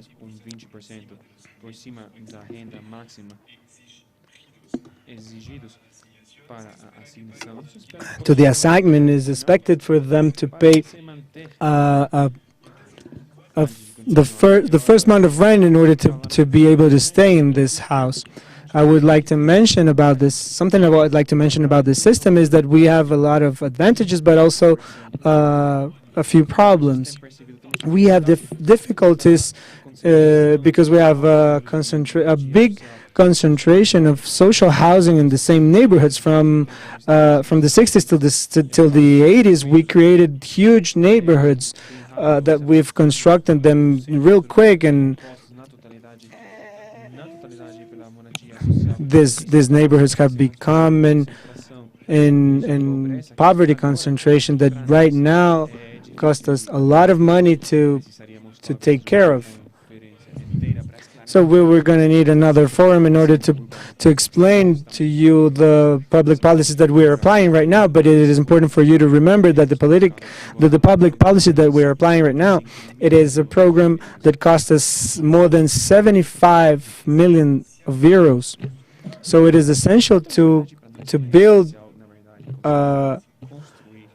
It is important to understand that it is important to build projects of no more than 50 houses per project.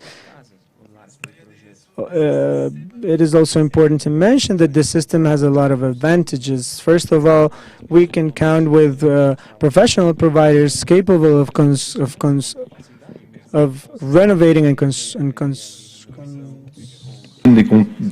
constructing this project. So they have the interest that the things function well at this project. So the public money invested in this project, it's going to be invested in long term in social projects around these neighborhoods. For the banks, for the financial sector, it is important because this project helps to solve the loans problems that the banking system has, and we can verify with guarantees the important is that we build solid clients and that are able to invest, and we are confident that our subsidies are going to be adequately used in long term. Now I would like to talk about a very important issue that is always hidden behind the housing projects, that it's the floor. As many countries as France, we are experimenting high prices of the floor in urban territories. So, and that could affect construction projects, and this has a few consequences. First of all, the urban expansion, because providers, they are forced to choose partners that are far away from the urban centers and from public transportation. Second of all, this reduces the quality of construction because the money that they have to spend. And third of all, it is more and more difficult to balance these operations because, and that doesn't help the communities of low income to have access to housing. So that's why I would like to talk about two plans that we have in France right now. The first one is the Établissement Public Français, and the second one is the renting. It's a renting project.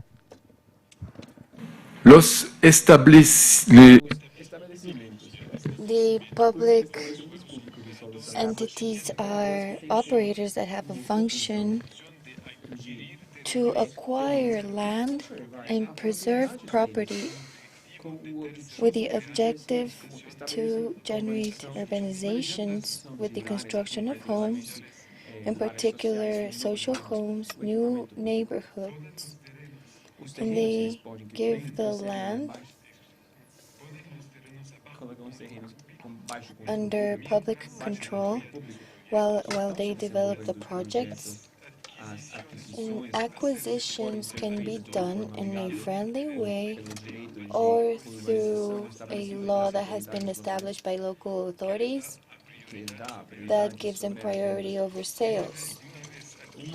Once they have acquired the land, they can have remodelation works and regrouping of areas. And in a couple of years, they will have land that is ready to be used to local authorities, promoters, or developers. These entities have estimated values because they have real experience that allows them to have viability studies to local authorities. And they can complement these winnings with the sales of land and also loans. As you can see, the French territory is covered with 12 public land establishments and 23 public establishments in the territory. And the work is even more complex as time goes by, and they go from agriculture parcels to urbanizations and cutting space for valuable land. Their trajectory is very positive.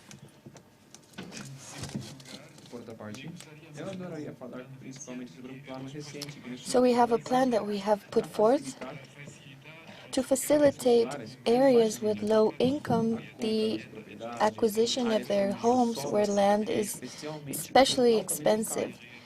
And this is the Bayrel et Solidaire, which is renting of different types of housing. And what does it consist of? The Bayrel et Solidaire is simple. You have to separate land property from building property. The buyer has to purchase the home and rent out the land at a low cost to a specialist organization called Organisme de Bayrel et Solidaire. Through the signature of an agreement for renting that goes up to 99 years. The property of these houses is aimed to homes, and then this organism establishes the land ownership of the territory itself. The organism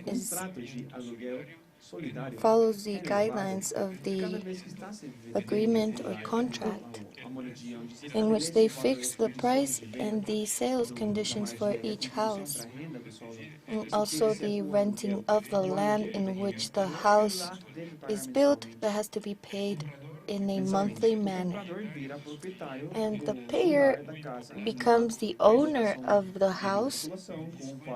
That can involve a discount from 15 to 40% of the real value according to different geographical areas with financial and fiscal advantages. So that means that a person can be the proprietor of a house with a cost that is proximate to whatever is happening in the open market. And the organism of solidary land also has the backup of financial institutions, and of course the purchase of these homes are subject to the fulfillment of many things. It's possible to resell the house, but there are conditions in which the regime has to avoid speculation. So the family that acquires the home has to fulfill the same criteria for income, and the price should be limited to the cost for buying the property, and the buyer will also benefit from the rent contract and should occupy the home as a main living premises. And the government approves this model, and usually it's non-profit organizations, and it's usually structured by local authorities and the organization of social housing or public establishments of the land, but commercial companies are not involved. And this is a relatively new initiative, but it's in full-fledged right now. And now we have 123 organisms, and 11,000 homes can be delivered in 2025. The financing of the land costs that represent 99% of the financial costs is guaranteed by the fact that they have access to loans at a very long term of up to 80 years.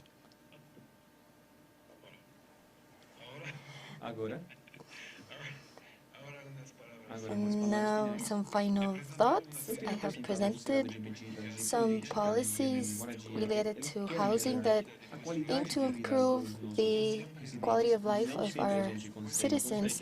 We don't always achieve it, and there's a lot to say about it, and these solutions are just some of the ones that we have thought as being alternatives that can be useful to adapt to developing countries and their people. I suggest that we can discuss it right now. Thank you.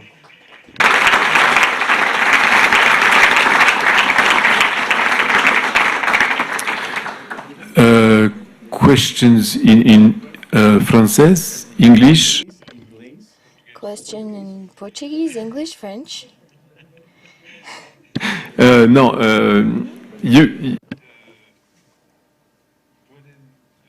You can ask in Spanish, and I can speak as I can.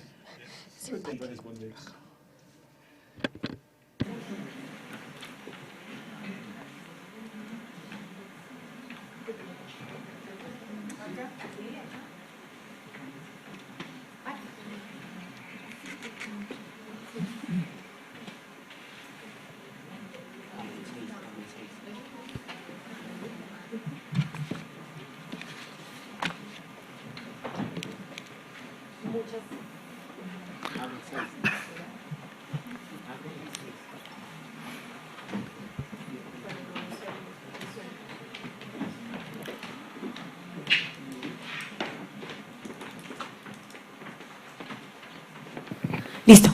Hola, muchísimas Hello, thank you so much for the presentation. I would like to ask many questions, but I'm going to make two. The first one, in regards to this last presentation that you made with the renting scheme. And I wanted to clarify, and maybe I didn't understand it properly, but the property of the land from the property of the house is not linked. So this is a similar figure of concession for the operation of this social renting? Is this something that you were saying? So there are two different types of property. So if you have a concession for the social renting and the other one is, if I understood correctly, you're presenting loans of up to 80 years for the purchase of the land? And if it is like this,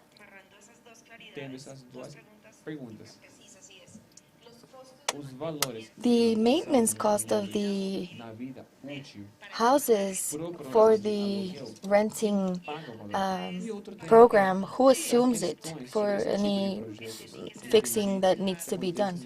So this happens in consolidated areas and cities, and these conditions specific to the housing that have maintenance costs, who assumes these costs within the scheme? English maybe? English is okay or okay? Okay. Different questions, okay? So the first case is exactly what you described. The land stays with the organisme foncier solidaire, stays public, okay? And the building is meant to be private. So the building has its normal life like any other private buildings. It's so only that the people who live in it, they pay a very small rent for the land. Okay? So you cut the price. For example, if you have, sometimes, I tell you, sometimes the price of the land is half the price of the global project. So it's enormous in France. It can be enormous. It's not always like that, but it can be enormous. So if you already cut the price and you only rent the land, then you have a much lower price for the apartment you buy. So the apartment is absolutely a normal, a regular apartment. So it's a co-ownership, copropriété, okay? And it's ruled exactly like any other building, like people who live in it pay for maintenance and common fees. The other question, I think I didn't understand exactly what it was about, but it was about social. The pictures I've shown are pictures of social housing, rental social housing, which is not the same thing.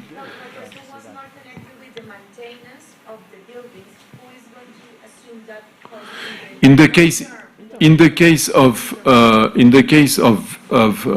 rental social housing, it's the landlord. Well, the landlord assumes everything that goes with the building, and the tenants pay part of it. Okay. Not everything is.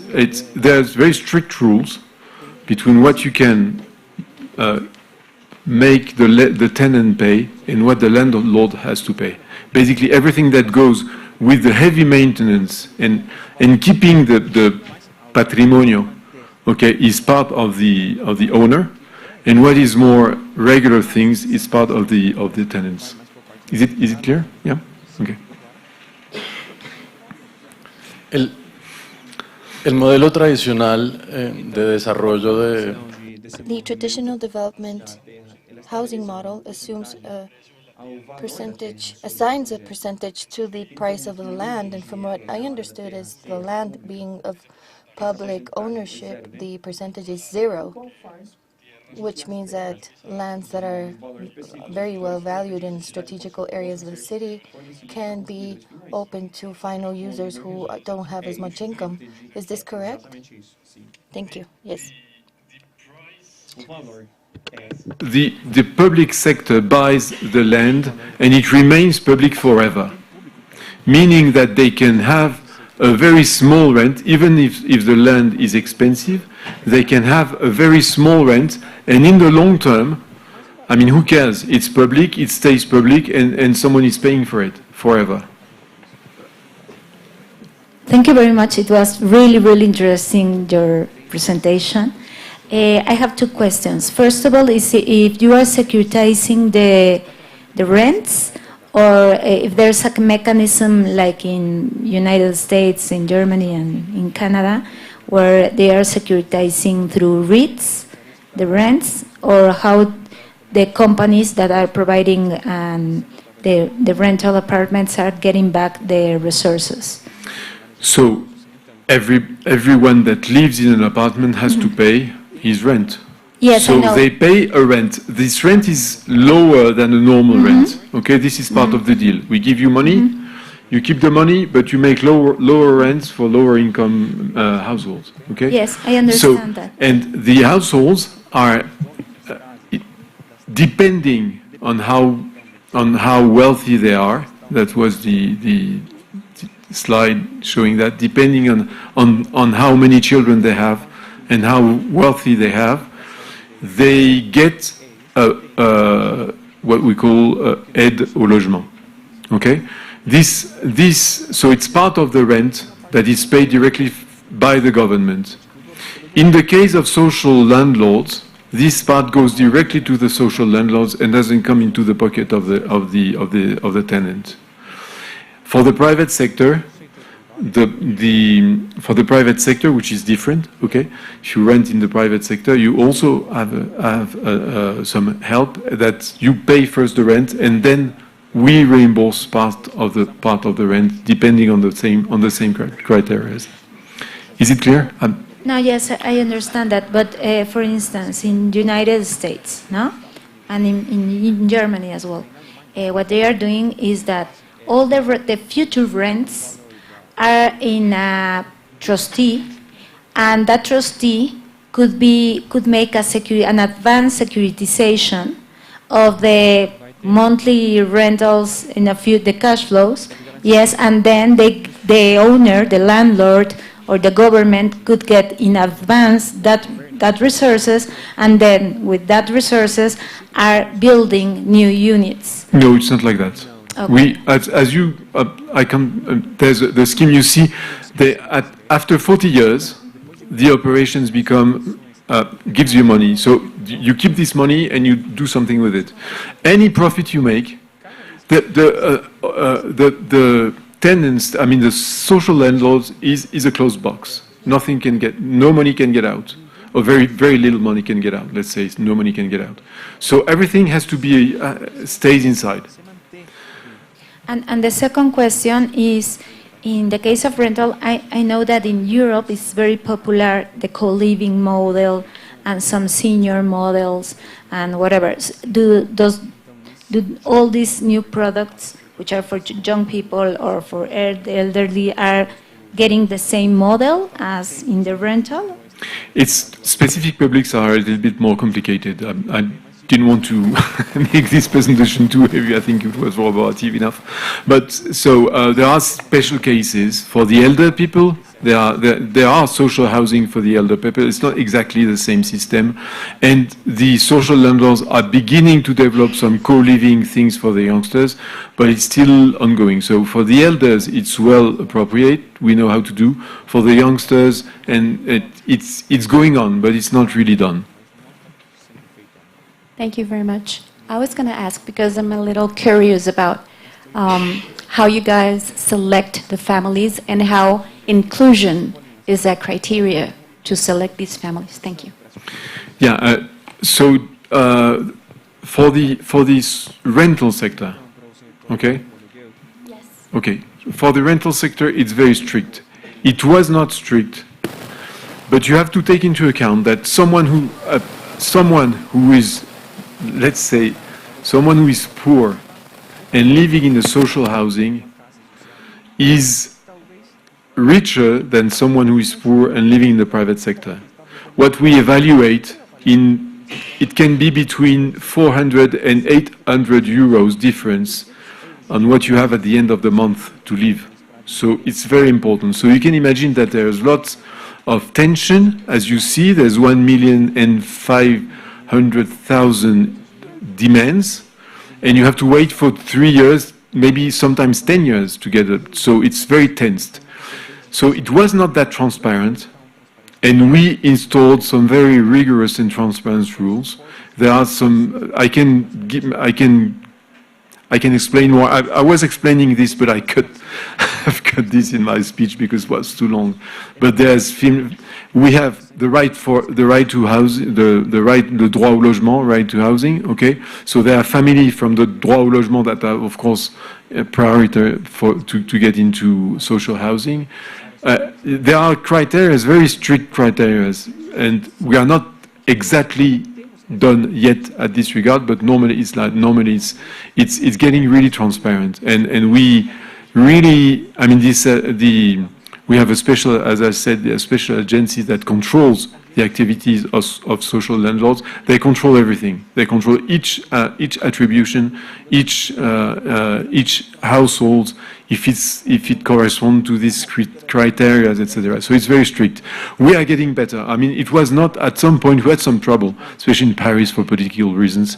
But I think the key of the system is the transparency of the attributions. If there's no transparency, there's no system. It doesn't work. Because people are jealous, and it's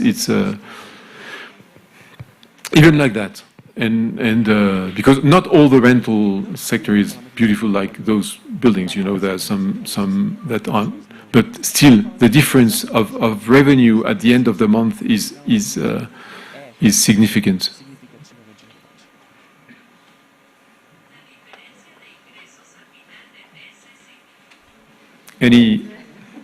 Okay, if we're done with the questions, I'd like to say a few words.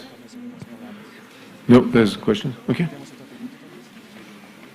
I don't know if we're late or if we're late. Okay. So I know I see a question there. I'm not. Just a quick one. Managing time. Hi. Just a quick one. If I see a difference in our mindset about ownership. So these people that are getting contracts for renting their houses, for how long?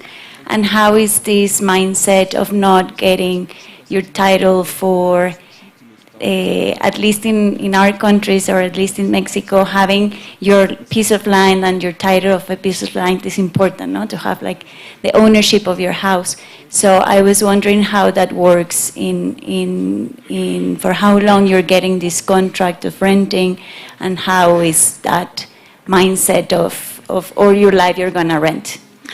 Renting is forever. When you get a social, I mean, either you really do something wrong, rental is forever. But this is a mindset, and also, I know that in developing countries globally, and in most of the countries, people want to own their own house. Nevertheless, it's not the situation for everybody. I've been in Côte d'Ivoire, in Abidjan, discussing with a very important person there, and they didn't want to talk about the rental sector. They said, we don't want to talk about rental sector. I mean, we want people to have their own house, okay? Because that's what people want. When you look at figures, in Abidjan, capital of Côte d'Ivoire, 80% of the people are tenants, meaning that either you see this reality and try to deal with it, either you. And so the regulation of the rental sector is very important. In Germany, which is not a poor country, only 50% of the people are I mean, it's 50-50. It's not usual, I mean, it's not because you are rich that you are more owner-occupier, or because you are poor. I mean, it's depending on the local situation. But this has to be, I mean, really, we advocate for this rental social sector because of this, because of all these advantages I was describing. It allows you have reliable partners. It allows you to make investment for the very long term, and this will make the transition with the other question I wanted to just to mention here, the question of sustainability of housing. If you want to have proper investment, you have to invest for the long term, for long loans for long term.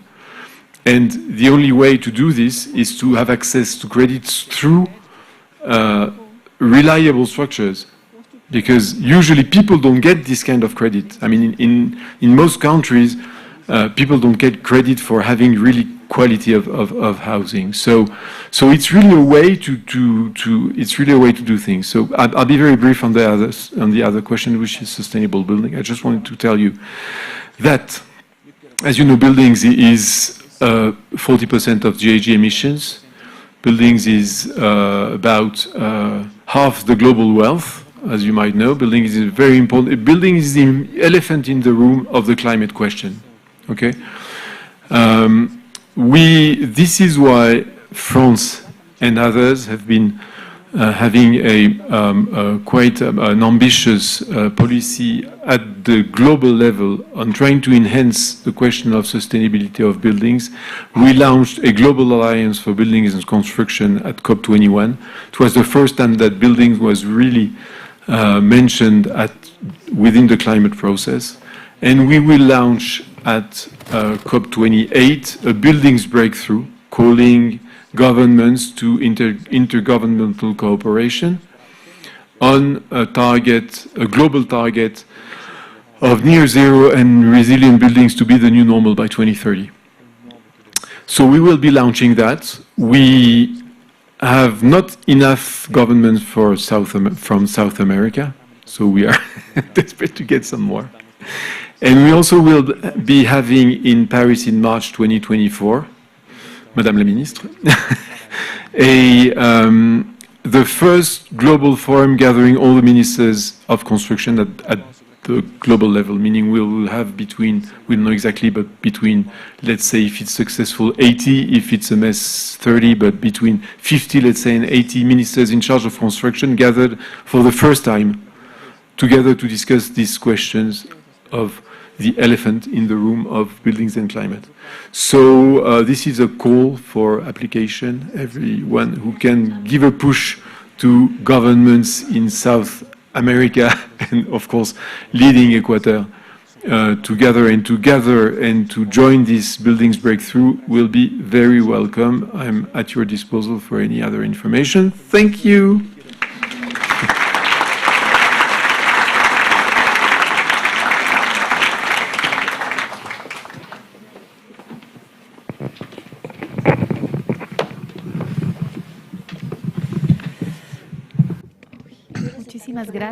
Thank you very much for your conference.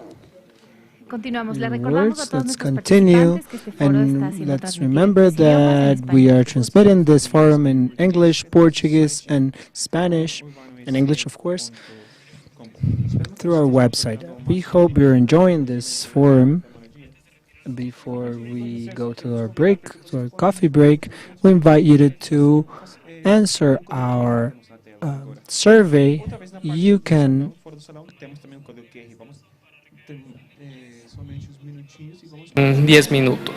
continue in 10 minutes. You can scan this QR code in order to answer the survey. Thank you.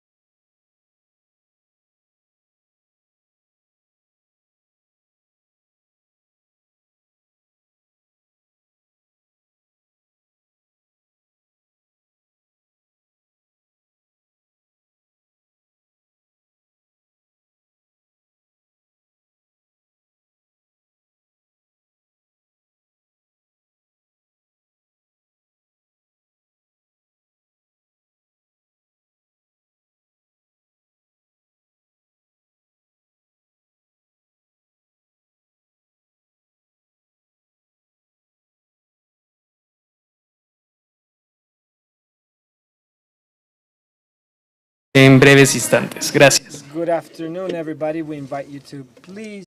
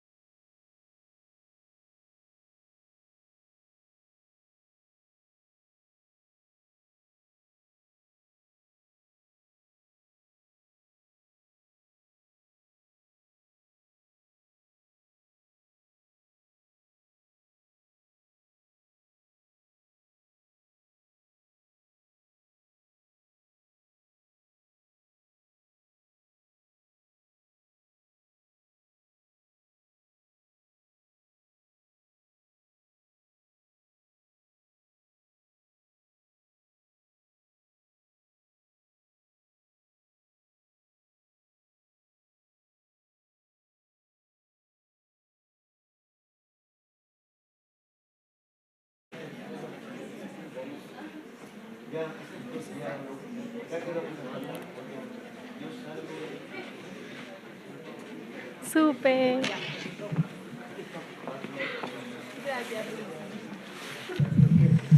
Ya. Me toca a mí. Muy bien. Bienvenidos. Welcome once again to our last panel from the day, from day 2.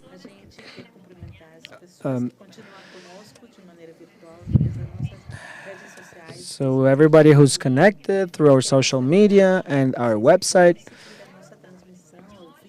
you can follow this forum in Spanish, English, and Portuguese at our website www.foroecuador.com.sec.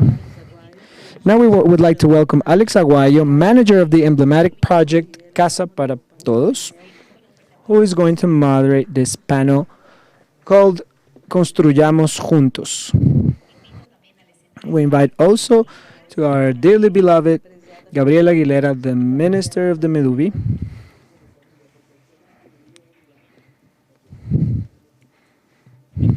We would like also to invite Andrés Urbano de Lara, Product Manager at Banco Pichincha del Ecuador.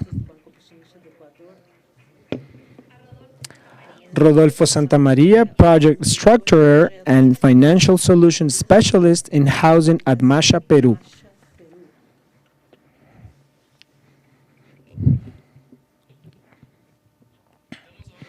We invite also Roberto Romero, Chairman of the Board of the National Corporation of Popular and Solidarity Finance of Ecuador. José Javier We Jaramillo. also invite José Javier Jaramillo, General Manager of Constru Ecuador.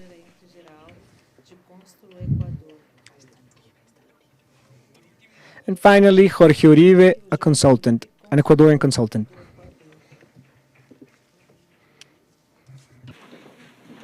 Adelante, Alex. Please, Alex.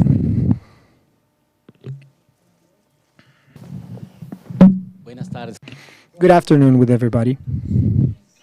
To me, it is an honor to be part of this panel where we're going to shine a light and concentrate this model of this housing model that has been worked by the Ministry of Meduvi and that it has managed to gather all of us here in order to develop alternatives and to find the alternatives, to find credits for the providers and construction companies in this type of projects. So this is really important to understand what is this model about.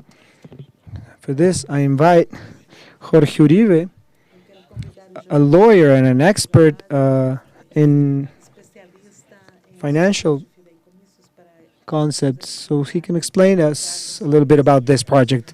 Good afternoon, Madam Minister. Thank you for the invitation, and to all of our panelists also. It's a pleasure to be here and with all of our friends here present.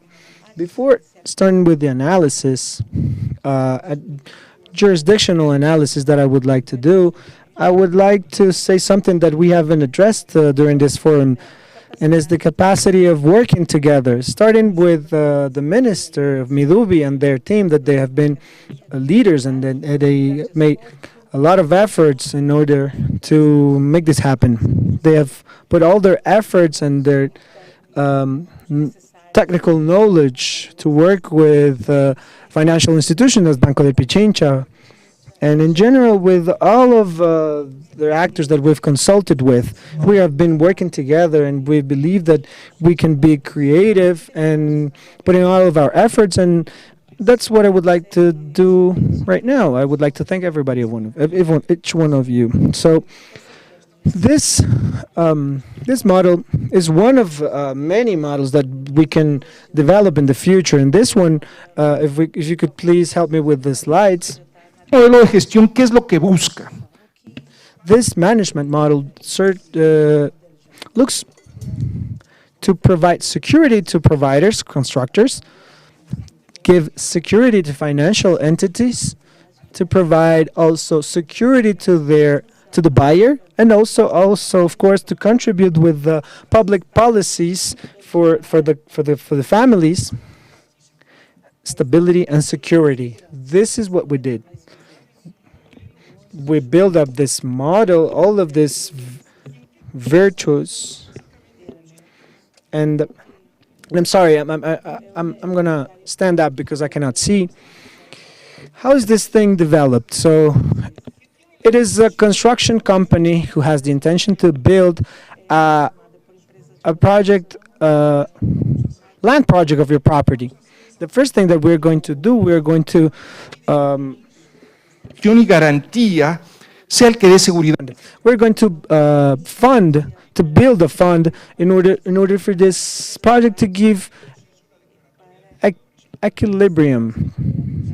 Let's go back, please.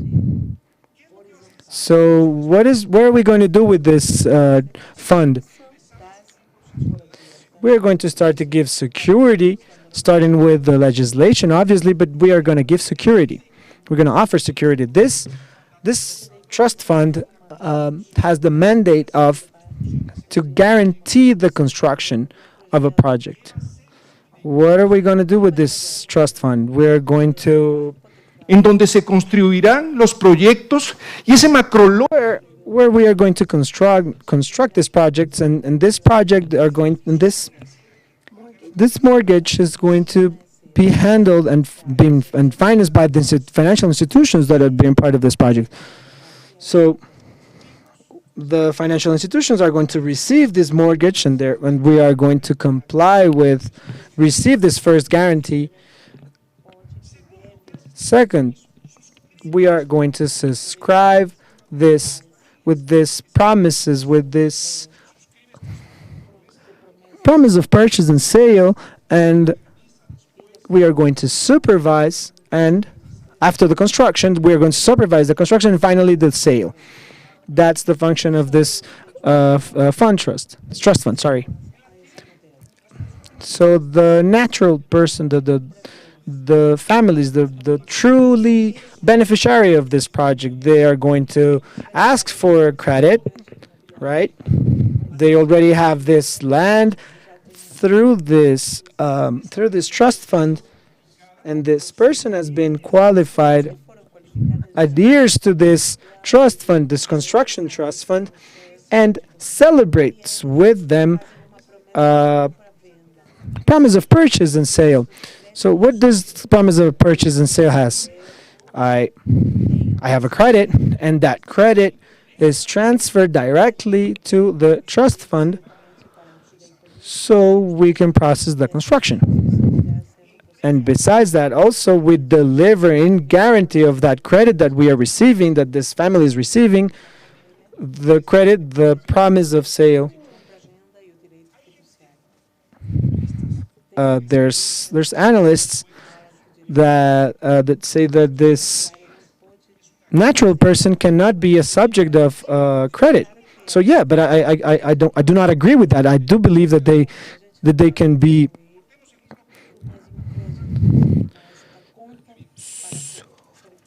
Next one, please.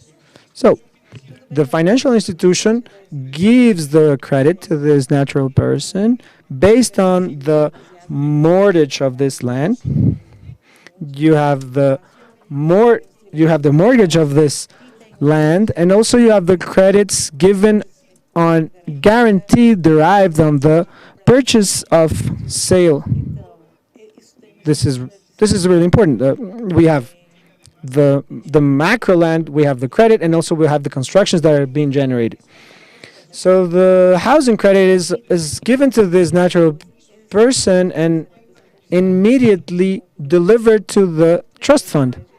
And as an original payment of this purchase of sale, the interest generated are going to be canceled by the trust fund, which the infrastructure has to be adequate to absorb this project. Once the house is constructed, we celebrate this sale with this person that did this purchase of this promise of purchase and sale.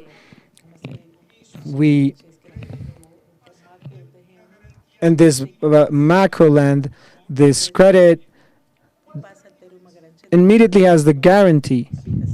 What's the difference? That the credit is going to be given way before that would normally happen today, and this dynamize the economy. This dynamize this benefits the financial institutions that put their credit at risk, and finally they allow the government to achieve their goals and achieve their. If we can, next one, please. So the financial institution can give this housing credit because they have enough guarantee, because we already have a mortgage.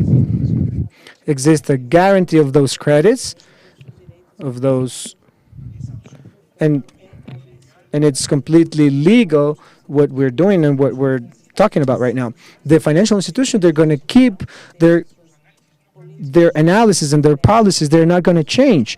Everything that we're looking and seeing right now is based on the norms, the legal norms that we have right now in Ecuador. So I would like to congratulate our Madam Minister and all the team, because we're building something that could be history for our country. Thank you very much once again. Thank you, Jorge. So we are convinced that this model is going to brindar más créditos, motivate more projects, and also the facility to obtain these credits, these loans. Immediately, I would like to talk to Jose Jaramillo so he can comment on what's the difference between that you find between the traditional financial system in order to develop a housing project and this new model that we're proposing, Construyamos Juntos. Thank you very much. First of all, I would like to thank our Madam Minister, Gabriela Aguilera, for all the support and for this event that we're participating here today. Thank you very much. Okay, I'm going to try to put in other words, in simple words. The lawyers were always a bit complicated, so I know David that now goes by Jorge David. I know him by David, so I know him for a few years already. But I am here and representing Constructores Positivos, this group that we are already intervening on the Ecuadorian economy through the representation of providers and construction companies and material providers, and in general of all the professionals related with the construction sector. A few years ago, we had this question in mind, especially this question that all governments that have in mind, and that did also intervene in one of the most important policies here in Ecuador, that is for the consumer, for the person who wants to buy a house. And this government is doing really good work with the project 5255. But we can stay here talking about this project for 5 hours about the well executed is this project right now. But the economy, the most important thing, the economy and the construction sector is active right now, besides all of the difficulties that we have as a country. But there's another leg of the business, there's another branch of the business it is a problem, that is financing for the construction companies. And even though I am in this sector, I'm part of this sector, and the company that I represent, that we don't need, and maybe because of the size of the company that we have the benefits of financial benefits, but we're not talking here about the big companies, because we can go to a bank and ask for a credit, and immediately we can access to those services. We're talking about the thousands of professionals that want to start a new project under and the and the and the difficulties that they have when they want to access to a new credit.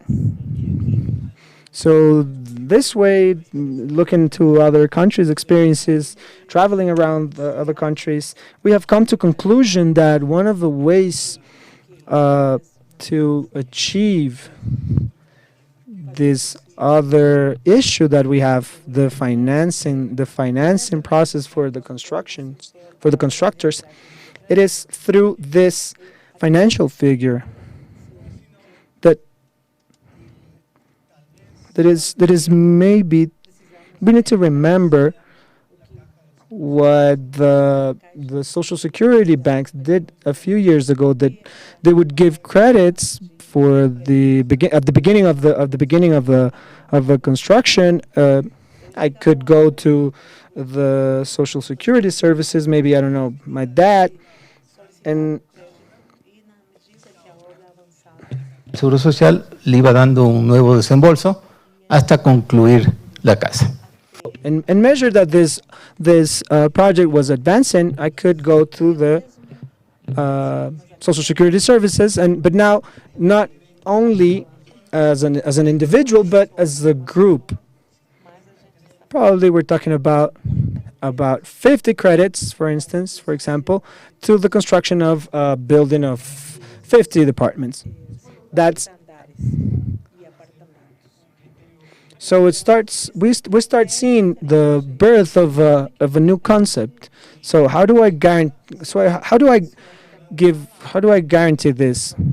We're talking about mortgage of a building that doesn't exist. We start naming this project Bien Futuro, because we're trying to finance a project that is still on paper. So we start seeing all these legal figures that David mentioned and Jorge also mentioned, and where us as promoters, we build this figure. Es la que va a generar. And this figure is the one that is going to generate the guarantee in order for our buyers to obtain, before the construction of their building, their credit with the advance of the project. So what do we get with this? What do we get with this way? We get the promoters and the constructors that have the project in their hands, for them to really develop their project, because they don't get the credit in order to develop their projects. So the fiduciary figure comes to, because what the promoter needs to do is to give the land, and needs to do the studies. So through the land and the studies, the fiduciary figure generates a mortgage and a legal figure that guarantees the financial institution over the credits that they're going to receive, the buyers, in order for that project to become a reality. In that way, in that matter, we don't have a promoter that has to Venta compradores. incur in debt, millions of dollars of debt, but now they're going to have maybe 80, 70 thousands of dollars in an anticipated manner, in an anticipated way. So of course, you're the ones who are going to pay for that. No, because the beneficiary cost is translated into the housing, into the project, because there's a cost there, right? So we've seen that the financial cost of those credits, the trust fund may be the one who absorbs that price. So what are we doing here? We are trying to activate the economy. That amount of projects that didn't become reality because of the construction company didn't get the credit. Now they can realize it. Now they can do it, and through that project that is going to be built, we're talking about a lot of places of work, and we're talking about reactivation. We're talking about also new buildings, and we're also applies the law of supply and demand, and the prices go down, of course. Eso es, en resumidas cuentas. Atrás de esto, como digo, existe una... There's a technical, legal aspects that Dr. Uribe has worked out, and we have the legal framework to be able to make this a reality and activate the economy, the real estate economy, which is what we are seeking with the objective that the country can also move forward. I hope I was clear with my explanation. I am at your orders. Gracias, José Javier. Thank you, Javier. It's evident that this model has a lot of advantages. And of course, the financial institutions are a fundamental pillar for this model to work. Next, we have Andrés Urbano de Lara, who is the manager of products of Banco de Pichincha. Please let us know what expectations and visions does Banco de Pichincha have before the management model that we are creating, which is let's build together. Good afternoon, everyone. Madam Minister, thank you for having us here. Congratulations on the forum. I think it's spectacular. I've just heard good comments, positive comments, and everyone. It's amazing to see what has been achieved, and thank you to all the panelists as well. Banco Pichincha is committed to this model of let's build together because it involves all the parties. As the name says so, the constructors are involved, financial institutions are involved, and mainly El comprador, the buyer is involved, the person who wants to make their dreams come true and buy their own homes. And Banco Pichincha is committed to facilitate the dream that our clients have, which is having their own home. So much so that we are the leaders in the sector of mortgage loans, and we are the leaders in mortgage loans and also in housing that is interested in social housing. We are always looking for new alternatives to see how we can move these housing possibilities closer to fulfill this dream. And this model that is presented is very beneficial, mainly because for the final buyer, because in Ecuador, we have a deficit that is huge of people who cannot access to purchase their own home because it's in why? Because if a house is worth $100,000, you have to put a down payment of $20,000 to $30,000. How many people have $20,000 to $30,000 to place as a down payment? Not many. So us as a bank have seen the opportunity with this model to resolve this issue. And how do we resolve this issue? The clients in the traditional model gives the down payment of $20,000 to $30,000, and the constructor with that starts to build and also approaches the financial institution and asks for credit in function that the constructor demonstrates that he has gotten more money through pre-sales. They will start to receive the money so they can start constructing. And this is a model in which the pre-sale is necessary and to have these down payments so that the product can be the construction can be launched. And that's why it is excluding, and it does not include everyone who wants a home. And the model that is being presented at the moment says, no, you know what? You can save, dear client, in relation to this project, as you keep saving up your money, and as the constructor reaches a breaking point because of savings, of monthly savings of a common person, or because somebody was selling something, and once the constructor reaches the breaking point, the financial entity gives them a mortgage loan. And they say these legal terms are so confusing, but the financial entity gives them a mortgage loan whenever the building is completed, whenever there's total guarantee. And in this case, the construction hasn't even started. But clients have been saving up, they have been contributing to this project, and the constructor has considered all the guarantees, trust funds, every legal schemes that are needed so that everything is safe and secure so that the financial entity can say, I am going to give you a mortgage loan, even though you haven't constructed your building. And whenever I give you this mortgage loan, it will go straight to the constructor so they can keep building. And they don't have to take out a loan to build the project, but the final buyers will pass those funds to the constructor, and in this way the works can advance in a very secure way, and they will reach to the end goal whenever you already have the home. And at that point, you say to the client, we already have the house. So now we are going to have the mortgage loan, we're going to give you the paperwork, and just move on with your mortgage loan. So what does this do? It simplifies the down payment situation, which is very excluding to have this money all of a sudden. And it simplifies what the builder is doing because they can obtain funds way beforehand since the beginning of the conception of the process.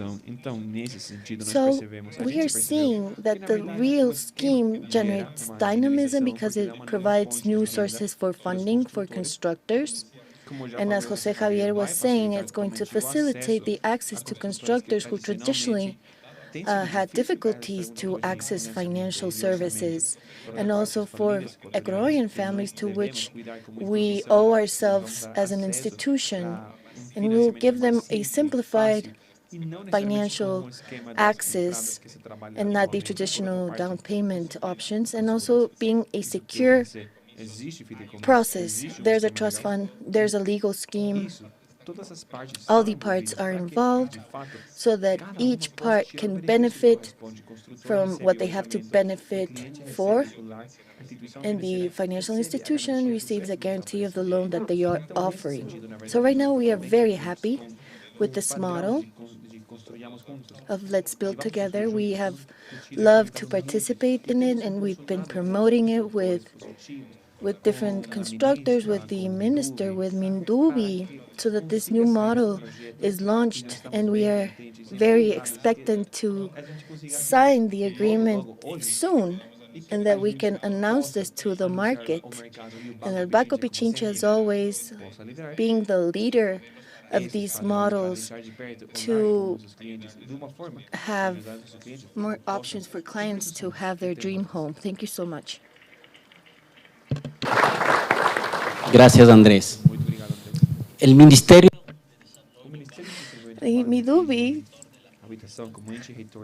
as the leader in national politics, is looking for different alternatives for financing housing, and they have been able to bring together different actors related to economic aspects. How was the process, Madam Minister, to develop this management model, Let's Build Together? Thank you, everyone, and good evening. Thank you for being with us all day today, which has very emotional. And right now we are ending with something that we were all expecting from the national government, the developers and real estate representatives, financial institutions who are main allies, to reach innovative proposals and solutions that give access to housing, to adequate housing. To this project of Let's Build Together was born, I think, before it started. And it saw the light when the possibility exists that the national government has to do special arrangements within its institutions and can give a way that allows supply and demand to have access to financing opportunities for the construction of social housing and public interest housing. The constructors and promoters and developers, financial institutions, even the own beneficiaries and future clients were 7 years talking about this subject. And in 7 years, they only found closed doors. They were told they couldn't do it because the resolution had to be in place or because there was another document that was missing and certain guarantees. So this was born a year ago in the Urban Regional Forum of last year, when we were visited by Rodolfo Santamaria, who's here with us, and we started to delve deeper about the future and the model that Peru has with a lot of success.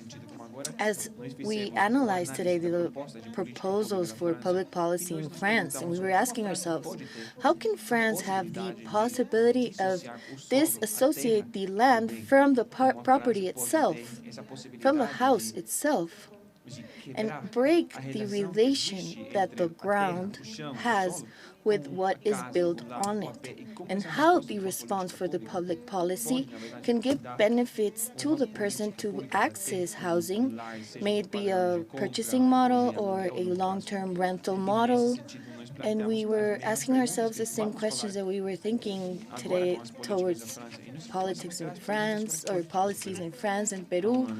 And 1 year ago, we started working on this, and these ideas that kept showing up, and we were seeing just closed doors. And one afternoon, we met with CONAFIBS, with Francisco and Roberto, and we started talking about the issue, and this new idea came up together, which is called Let's Build Together. And we said the only way that we can do it is together. So I think that the national government can give all these guarantees to constitute this program within a framework that is legal, but we can only do this with the support, in this case, from financial institutions like Banco de Pichincha and constructors and developers and real estate promoters like Constructores Positivos and Constru Ecuador, who believe in the project.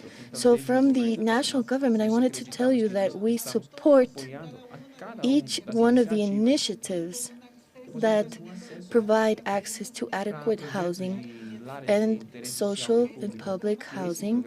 And with this project, Let's Build Together is aligned with national policies in the segments 3 and 4 in social housing matters. And this day, even if there has been some incredulity of various actors, we signed the decree that we have been working with, together with consultants, international specialists, Banco Pichincha, promoters, constructors, and I think this is an applause for Ecuador, because really, I think that this will be a model and a milestone that is going to revolutionize the real estate sector, having access to supply as well as demand. So thank you so much for believing us and trusting in us, and congratulations on all your work.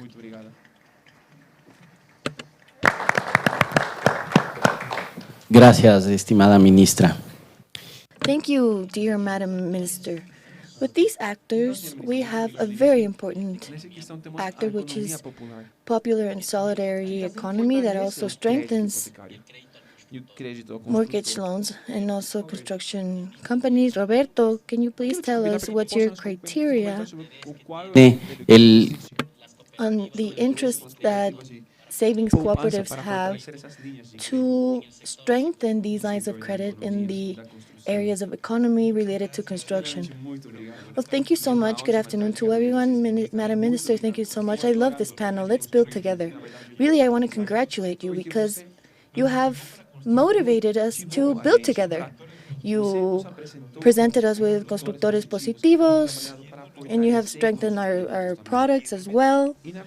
And you gave us an example to build together. And we wouldn't be here if it weren't because of you. Thank you so much, Madam Minister. In terms of the savings cooperatives, we have this first slide. This sector of solidarity economy is very interesting and very dynamic. Last year, in mortgage loan, we allocated $600 million, and every year it's been growing in an exponential manner. And the most interesting thing is that it hasn't taken market away from anyone. It's made the market grow because it's thousands of people who don't really have legal statuses that are regulated or don't have social insurance or don't have access to the credit of the state bank can have access to credit and mortgage loans. And I wanted to show you some of the things we talked about yesterday. And yesterday we celebrated in this event $1,000 million in the best space that we could ever have. And $1,000 million for mortgage loans, for housing through cooperatives is happening. And we had to reinvent ourselves because our specialization was microcredit related to productive activities in an inclusive manner. So they were aimed for women, men, different indigenous peoples.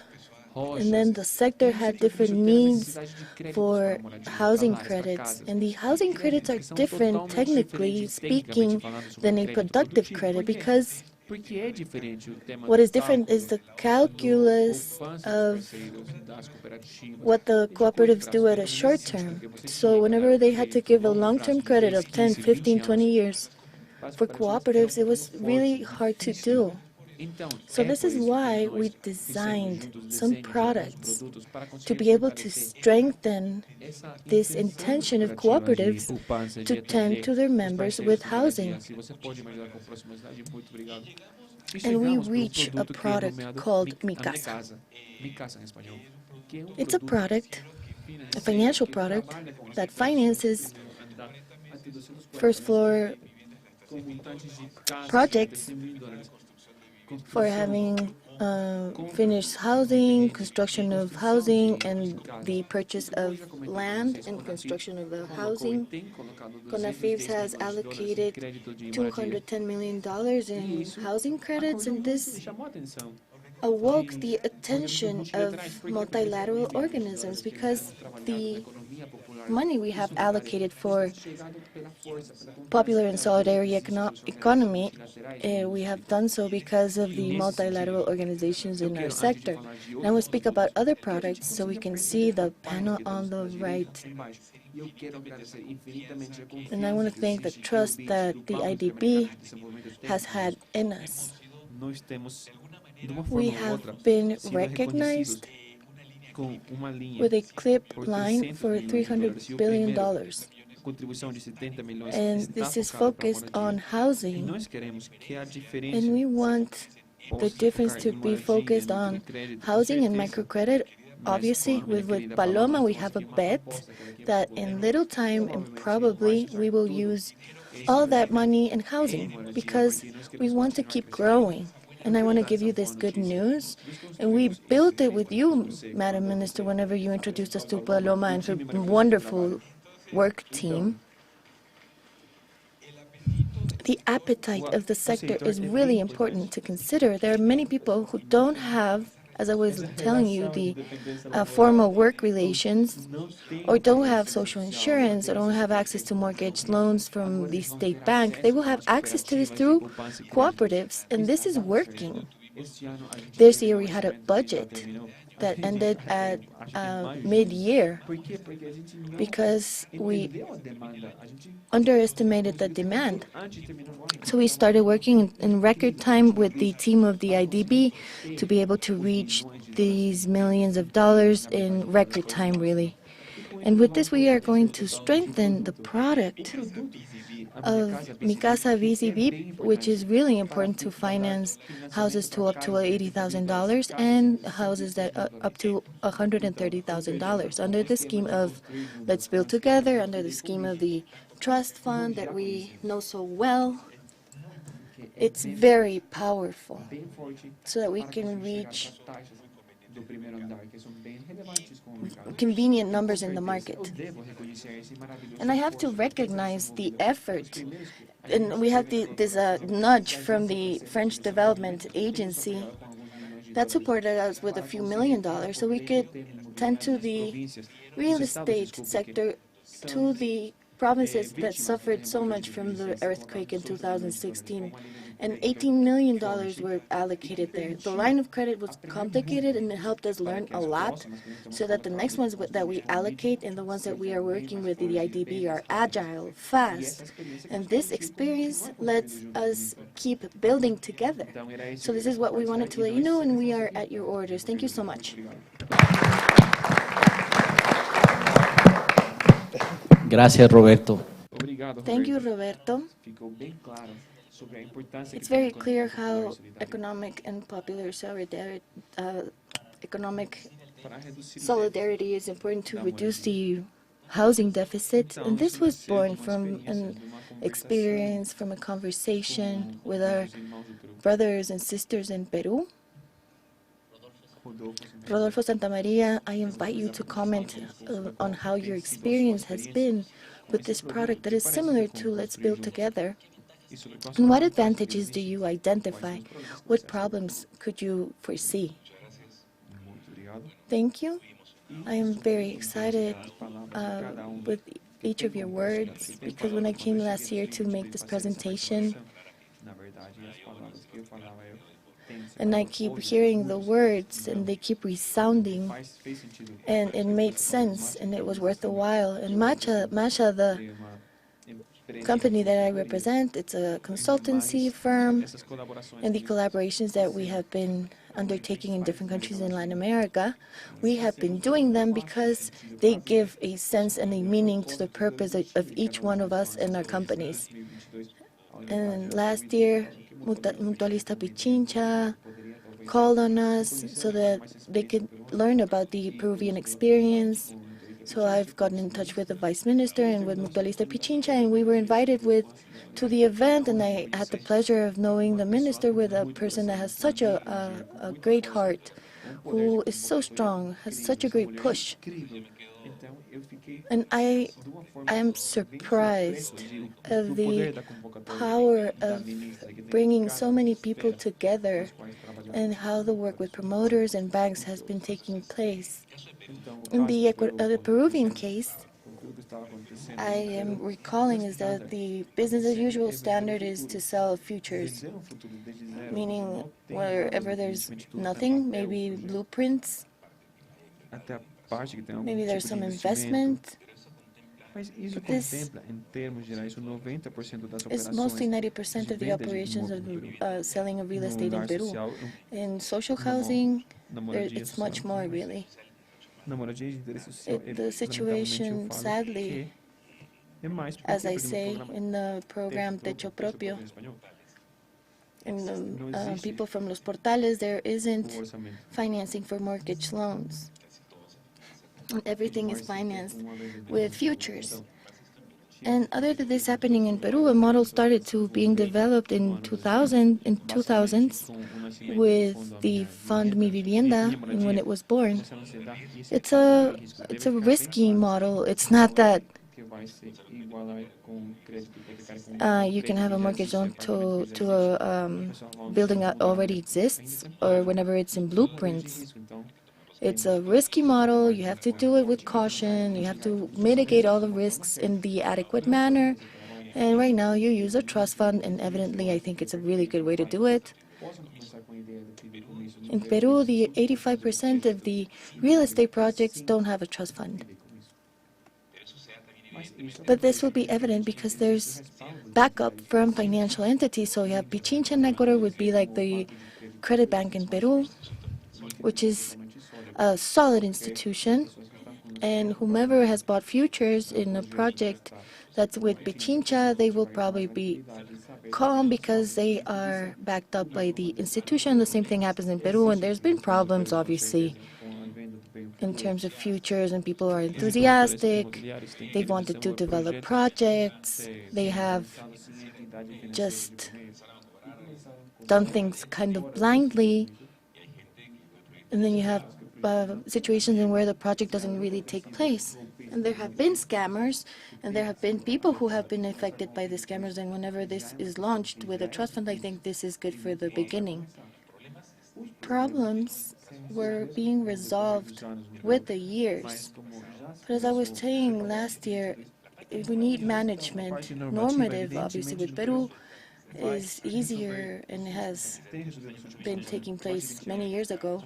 The normative has already been solved in terms of disbursements and mortgage loans. There has been more management than just changing norms. And I'm sure that what we can achieve at a short term has to deal with the management that being led by the minister and the normative part that evidently is very important. But without the other thing existing, this would not have been possible. And I see Paloma, other than being a friend of all the countries in which she passes through. I met her in 2012 in Mexico. She was already friends with everyone, whomever needed to learn about housing subjects in Latin America. And obviously the support of IDB has helped out the process. And I just want to mention this, and I congratulate the initiative. I think that the model is solid, it's well formulated, it will evolve in the future for the benefit of families, and this process, this modality is seeked because of what the minister is saying and what we were talking about last year. There's many people who won't be able to pay the quota. In the future, usually ends up costing 15% less. So they're not going to pay 100, they're going to pay 85. Or if it fits with a credit loan, the bank is going to say, okay, so now you have to maintain the same score and not lowering the credit scores and the production costs. In terms of production score, we need there to be more supply. There's a lot of people, like in Ecuador, where Peruvians don't have homes, so we have to manage the supply. And what will happen, it's not necessary for me to qualify in a bank to receive a credit. Then the operation can go through, and the barrier to enter for the larger number of operators there is lowered. So more real estate promoters, more competitiveness and more offer, the families will be benefited. And I was in an event in University of Southern California that was a global event, and it was mentioned about how real estate activity and housing activated or reactivated the economy of countries, and this is real and this is true. So we did some studies and research in Peru, and the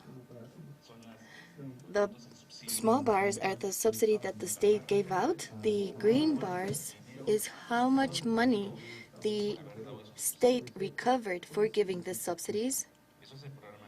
And this is the program Vivienda. But in this program, the red bar is what the state gave for this program, and the green bar is how much they recovered. So the state recovered more money. So if the state is lacking money, maybe they should invest more in housing. And what is in blue is the size of the market and how it moved. In the best moment, pre-COVID, obviously, they moved 25 more times with the leveraging. But then there were subsidies, and then it's 50% or 15 times higher than the subsidies, and this makes sense, and it's worth it. And the other slide was still around Peru. We're working with taxonomy, with sustainable finances. Ecuador is not delving into this yet. Colombia has the taxonomy that is approved. Mexico already has approved taxonomy. Chile is working on it.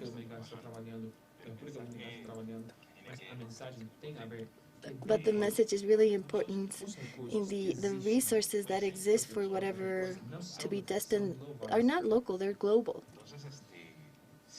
So if somebody is not aligned to the taxonomies, and let's begin with the European taxonomies and the other ones that have been developing in other parts of the world, if you're not aligned with sustainable finance taxonomies, your cost for financing will probably be bigger at a short term. But at a medium term, if it's not aligned to taxonomies, it will not have the appropriate financing. I think it's enough. Thank you.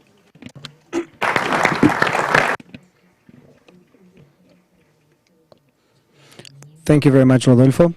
Your experience let us know that we're on the right path. It is always going to be beneficial for us to have new alternatives, financial alternatives. Thank you for all of the panelists, and right now we're going to subscribe this document.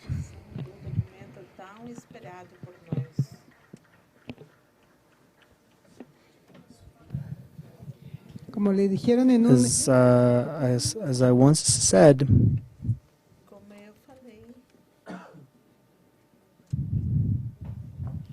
as someone said in the beginning, this document has been elaborated under the strict regarding the norms right now, and in respect all of the legal frameworks that exist here in Ecuador right now. We have been working in our roundtables with all of you, with the construction sector, real estate sector, promoters. From February to March, we've been working since February we've been working with a lot of legal construction companies, which Jorge David has been part of, and we've been working with the financial institutions also. We would like to highlight the participation of Banco del Pichincha and Mutualista del Pichincha that have been together with us in those roundtables. Also Mutualista de la SUAY, Cooperativa Tuntaki, Banco General Rumiñahui, that are allies, strategic allies. So this document, this agreement, this ministerial agreement allows us from today, from day one, since tomorrow, this pilot project that is going to be promoted by Constru Ecuador, it could see reality as an example of a good governance in our country, as an answer to the supply and demand here in Ecuador. So we can together construimos un nuevo Ecuador. We can build a new Ecuador. So here goes the signature.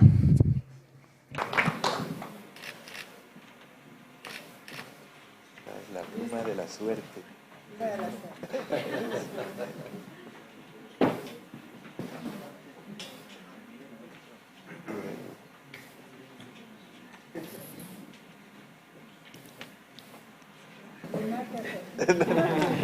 Ahora les invitamos a tomar una...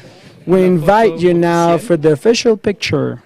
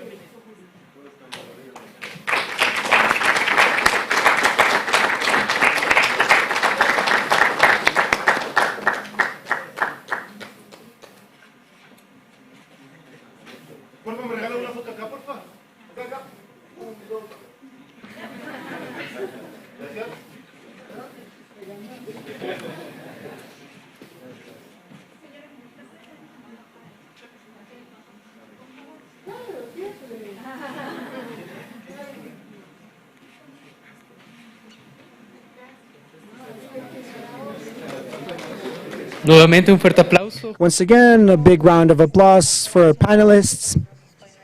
Thank you very much for sharing with us this new initiative.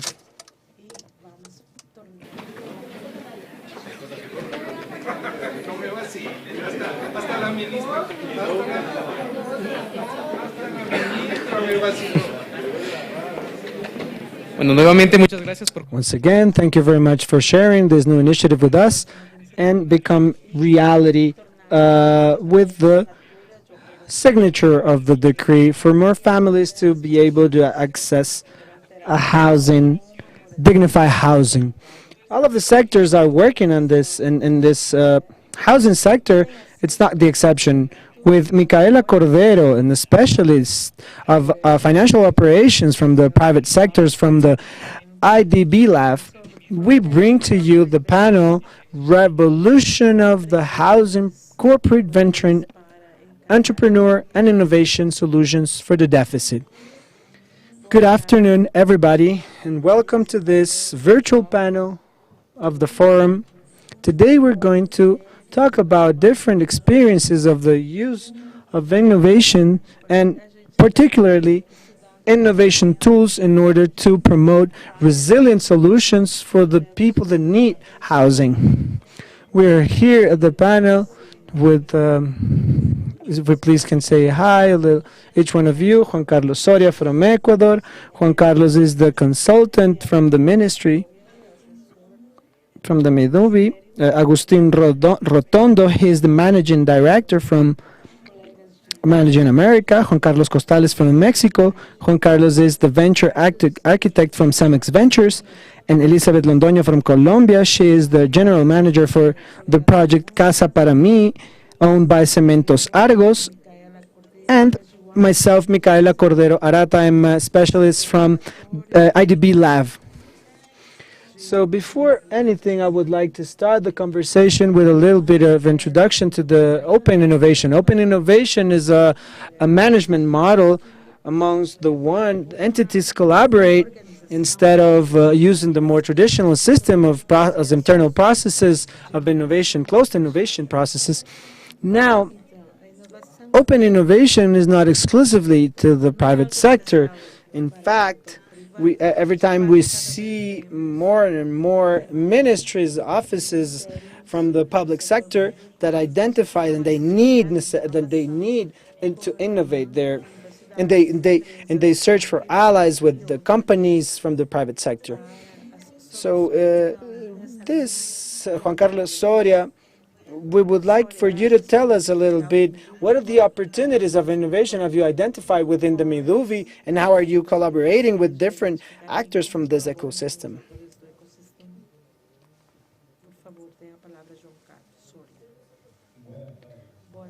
Good afternoon, Michael, and good afternoon with everybody.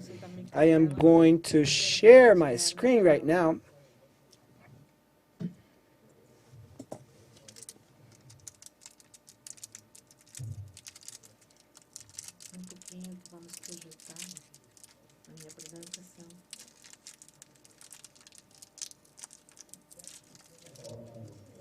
Please, when you can see the screen, you let me know. Yes, we can see it. Thank you. So,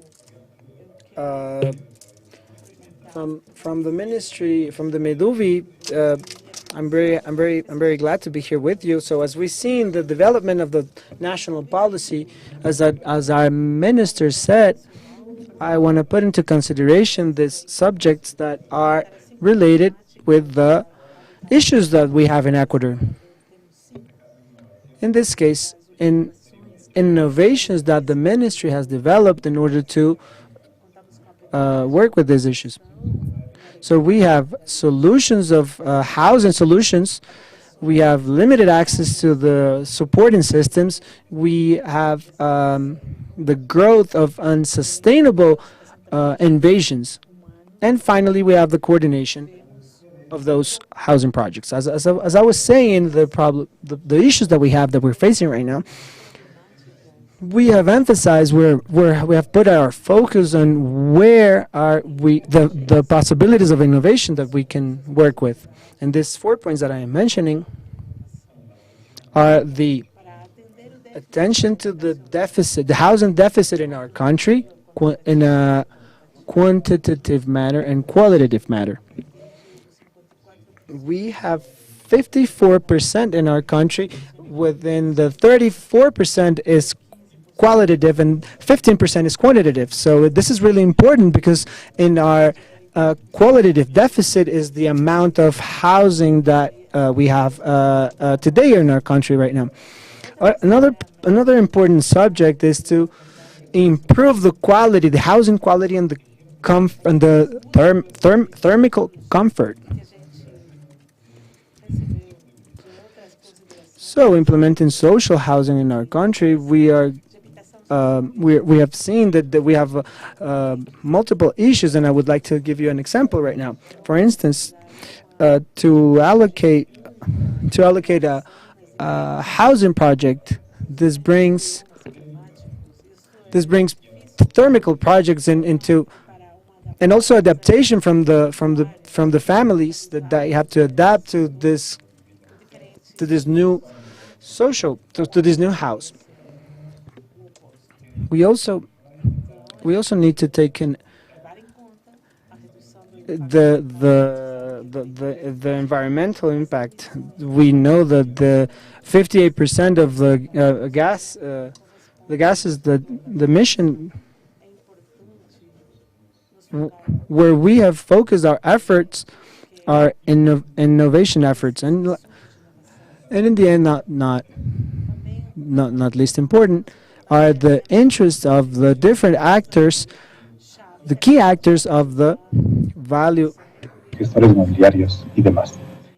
change of housing, including the strategies, as we have been focused to adapt our housing projects to the diverse necessities of our country.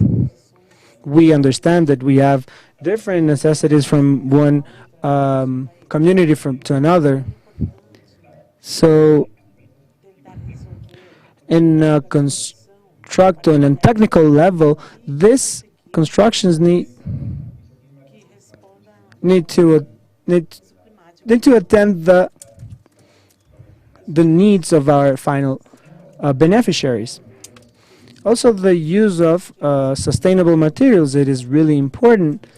This strategy is really important because if you want to impact on the environmental impact that this construction projects, sustainable projects, and social housing have, we need to prioritize the use of materials that are close to the place of where we're going to construct these houses. We have also understand the very important point, the energetic efficiency, in order to develop and improve, taking in consideration the design of this new social housing project. They are limited right now, so we need to deliver solutions in technical levels that don't have elevated costs for the final beneficiary. In order to build the regulations that are involved in construction, we need to take in consideration these aspects. And I'm going to mention 3 of them. And regarding the use of sustainable materials, we have in one house that has been developed between the Midubi and the university, the Catholic University of Ecuador. This is located in the south of Ecuador in the province of Loja. This housing project that they are part of an investigation for the past 10 years in a sector called Caldas is destined to control a virus that is affecting to the people living in this part of the country called Chagras. We have named this housing project as Healthy Housing Project. It's a healthy housing project. This housing project has helped us to control this plague, and in most cases, this virus attacks in this region called Del Chinchorro. What does this project? First of all, we innovate regarding in terms of a structure, because we are recovering material and a product that we've developed here in the country, and in the country we've developed this product, and in the region also we've been developing this product. This material has a new use on a structural level, so buildings can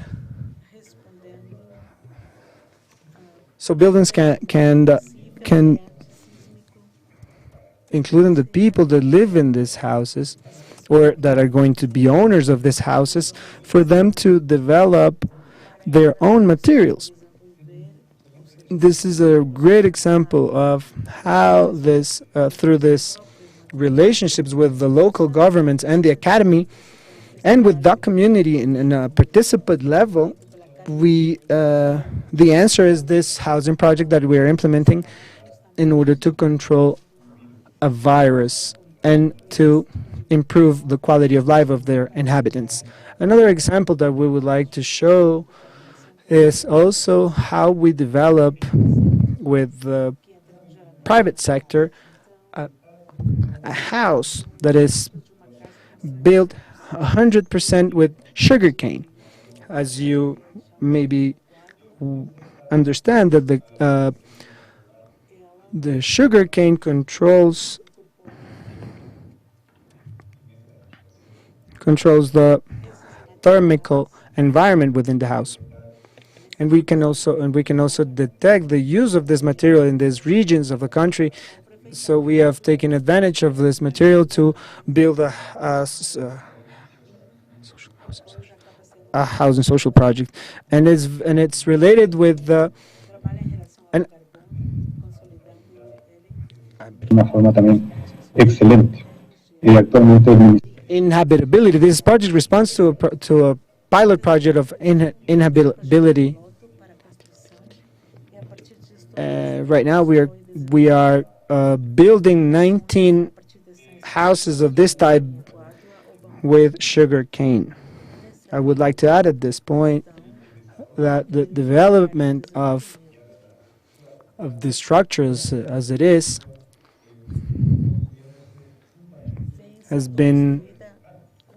we have been constructing this with local actors, especially with the firm Imbar, that they build these types of edifications with bamboo, and we're working together with them in order to train constructors in the region, so they can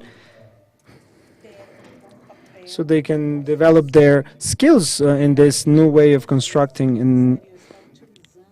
in order to build this type of houses. And finally, we would like to give you this last example that I brought to you today. Is related with the new ways, the new forms of building, of constructing social and sustainable houses. We are doing recycling at a public building in the city of Ambato, where the Miduvi was actually functioning there for so many years, and it was subutilized. This building was right now is on a stage where the Miduvi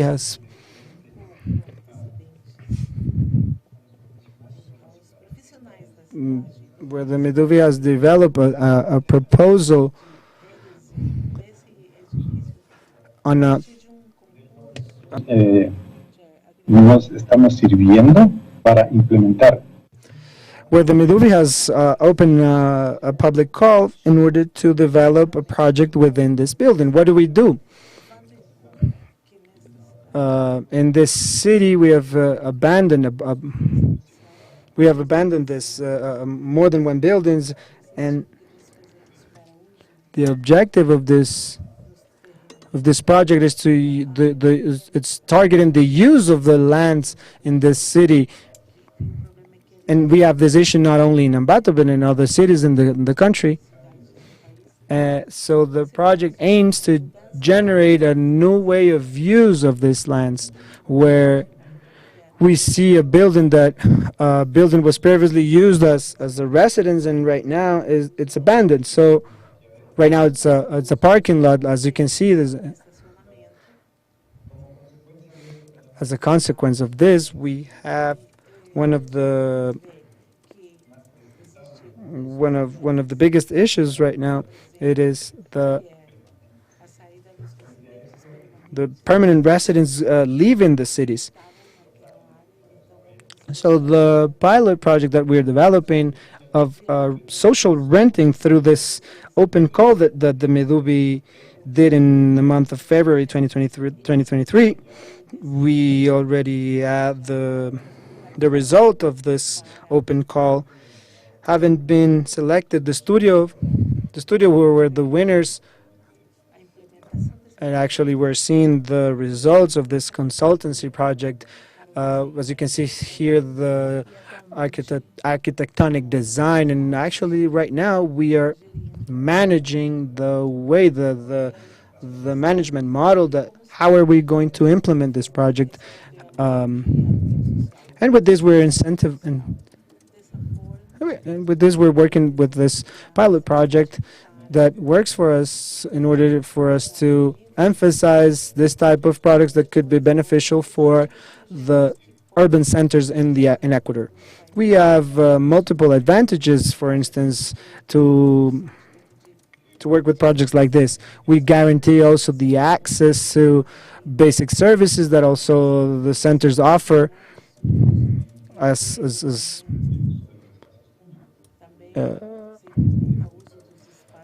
improving also the use of public spaces. This building is located in front of a park, for instance, and this way we can improve the interaction, and also a very important factor is the social condition.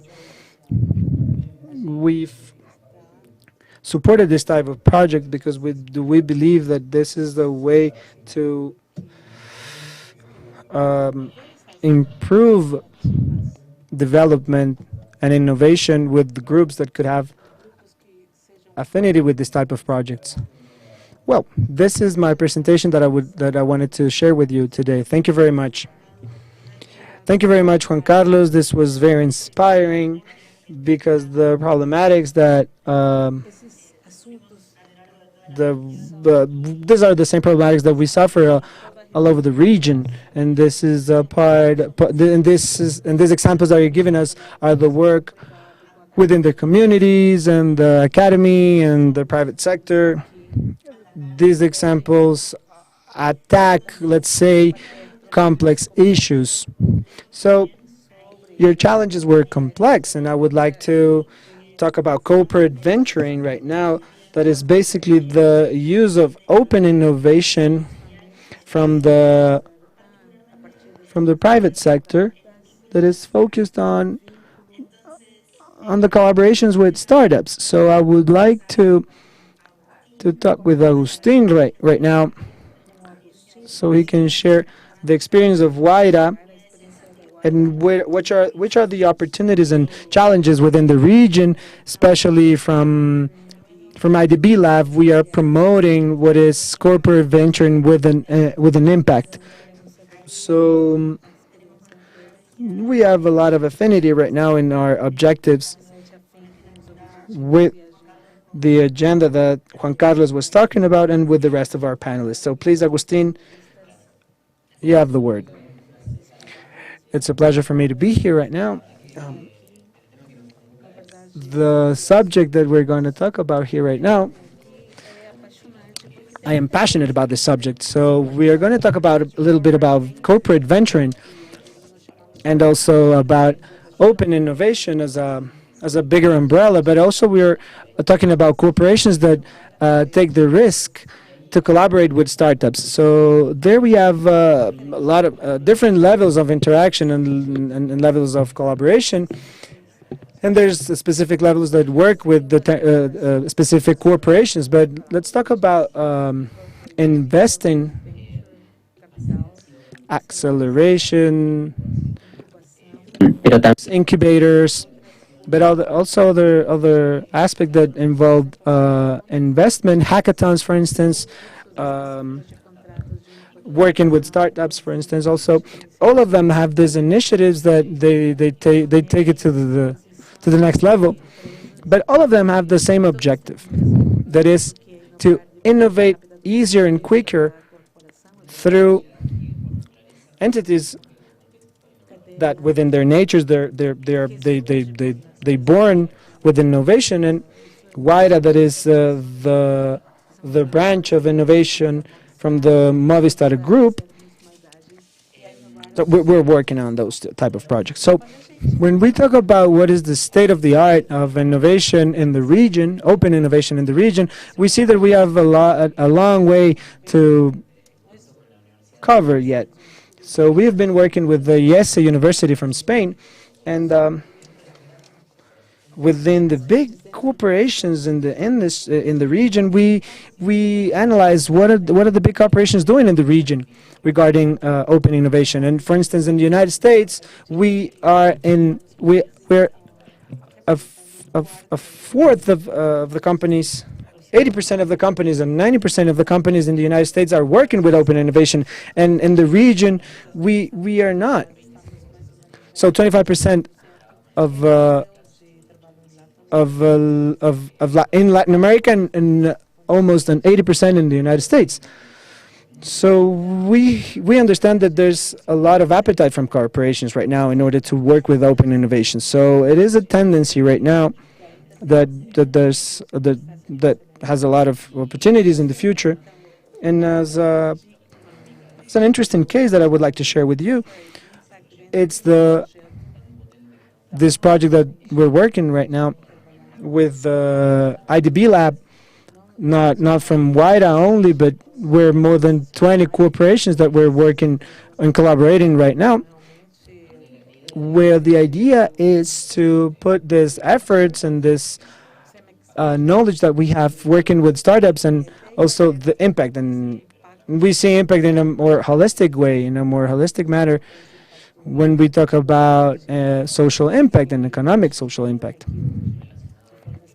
So talking about housing projects and talking about social housing projects, obviously any subject or any issue related with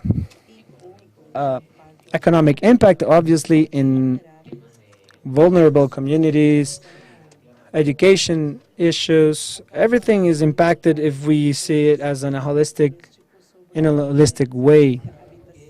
This is the work that I'm telling that this is really nice to do this work, because it puts in perspective what all the corporations, what can we bring for this ecosystem. So we have specific cases where we work pilot projects, where we work with sustainable mobility, with CO2, carbon dioxide programs, and we have specific objectives that let's say that this works for the startup as a generating business. So I was telling you about WIDA. WIDA is part of the Grupo Movistar Telefónica, and we've been investing for the past 12, 13 years. What we do is we invest in these companies, but not only invest in these companies, but also to develop their business models. We put a lot of names to this, but in the end it's the same. It's to put these startups to add value to our corporation and put the corporations to give them business to those startups. We have invested more than $20 million, but we've realized in time that we have to move on from the logic that only working with Movistar. So we are working with the communities too. So we're working actively with IDB and other communities to generate more impact also. So I would like to share 3 cases right now that are the most representative of our work and the type of companies that we invest here in WIDA. We invest with we don't invest with in a specific focus on social housing, but most of the corporations that we work with, they have an impact on housing issues. And I would like to share with you a startup Ecuadoriana, an Ecuadorian startup that is called Ahora. And it's a relatively new company, a new startup, but the company, what they do is they offer services for any type of house. If you need to fix your sewage, or if you need to fix your pipelines in your house, or if you need to fix anything in your house, you can use this platform, and you can be sure that the provider that works with this company, they use certified materials, and they have good prices as well. So all of this, if you see this from the housing perspective, we work with transparency, and we are trying to democratize the access to all of all types of services within house. So what we're trying to do with Telefónica and Grupo Movistar, we're trying to connect this type of companies and platforms. And I would like to share with you the cases. What we do is to offer to our clients services with a discount. It could be on a specific plan with a specific price. There are different modalities to the services that can be related with that technology. This is one case, and you can look for it on the web. Another case that is really nice to point out is a case in Chile, Comunidad Feliz. It's a company that we have invested in since various years ago, and it has worked with us in the growth that we are talking about, and we want to be able to help condos, consortiums, but we are referring to the administration of apartment buildings, or of apartment buildings, as we say in Argentina, so that they have a more efficient manage of their expenses, of their repairs, and that through the platform they can make payments with traceability that is transparent, that we know that is something that worries us and who live in these types of housing arrangements. And Comunidad Feliz has been able to develop a very robust platform, first working in Chile, then Peru, and then the United States, and they keep growing to the other countries in the region, like Mexico, so that we can live in a more transparent and financially sound way. It's a Chilean team, and we have been working with a lot of projects with them so that we can offer fiber optic cable for clients and also refer them to our own clients. And this is a way through the Telefónica group to have access to our powerful business generation tactics. This is the case of Comunidad Feliz, and in different countries it's agnostic to the different opportunities that may arise in each country. Another company that is Canadian and it's not of the region, but maybe it's in the UK, and we work with Aerial, AI. If you see the page, it's aerial.ai, and what Aerial does, and changing the logic completely again, is that through Wi-Fi technology be able to monitor what is going on in a home, and through very cheap technology. If you already have Wi-Fi, the aerial service is marginal in terms of costs, without having to place sensors or cameras. And what is this for? If an older person is living in a home, through the aerial service we can detect if that person fell down, if they're asking for help, if there was an accident, if you find a situation in which some sort of material had some issue, we can help them through the platform. We saw this with children, whether it be babies or having parental control of when they if somebody arrives to your home, if your kids are by themselves or they're accompanied. we see through we also give solutions through technology with very powerful solutions and a very efficient cost, that within a home we can control what is going on and to be updated if there's some sort of risk. This company has worked with Movistar for many years, and we give connectivity. We have 15 million homes with fiber optic cable, and it's an impact for homes because we know many times it's such a pain whenever we don't have internet, more than whenever we don't have any running water, more than anything also with virtual work. And we want to look at an added value, the clients.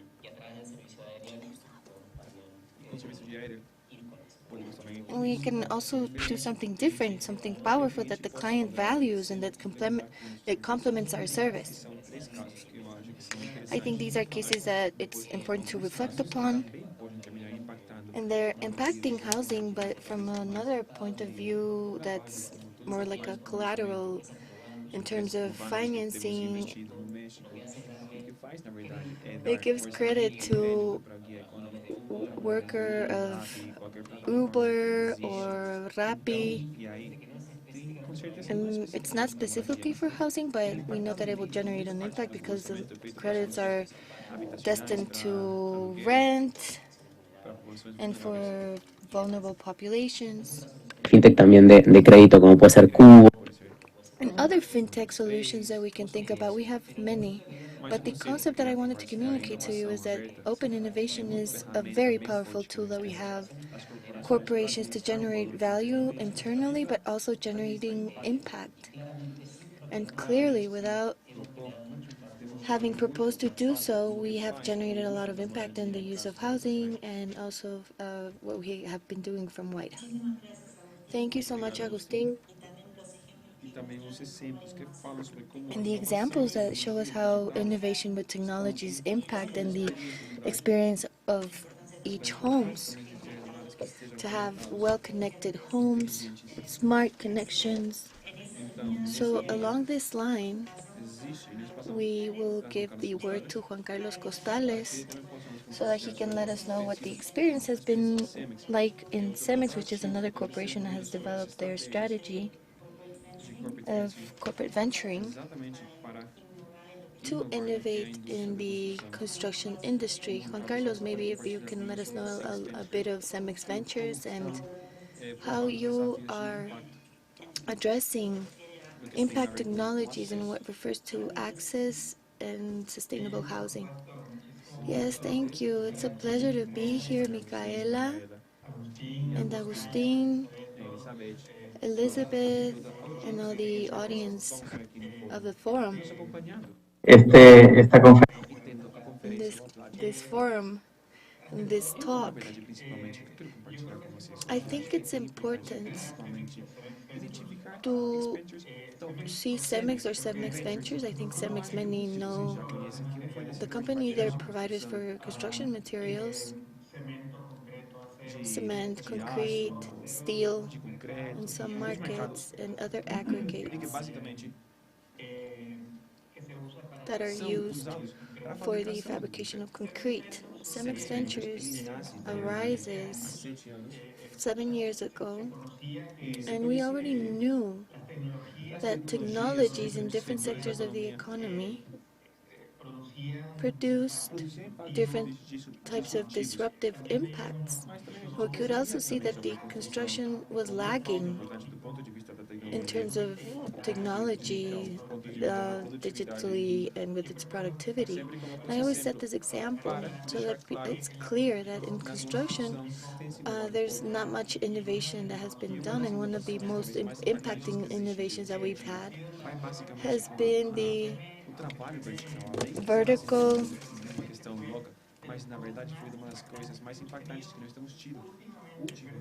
crane. And now we've been speaking about the last 100 years. And yes, we have innovations, and technologically we had a couple of things, but they weren't things that had a disruptive impact from what is supposed to be happening now. in terms of sustainability, material, digital technologies, productivity, robotics, and others. So CEMEX Ventures has an innovation platform for CEMEX, and the vehicle with which we were trying to generate some risk investments, and doing this in a separate manner from the conventional company model. CEMEX Ventures focuses on 4 areas. One of them being, and one of the most important ones, and the one that is taking a lot of our time, is sustainability.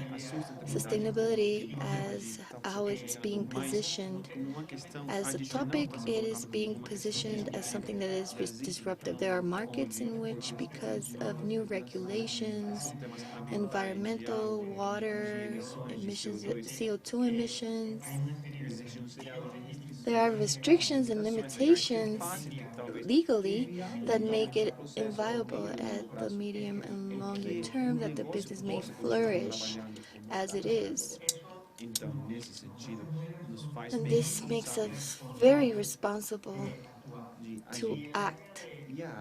In the area of sustainability, we have called it green construction.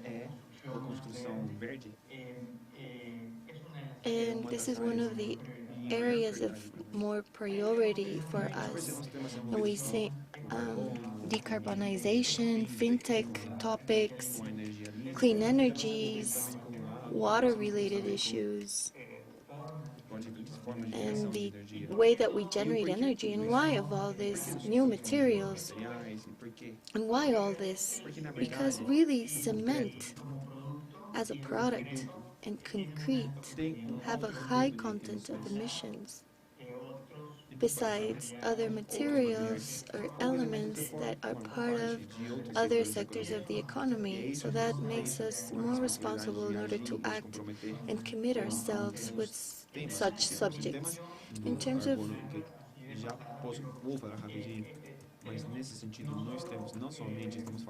we don't only have investment related to decarbonization, but not also related to capital, but we also have pilots around the world, carbon off-cycling, which is a solution that helps us have materials, complementary, supplementary, with the use of CO2 that is being captured. And then high rocket, which is the generation of hydrogen, waste to energy, which is synthetic gas. Arc light is another example of how to produce gravel, like other materials, like plastic materials that can help us with concrete, and also clean tech. We have a pilot and an investment with a company called Synelion about how to use Energía solar para producir solar calor en energy to nuestro produce horno. ¿Por heat qué? in our ¿Por qué tenemos un oven. alto contenido de emisiones? Because we have a Porque en high nuestra planta emission hay of our, un tubo and then there's a gigantesco que llamamos gigantic tube that horno que we call produce it clinker, que oven, that es is una produced materia prima produces clinker, which is subproduct to produce cement the moment it gets crushed. In clinker, this oven has to have 1,500 degrees centigrade, and it measures 100 meters. The diameter is huge. And heating this up requires a ton of energy for gas. And this is why we are implementing a pilot to use photovoltaic energy. And this is Synhelion 4. And then Mona, which is a startup, a Chilean startup, forms part of the program that Agustin was telling us about, and you, Michaela, as well, about impact venturing of ZPLAC and promoted by WIDA and the IDB, in which we see a kit that is pluggable so that trucks can make a more efficient use of the fuel. And this can be a technology that can be not so transitional, and it can position itself in time, not only as an alternative to reduce the consumption of fuel, but also the technology to combine an ecological fuel and clean electric self-generated energy by the truck. And this within the framework of sustainability. And then the second category that we're looking at is supply chain. And I would like to focus on an example that's very interesting for this subject. How the third category is to increase productivity of traditional works. Construction works are processes that are chaotic, inefficient in their majority, and they need a lot of technology to be able to convert them into something more efficient. And right now we have the subjects dealing with the future is now, we have called it, and we are talking about more complex technologies, about how to construct in a different way, which means not block over block, but how do we have a construction process that is different? We are talking about free printing, modular construction, technologized, and other activities within the construction sector, like the robot that can build a wall. And we are looking at it and we are studying it with the intention of accelerating technological development in the sector in terms of how to construct more efficiently, better, and more sustainable in a way that is friendlier to the environment. We try to use our branding to generate new partnerships with other brands and be able to have a movement at a sectorial level. We have many resources and tools that we also use to produce the acceleration that we're looking for and the approach that is faster with these types of technologies for communities, for constructors, and everyone who makes this ecosystem. First of all, we loan spaces for experimentation. If we see something that is interesting, startup, we want to hold a pilot with that company so that they can develop their technologies and that they can prove to the ecosystem that this adds value. So evidently, we also have interests, and this value can be taken advantage of in a positive way. And then the area of minority investments, minor investments. We have acceleration program for startups. We already have a cohort of startups that graduated this year. Antes de que finalice, And before ending this year, the next group is going to start. So they're selected also in the value that they add and based on certain priorities that we see within the sector. And they are, the first group is very happy, and they all had pilots within CEMEX and some with commercial agreements with us. And this is what we have taken into consideration to accelerate processes. And then we have business cases in which we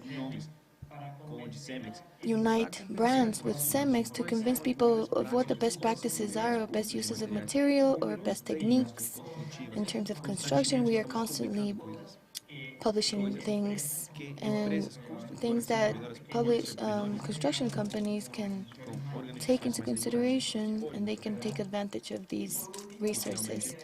And lastly, there are some events that are ours or external events in which we participated, and we have a competition in which 500 companies apply, and they have to go through a filter, they graduate, they win a prize, they end up integrating themselves with us and our other partners. And then we have amazing first-level partners in this competition.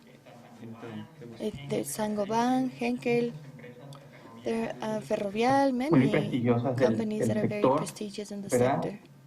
Después tenemos la publicación And right now we del have top the publishing 50 of de top startups que vemos cada año.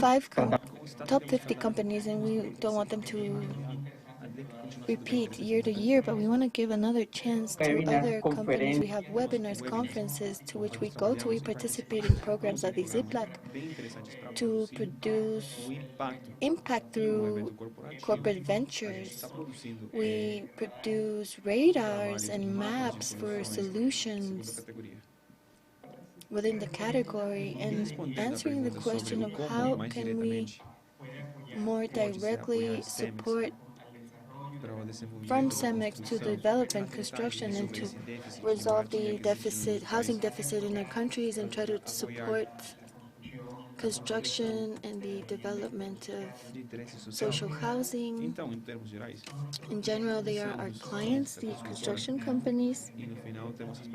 In these companies, but we have a world of programs, and there's an example that has generated noise these last years, in which we help people to acquire and improve their homes. Nevertheless, we see that digital technologies are stealing the audience, and they are penetrating in an easier way. Within these areas that I commented before, we don't have the financial topic, because the financial topic does not resolve the change that could be able to give the construction method. We thought there are people who should worry themselves financial subjects, and there's very powerful people that know how to do this, and we can tend to the construction aspect of the situation. Nevertheless, we developed a platform that is called Que, written with a K, queobra.com. Este segmento socioeconómico. We started to understand the segment socioeconomically from the point of view of construction. We saw that the population CID has the same needs as whenever my daughter is getting married. She doesn't know where to live, and now I have another child that's being born. I need to open up a new room. I need another floor. I need to remodel it and improve my home because the roof, whatever. Son exactamente las It's mismas exactly the same detonantes que triggers that appear in ABC segments. But these people don't have the capacity of hiring an architect. So what they do is that there's a problem that arises. The first one is, I don't know how to self-build. 2, who will be able to help me? I don't even know what materials I need to purchase. Where should I purchase them more efficiently? Queobra.com. If you go into this platform, you will see that they have an amazing amount of content, technical content, that can help in a very simple way that is easy to comprehend to these people to understand how to mix cement, how to build a wall, where to place a column, these types of things. And 2, there's a calculator that allows you, with simple measurements, how to have a blueprint and an exploration of the materials, and also budget them by geolocation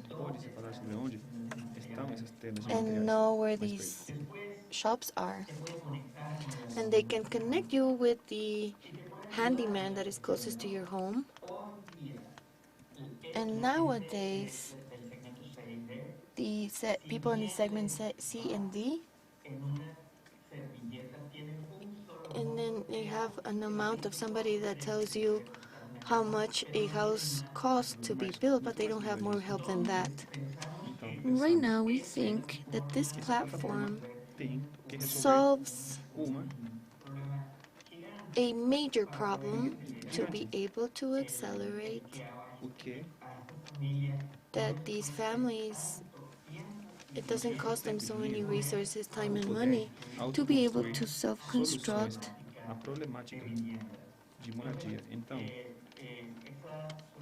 So the solution is called, as I was letting you know, Que Obra. And we also have a relationship with one that is called Help, that Agustin was mentioning before. And fundamentally, they help improve housing for the final user, the electrician, whomever it might be, the person who needs to solve an issue, has this solution. And in this case, for industrialized fabrication of homes, we are working hand in hand in 3 geographies, one of them being Mexico and Latin America, the other one is in an Arab country, and the European country with co-work. You know, team building is a technology that is resonating a lot, but the reality is that we need to keep developing it so as to have a notion about the costs and details that have to be considered. We're working with a plant to perfect 3D printing and with universities and with developers. And we also have a joint venture with a very important construction company in Spain, in which we are trying to develop and improve technology of modular construction. And we have a joint venture. And basically, it's modular robotic construction. This means nobody participates in constructing a panel that will eventually be a wall, but it is done through robotics. If this works tomorrow, theory says that it should be more efficient in costs, time, and everything else. So I don't think I have anything else to say, and I think I just went too long, but thank you for the attention. Thank you, Juan Carlos. And now we're going to go with Isabel Londoño from Argos Casa Para Mí, the project Casa Para Mí, and we'll understand what have they done. Thank you, Micaela. It's a pleasure to congratulate all of you and all the audience and all of the panelists. Well, Casa Para Mí is a project that aims to actually, we're in 16 countries. So it was born with two spirits. First of all, we are completely agnostic about, and we can adapt to different projects. And the other one is we are a social business. We're not a foundation. So first, we're starting in Colombia. So right now we are also doing diagnosis in Honduras and Dominican Republic. So what do we understood in Colombia? We know that there's a deficit concentration in the rural parts of the country, and also in the cities we have a necessity of housing better located. So families, they have access right now to that infrastructure. So we were born and we see us as providers of social housing exactly where the demand it does not attend that population. And so what are the innovations that we're working with? The first one is we work in hand to hand with the construction companies. We're not there. We work with them. All of them are welcome, and we understand that there's one constructor that we need to work with. So these are the medium and small construction companies, and then we understand that the medium and small construction companies, they have a lot of challenges. They don't have the enough experience. They make mistakes. They have a lot of mistakes on commercialization, structuralization, and design of their products, and they don't have the efficiency as big construction companies. In addition to that, we also realize that the financial institutions, they don't loan money to them. They don't. And the type of project that these small companies can do, they are, let's say in Latin America in general, the demand is concentrated in mass production projects. So we're talking about another type of projects right now. So Casa para mí is that we have a structure, a centralized structure that includes prototypes, scalable projects, and centralizes that. In that way, we lower our costs, and we bring that the economy of big projects to do the small projects with these small companies. So the same project that we're doing in Cartagena, we can do it in La Guajira, for example, adapting obviously to their context of each of them. So, and the third initiative is where I do believe we have very interesting innovation, technology innovation, though this is small projects, they have administrative cost, they have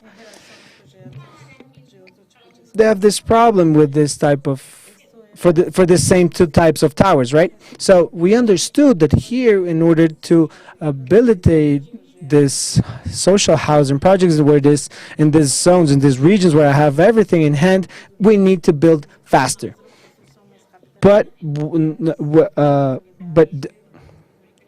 we cannot compromise quality. So, and also thinking about the environmental impact. So we choose, or we start building our portfolio with social housing projects adapted to our necessities. So it's different to build a rural project in La Guajira or to do a building in the main city. In the big city, the costs are different, the access is different. So this product here in the city, I can do it with concrete, with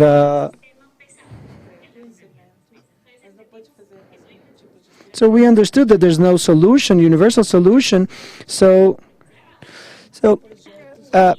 we need to build faster, and we need to be competitive in our environment that we're working with. So I would like to complement in order, before talking about the last one, we have a broad range of materials. So we use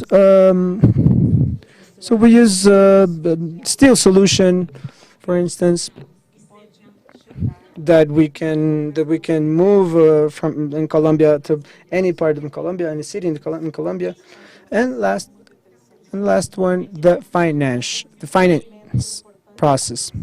So we are going to divide the finance process in two aspects. First of all, it's a medium scale project, so they're going to need a financing product. So most of these projects, they end in 3-4 months, and with the lack of financial services, so we need a fund or a financial institution that offers us different services. So it's the key solution for us right now is that we understood that we have to work with different actors, constructors, financial companies, the government, local governments, families, foundations. So we work together in order to make it happen. So we've been working to traditional banking, and we've challenged them in order to develop a pilot of this project that I'm talking about. Also, we are innovating and including all of these actors, foundations, national investors, international investors, in order to build a funding trust fund, with rates lower than the market. So those aspects have a lot of innovation in all of aspects, Micaela, in every single aspect, Micaela. Thank you.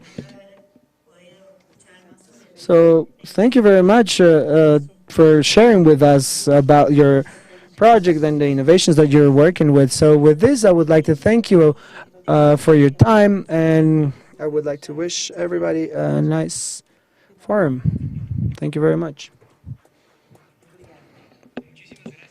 Thank you very much to our panelists and their participation, during these 2 days. We've been talking about each of every one aspect of this chain of value and how this public policies the countries can attend the deficit, the housing deficit. We hope to see you tomorrow, our last day of the forum, where we are going to talk about on subjects about biodiversity, and we're launching the third open call of the Habitat Prize Ecuador. Thank you very much for your presence. The success of this event would. So we hope to see you tomorrow. Thank you.